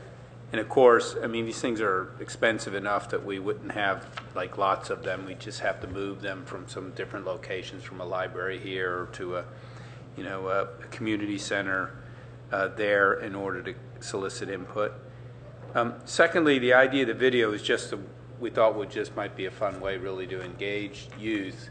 And it might be as much an output issue as an input issue. In other words, as your discussion evolves, there might be a lot of really good footage that could last for a long time in ways to convey and communicate to the community the results of your values discussion and have it more lively than just a list of values in some way, since one would think that there is kind of an emotional connection that or an emotional chord the council wants to strike in this values discussion, along with sort of an intellectual expression of how you see those values.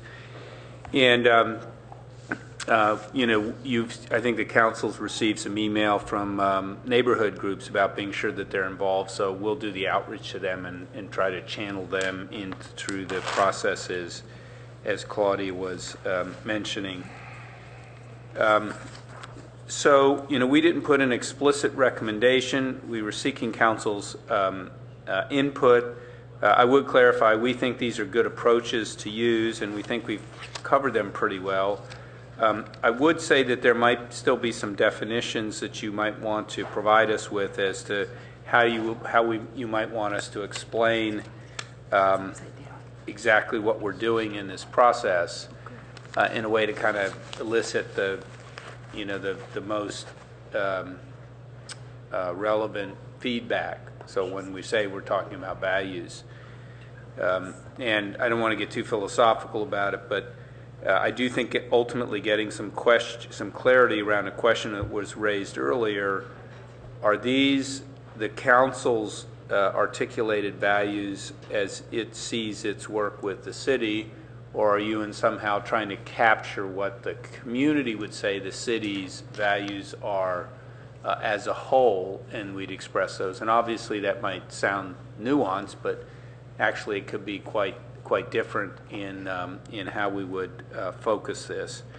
And I think as part of our outreach, we would give people some examples of maybe some organizations and some governments or whatever who have done this, sort of give folks some idea of some ways that these things could be expressed. But we're here to, you know, seek your input and get any of your thoughts or ideas at this hour about how you'd like us to proceed. Thanks. Thank you. Stephanie Munoz.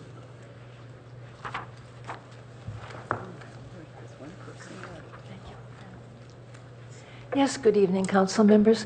The first thing that occurs to me when you're asking about the community and its values is that you have a moving target. When you impose your values on the community, many members, perhaps a significant number of those who care, not everybody cares, but leave. They go to Grass Valley, they go to Marin County, they go hither, thither, and yon. So there's I have to ask, it sounds very nice that you want to know what the community's values are, but I get the impression that you could know what they are if you listen. When Nancy was talking about the sister cities and how everybody wants to be Palo Alto, I was just a little bit cynical, and I'm not a very cynical person. I was thinking, oh, sure, they want to be rich. Now, Heidelberg. I've been to Heidelberg. I was in the youth hostel in Heidelberg, and they have showers, and the showers are free. But if you want hot water in the showers, you have to put a mark, like a quarter, in the coin, so you can have hot water for your shower, and only for a limited time. You know, these Germans, they're really practical. They just do not want to be abused by somebody taking a long shower. But not to give showers to anybody that you have is different from making them pay for the heat of it. I remember talking to a woman at the senior center in Palo Alto, a woman just like you, volunteer, a person who serves the community, and I said, oh, it's so upsetting. They've taken away the showers from the homeless. And she said, oh, Palo Alto. I thought, oh, if those council members could hear this woman, this middle-class woman, verging on aristocracy, but that kind of democratic aristocracy that we have, they'd be mortified, because one of our values is responsibility. How to have things running in an orderly way. The people who came down here were greatly valued low density. It was a very, very important thing for them because they came from the cities. We came from San Francisco. And we had well, I did have a backyard in San Francisco, actually, but you couldn't grow things. So that was important. So thank you. Good luck. Councilmember Berman. Well, thank you to staff for coming back with these great ideas, and I know I kind of, we all created more work for you guys, but I think it's definitely gonna, in the end, produce a good product. And I think as we decide to figure out what, and Jim makes a good point, whether or not it's the council's priorities or the community's priorities, but I lean towards it being the community's priorities and the council helping, funnel them into a top 5 or so. It's important to have this step of outreach to the community to figure out what those values are. I had one question, and I know you touched upon this briefly in your presentation, but kind of about the different outreach methods that we're going to be taking, whether it's online advertising or reaching out to community groups, just to make sure that we get a broad swath of folks providing input. If you could just dive a little deeper into that. So, Councilmember Berman, you're looking at the different ways we publicize all the opportunities for engagement. So, we've got a lot of channels already. We would do it through our regular news releases on the website. I think it's also important to look outside that. So, our social media, as well as the integration from some of the community members who work at some companies and who could broaden our reach, neighborhood groups. So really sort of across the platforms and across the multiple ways that we normally get the word out in order to get the broadest spectrum of participation. So Great. We would look to and seek out as many of those outlets as we could. Great. So along those lines, and I'm going to end up making a motion at the end of this, but in regards to the smart screen idea, which I think is a great idea, whiteboards would be sufficient, but minimally, I think smart screens offer a lot more functionality. I would say, to the extent possible, put them at different types of locations, different parts of town, just get as diverse a range as possible. And then I love the idea of the videos, and I love the idea of engaging our students to make those videos, both because it gives them an opportunity to get out and engage with the broader community, which we know is so important. I also hope that they turn them on themselves and tell us what they think. Palo Alto's core values are.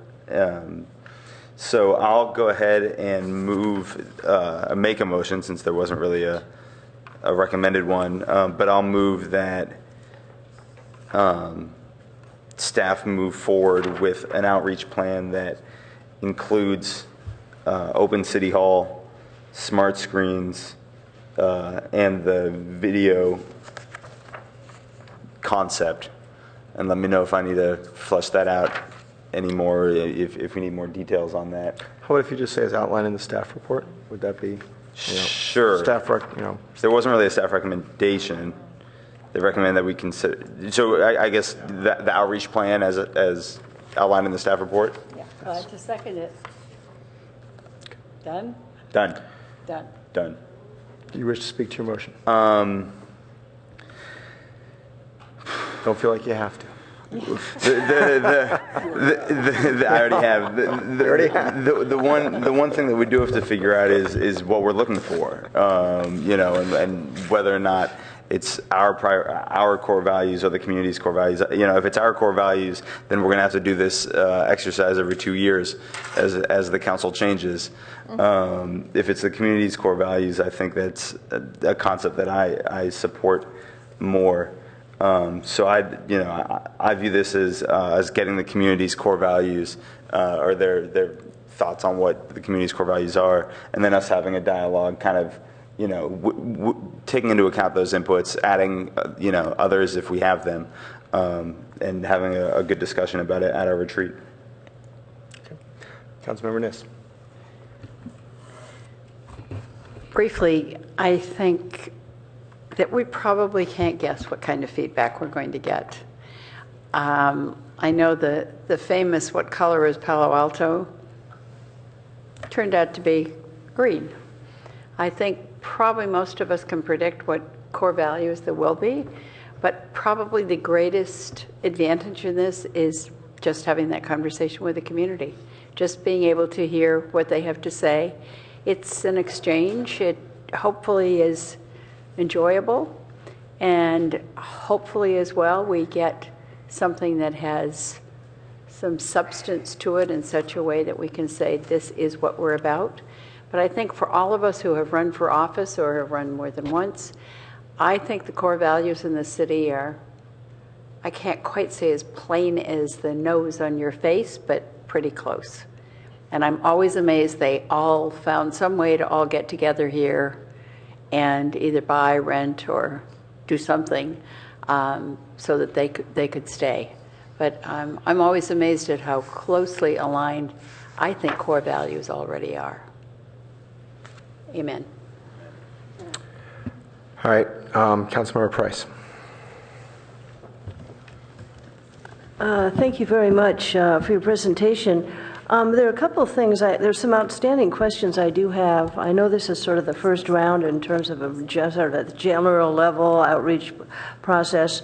And one of those is, what are the cost estimates for all of the technologies that you're going to use? I mean, you're either going to have a contractual relationship with people with expertise in some of these items mentioned, and or how many staff members are involved in this. And I don't have a sense, reading this, of impact on the labor impact and the consultant impact to do what you're describing in very general terms.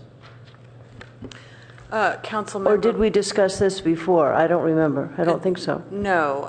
Councilmember Price, we have had Open City Hall as a tool for a couple of years and pay a fairly minimal maintenance fee. I think it was $5,000 or $6,000 when we launched the platform a couple of years ago, and now it's, I think, $200 a month maintenance fee. So it's fairly minimal.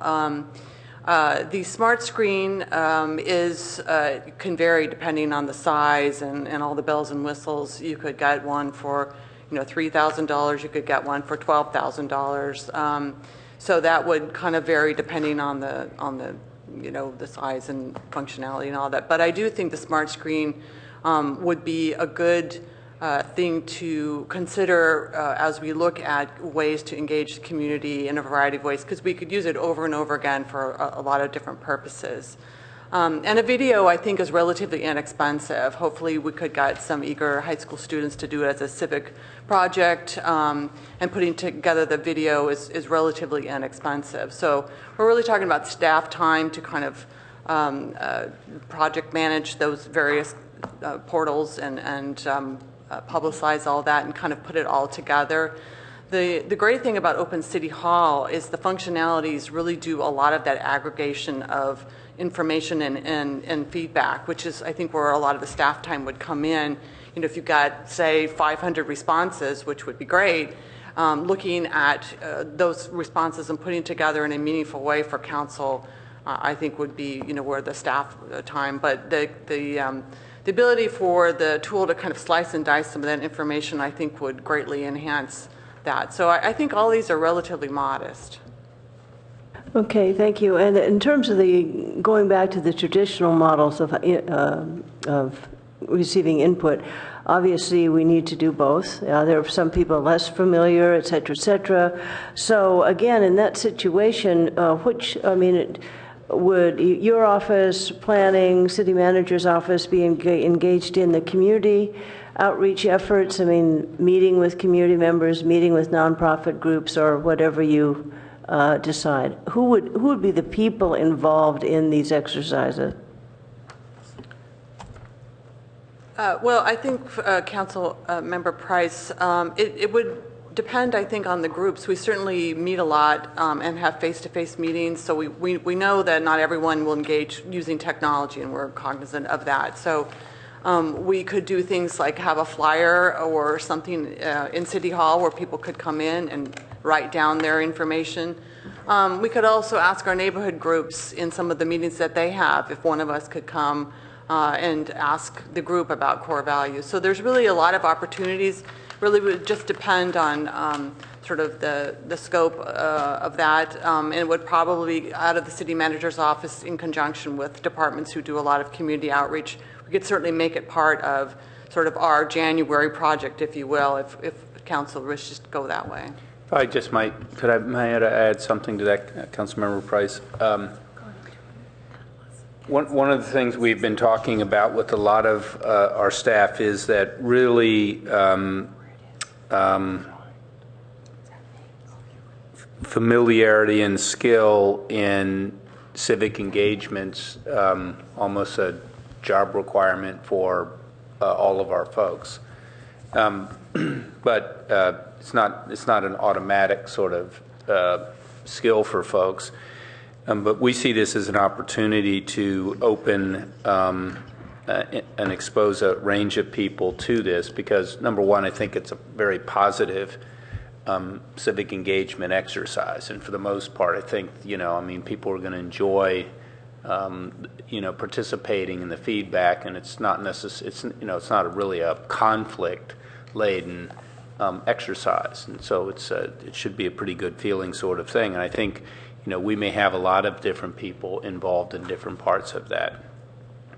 At the same time, I think our plan is to do our best to reach out to a range of groups and sectors or whatever in a representative fashion.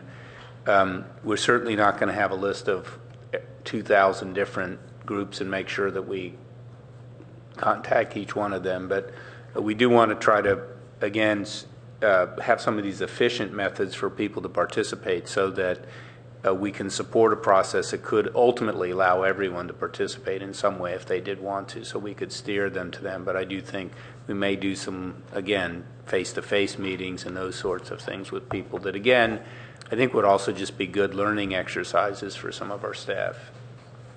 Okay, thank you. In concept, of course, I agree with this. I guess one thing that concerns me is it feels so amorphous. I feel like the quality of the information you will receive is as good as the way you frame the questions, the way you kind of set yourself out there, not only through these other means that you've identified, but, in community meetings. So, is there going to be another round of discussion or refinement on your part that would really, again, shape this experience a little bit? My concern is that if I've said this before, what do you all think?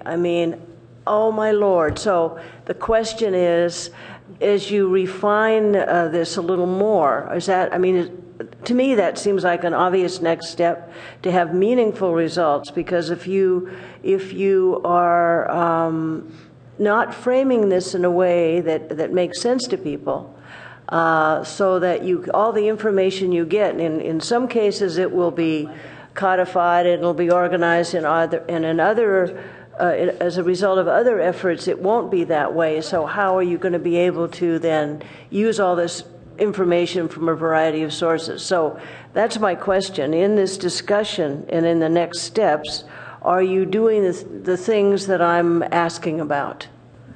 Yeah, so I think those are really spot-on points, and we've talked about being able to come back and share with the council some of the approaches we'd use in how to frame this. Now, hopefully we wouldn't get into micro wordsmithing about that as much as seeing the approach.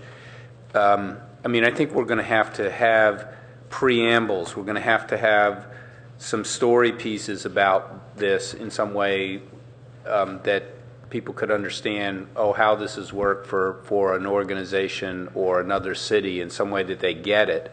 And I also, if I could take this liberty, I think a lot of the times it's not going to be very effective to just say, what do you think the city's values are?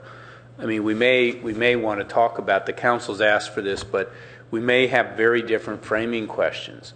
What is it that you really love about Palo Alto? What is it that really keeps you here? What is it that's and then we'll parse. I think we'll have to parse out of that. Then I think it's better. But if you really kind of go, you don't want people feeling that it's a test or something either. So get the best input. And so I think it's going to mix of it, and ultimately to some extent, it's going to reside with you about how you want to ultimately exert the editorial control that makes sense out of all of this. And so I think Councilmember Nissa's comment was a really good one, and I could sort of see council members nodding with this, that the conversation itself is as much value almost as the end product, but we want to make sure that the framing questions are such that the conversation is a really good one. Do you know what I mean? And people get it.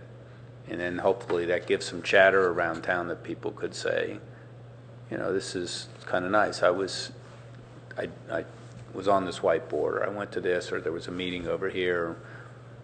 Our school was doing some videos about what makes Palo Alto a great place, or whatever. My thoughts. If I could just add one thing, particularly on Open City Hall, when cities have done this, they have defined somewhat, you know, what they're looking for, whether it's a, you know, a laundry list, or whether council uses some of the values that you all came up with as a group individually, you know, what your core values were. So they had some parameters to provide some discussion, and also the related content and the related comment functionality would also help, I think, so that you don't have sort of, you know, this huge wide variety or something that's so out on the margin that it's not useful into the council's decision-making process.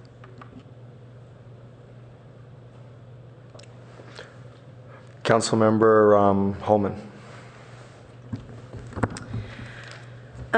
I concur with the line of question that Councilmember Price just went down.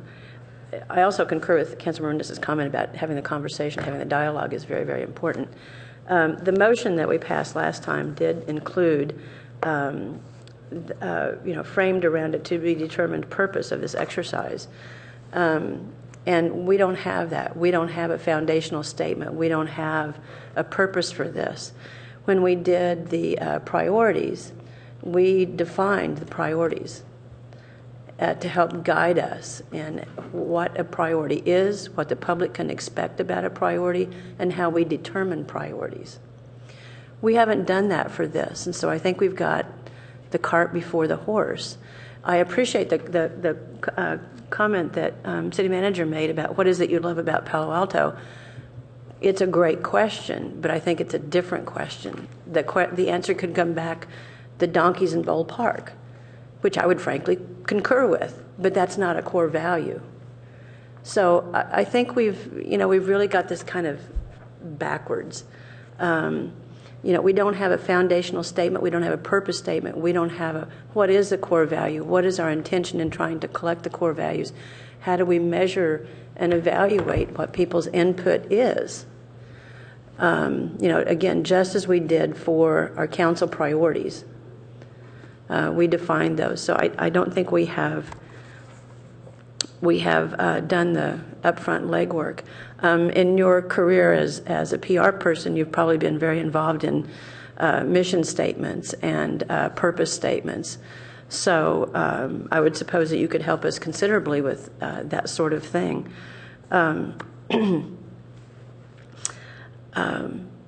You know, I think it's also important, and we have this conversation at Policy and Services, and we had it at last council meeting, I believe, too, is like, are these the council's priorities or are the community's priorities? Is it this council's priorities, core values, or is it, you know, the council's core values? You know, we haven't determined that. So what is it that we're looking for from the community? I think the dialogue and the discussion is great, but if we come out at the end of it and, you know, the color of Palo Alto was one thing, the physical color that came out was, you know, one thing, but then we finally determined, it's like, well, the color of Palo Alto is obviously green. So why spend all that money and go through all the exercise if it's like, well, we know what it is, it's green. So I guess I'm all for doing this, but I'm not sure we're going about it in a way that's going to end up with without frustration on the part of a lot of people, maybe including council members, so that it's a meaningful exercise. I do think up here I appreciate the methods of collecting information. I do think up here, though, if this goes ahead the way it is here without first establishing what a core value is, that face-to-face community input and outreach should be included with that. And I would ask the maker of the motion if he would accept that. It's mentioned as other means of soliciting information, but it's not in the motion. What was your suggestion, Councilmember Holman? That we include direct solicitation in face-to-face community outreach. If you look at packet page 222, the very first sentence at the top of the leftover sentence at the top of the page, I kind of just combined that into one shorter phrase. Yeah, I mean, I think I have no problem at all adding that to the motion. I think that was mentioned by staff as something they were planning on doing, but it's fine with me, unless there's a reason why we shouldn't from staff's perspective. No, again, as long as we're not, yeah, I mean, I don't want to. We don't want to turn exactly this into a politically correct thing that we didn't talk to this group and we should have done that group and that sort of thing. And I would also say I think Councilmember Holman's comments are really good about we have to be clear, but I can assure you we would never just pluck one sentence out and say, what do you love about Palo Alto? It may be part of a stream of statements so that it would be clear that people would start to understand, I wasn't trying to pick on you or pick on your statement. I was just saying, as an example, it's it might be one thing, but if we did just ask it that way, you could get that response. But if we said the council wants to talk about core values, these are the kind of guiding principles that might be. I can't remember what was the term I said timeless last time, and there was a better term that the council came up with, enduring, that the council could use to guide its decisions. Right, but see, we don't have that, and that's what's missing for me. Well, and that was part of the motion that was supposed to come back as well. Well, not exactly. It was said around a to be determined purpose. We weren't directed to be the ones determining a purpose. I actually had written a preamble that could be used in the last report. Wasn't complete, but it started to try to get to exactly the point that you were asking. I guess we interpret the prior motion differently. I was thinking that what came back was to be formed around a purpose statement, as opposed to, I think, the way you're interpreting it. So okay. You guys had mentioned in your staff report that you'd be coming back with examples of what other cities had done and that type of thing. I'm happy to have the conversation now as to what defining a value or what core values are, but I didn't know if that was going to be something that we'd be diving deeper into when you come back with those examples, or do you want to do it tonight? Well, so if I might respond, I wasn't being clear. So there were three things that I would think that I'd written down here that we need to be sure that we had as part of the outreach process. So that we needed to have a preamble and purpose statement and a definition of some way so that it was clear what this was all about. That we would give examples from other organizations and cities, as I mentioned, so that people could start to understand, that's what you mean by that, whether that could resonate or not. And that we would get a clearer definition for the things that you were asking. Are these the councils? Are these the cities? Is it this council? So that we could express the thought, even though you may modify it at the end. So when we're, as part of the whole outreach process, we could explain to people why the council's doing this, what exactly this means. Because I clearly understand to just go out and have a process without the context is important. So we can come back before we start the process and give you our thoughts. On the other hand, if the council has some thoughts right now, either you want to frame it into a direct motion to us or give us some perspectives that we can incorporate, be sure we incorporate into what we bring back, I would be happy to do that, or for us to have that. Well, I think I think trying to come up with something right here on the fly is not a good way to go about it. But I do think it would be important that council buys into whatever staff's going to go out with. So I don't think we agree with you. I don't think it needs to be in the motion, but I think, if council members could, submit to staff, their suggestions, that when staff comes back, and I would hope that staff would come back before going to the public, that would be most helpful. And the other thing, and this complicates things, but I guess if we had different expectations here, is the timing. So the staff report says, I've forgotten exactly how it's worded, but going out and implement the community outreach effort would be during the month of January.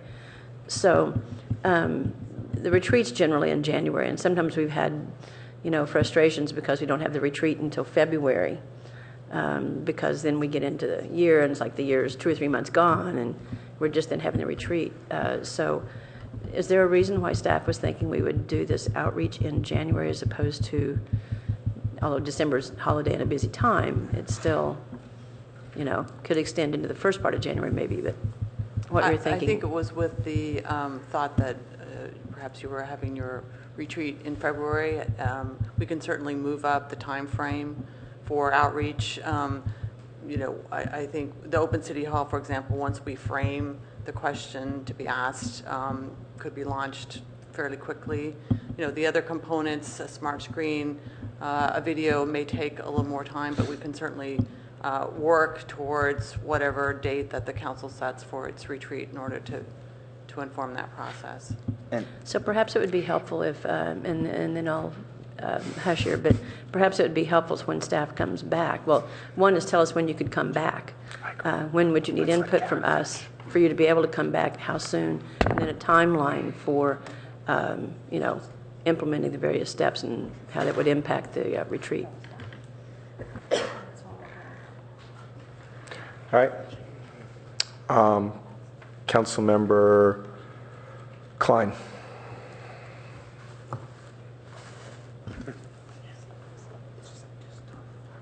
One question and I think 3 comments. What do we have in here as protection that we don't have the weakness of Palo Alto Online, where we know many people post over and over and over again, making it look like there are a lot of people, but there are really only a few. Are we going to have some protections built in to prevent that?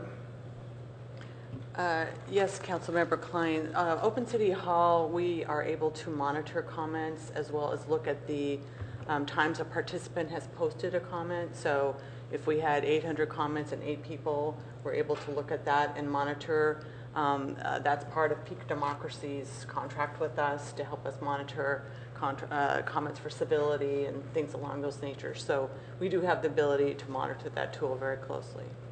I'm sorry, a follow-up to that. Would we be publicizing the fact that we're trying to limit people to 1 comment per person?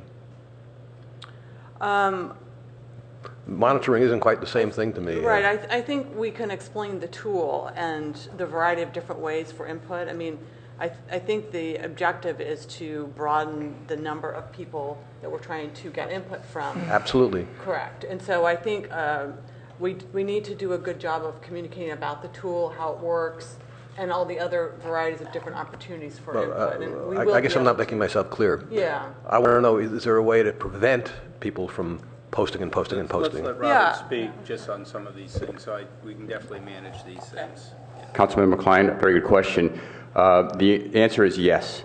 And the way that we do that is our software and staff monitor every user and their comments in 4 ways. First of all, to post an idea or a comment, you have to register if you want to make it available to the public as well as the staff and the council. And registration includes your real name so we can identify you, your email address so we can contact you, and your street address so we know your jurisdiction. And so in addition to now monitoring your registration, we also we confirm your email address, we geocode your street address, and then we monitor your IP address and browser cookie. And through those techniques, we prevent systematic fraud. So whereas maybe one person might get a second comment and they can't materially impact the system in ways that you see on these unstructured blogs. All right, fine. We have 2 other means of getting community input. How about those 2? How are we going to prevent the problem of the multiple poster? On the whiteboard, is that what Yeah. Mm-hmm.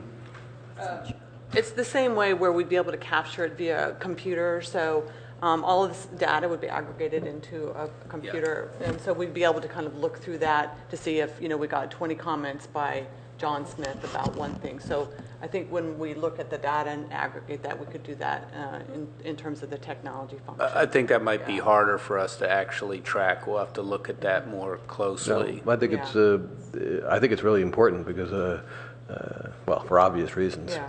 I mean, they may be able to write 10 times. That doesn't necessarily mean we would include any of their comments 10 times, right, because we'd have the ability to look at that when we look through the data. Well, I don't even care about whether the person's made the same comment. I don't want John Doe to have 10 times the influence of Betty Correct. Smith. Correct. And we would be able to go through the responses so that we could track and Okay, and, good. My comments quickly. I associate myself with the comments of Councilmember Niss. I think that she's absolutely right on track. I don't think that it's going to be hard to figure out our community values. I frankly I don't understand the distinction between so-called community values and the city council values. If, first of all, I don't know how you determine what the community is with 65,000 people, unless it's the council making a decision, as we do on all types of things. So it seems to me they are one and the same, and if the council somehow has gotten it wrong, then it'll be out of office. But I think that get back to the word that we used last time and what the city manager used. These should be enduring values so that they are not changed from council to council. I would be very disappointed if they're changed every 2 or every 4 years or even every decade. And lastly, the longer I heard this debate tonight, the more pessimistic I became. I hope this doesn't turn into a morass. I think this ought to be a very straightforward discussion, input from the community, great. But if we're spending hours upon hours of this, I think we've not succeeded. Mr. Mayor, may I just say one comment in response? So, I think those are good points. I personally, I actually still find the community council distinction can be confusing depending how people see it, and I really think this should be advanced in such a way that there's no sense that this is a vote, for example, but that the council is engaging in a conversation and wants to listen and hear from the community because it wants to formulate the values that it wants to use to guide the council based on what you hear from the community. And it's a little bit looser so that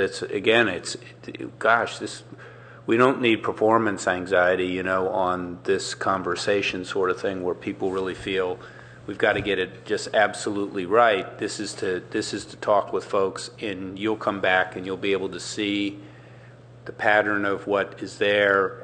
And sure, you're going to put it together and organize it some way that somebody could say, well, I would have looked at it slightly different. But the council said, based on the listening that we did, this is what we heard, and this is what we want to stand for as your representatives as we make decisions. I think there's some way to think about it in that way. I may not have it just right, but to try to kind of capture, well, I think I've just expressed the way I think it needs to be done. Councilmember, Vice Mayor Shepherd.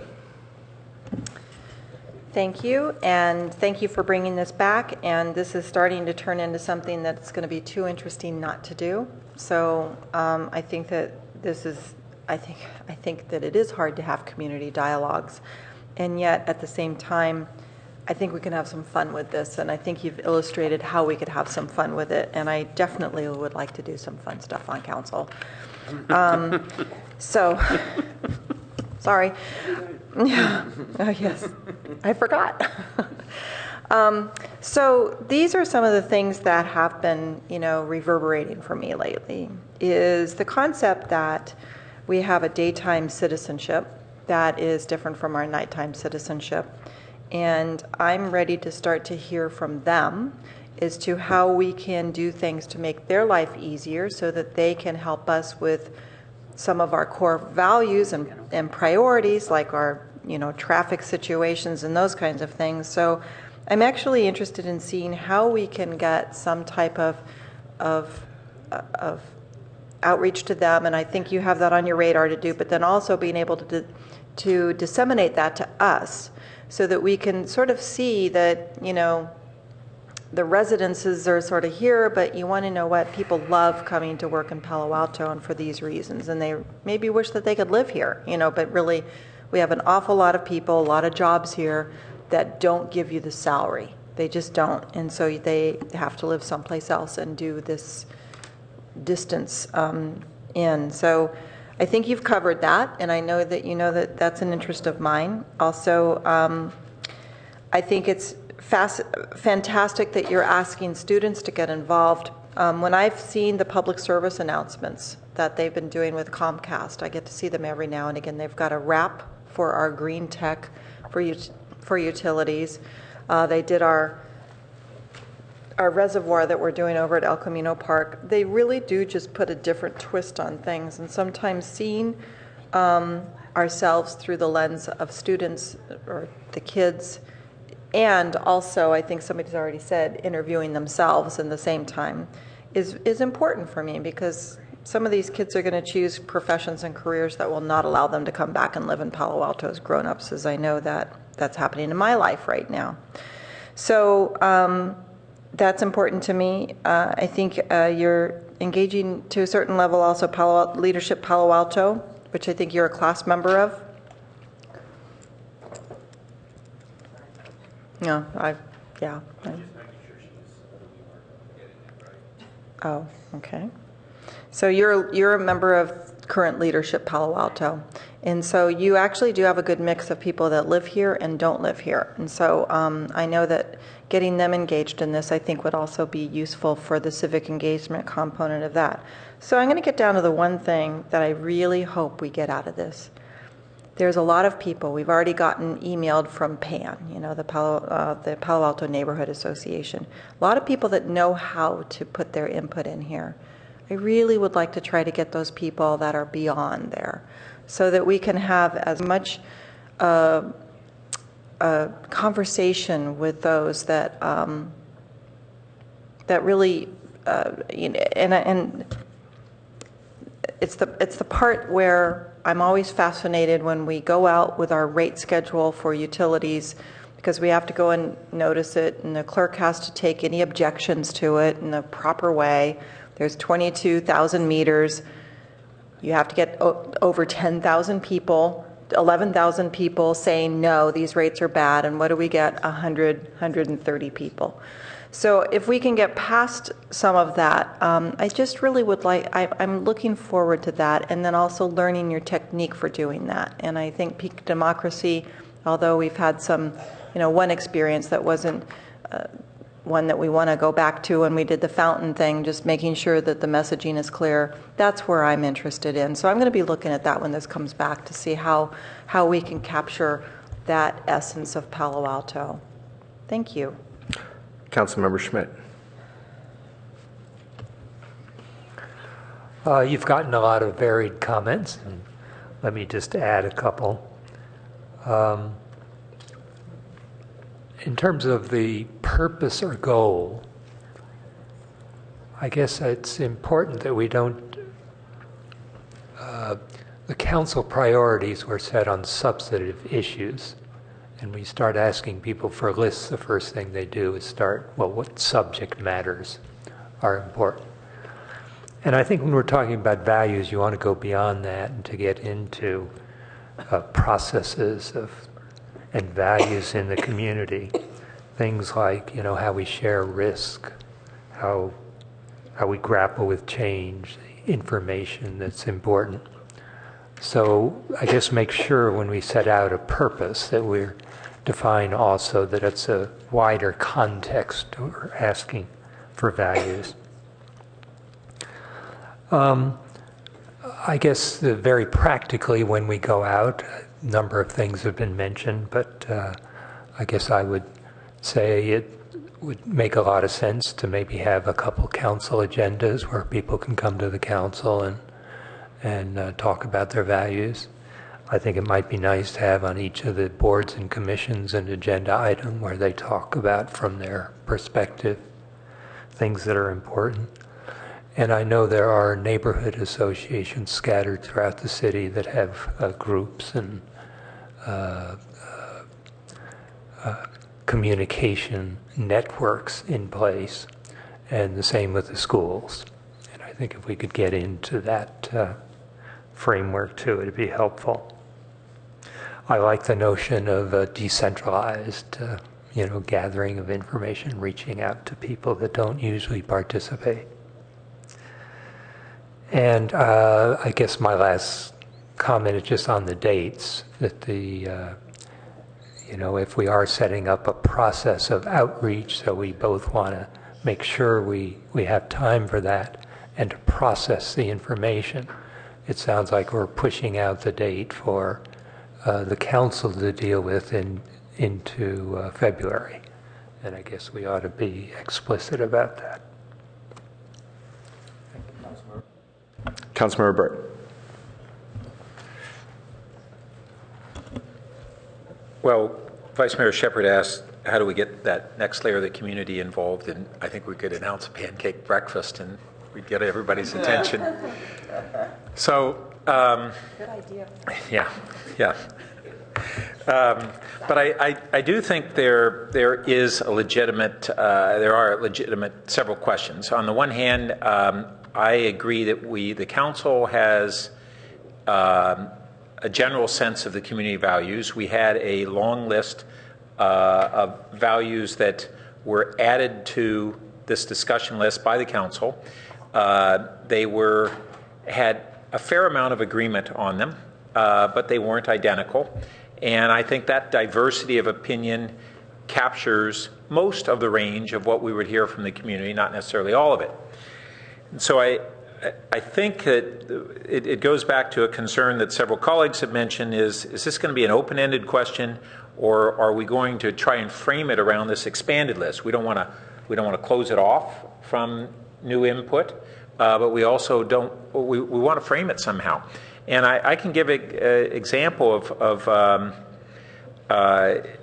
this other question of are these the values of the community or the values not of the city government, but for the city government. It's what sorts of things can the city government do that reflects community values. So if you were to ask the broader question, I would say that education is a community value. I mean, that's a big part of why families move here. But that's not really very actionable by the city government. We tangentially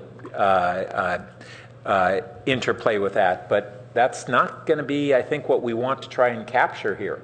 So we've got to make those distinctions at some level. I think most of what we're talking about, the community values and the values for the city government are aligned, but they're not necessarily identical. So I think we have to go in and recognize that. Another example of something where it's not necessarily going to be what you like most about Palo Alto is this one that we've had, and it remains in our discussion about emergency preparedness. It's just not a sexy value. It's not something that makes you warm and fuzzy. But is it something that we as a city government say it's a responsibility in that sense? It's part of our value structure. Some of the things that we do in life are values that aren't pleasantries. And so we have to figure out a way to capture that too. If we only ask people what they like, we won't necessarily get the correct input there either. So I think we have to frame the questions. I was getting tempted to say we don't have this well enough framed, and as much as I've been frustrated by the slow pace of this, whether it should go back to policy and services to try to flush some of this out. So if everybody just agrees with me, then it doesn't need to go back to policy and services. But I actually think good points have been getting made, but we haven't synthesized them very well yet. So my recommendation is that, well, let me ask a question. what's the agenda like for policy and services in the coming weeks, not months? Could this be fit in? It's really busy. Okay, all right. Because I don't want to delay this any further. So then I will entrust that when this comes back to us, staff will have taken feedback from the council as a whole. In addition to, is that fair enough from the maker of the motion that we will not only have what's in the motion, but there's certain open items that we're looking for staff, I said council take feedback, that staff is hearing feedback and that they're going to come with certain recommendations in response to what they heard tonight in addition to what's in the motion? Sure. And for us to have a broader discussion on these issues at that time. Yeah. Okay. All right. So I've had my comments. I do want to just say also that I think some of this different innovation on outreach is great. I like the idea of having the youth do interviews. We have we have the media center teen program, and then we have the journalism programs at our high schools that are really strong. And those kids are hungry to do some things like this and getting involved in the community. And I think it provides an opportunity for things like multi-generational input, where you have the teens going to the senior center to interview there. And it would be not only informative, but a great experience for everybody. Okay, thanks. So I appreciate the work that staff's done on this. I do have some concerns about the morass, so I'm glad we're not sending it into policy and services. And I hope that we do keep this to be a fun civic engagement exercise that is fun and engaging for the entire community. Obviously, the community didn't think it was that fun and engaging since they didn't really come out tonight to talk about it. Exactly. I saw the... Yeah. There's nobody here. It's really midnight, you guys. So the other thing I just wanted to briefly address was this notion of, is it the council values or the community values?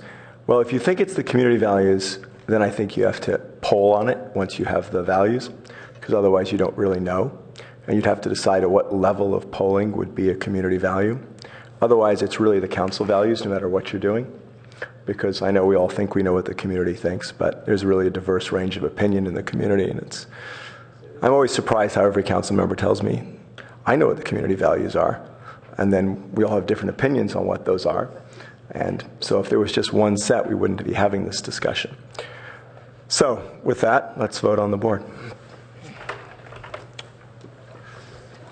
And that passes unanimously.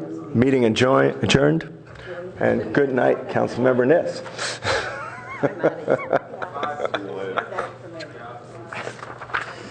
So did you look at...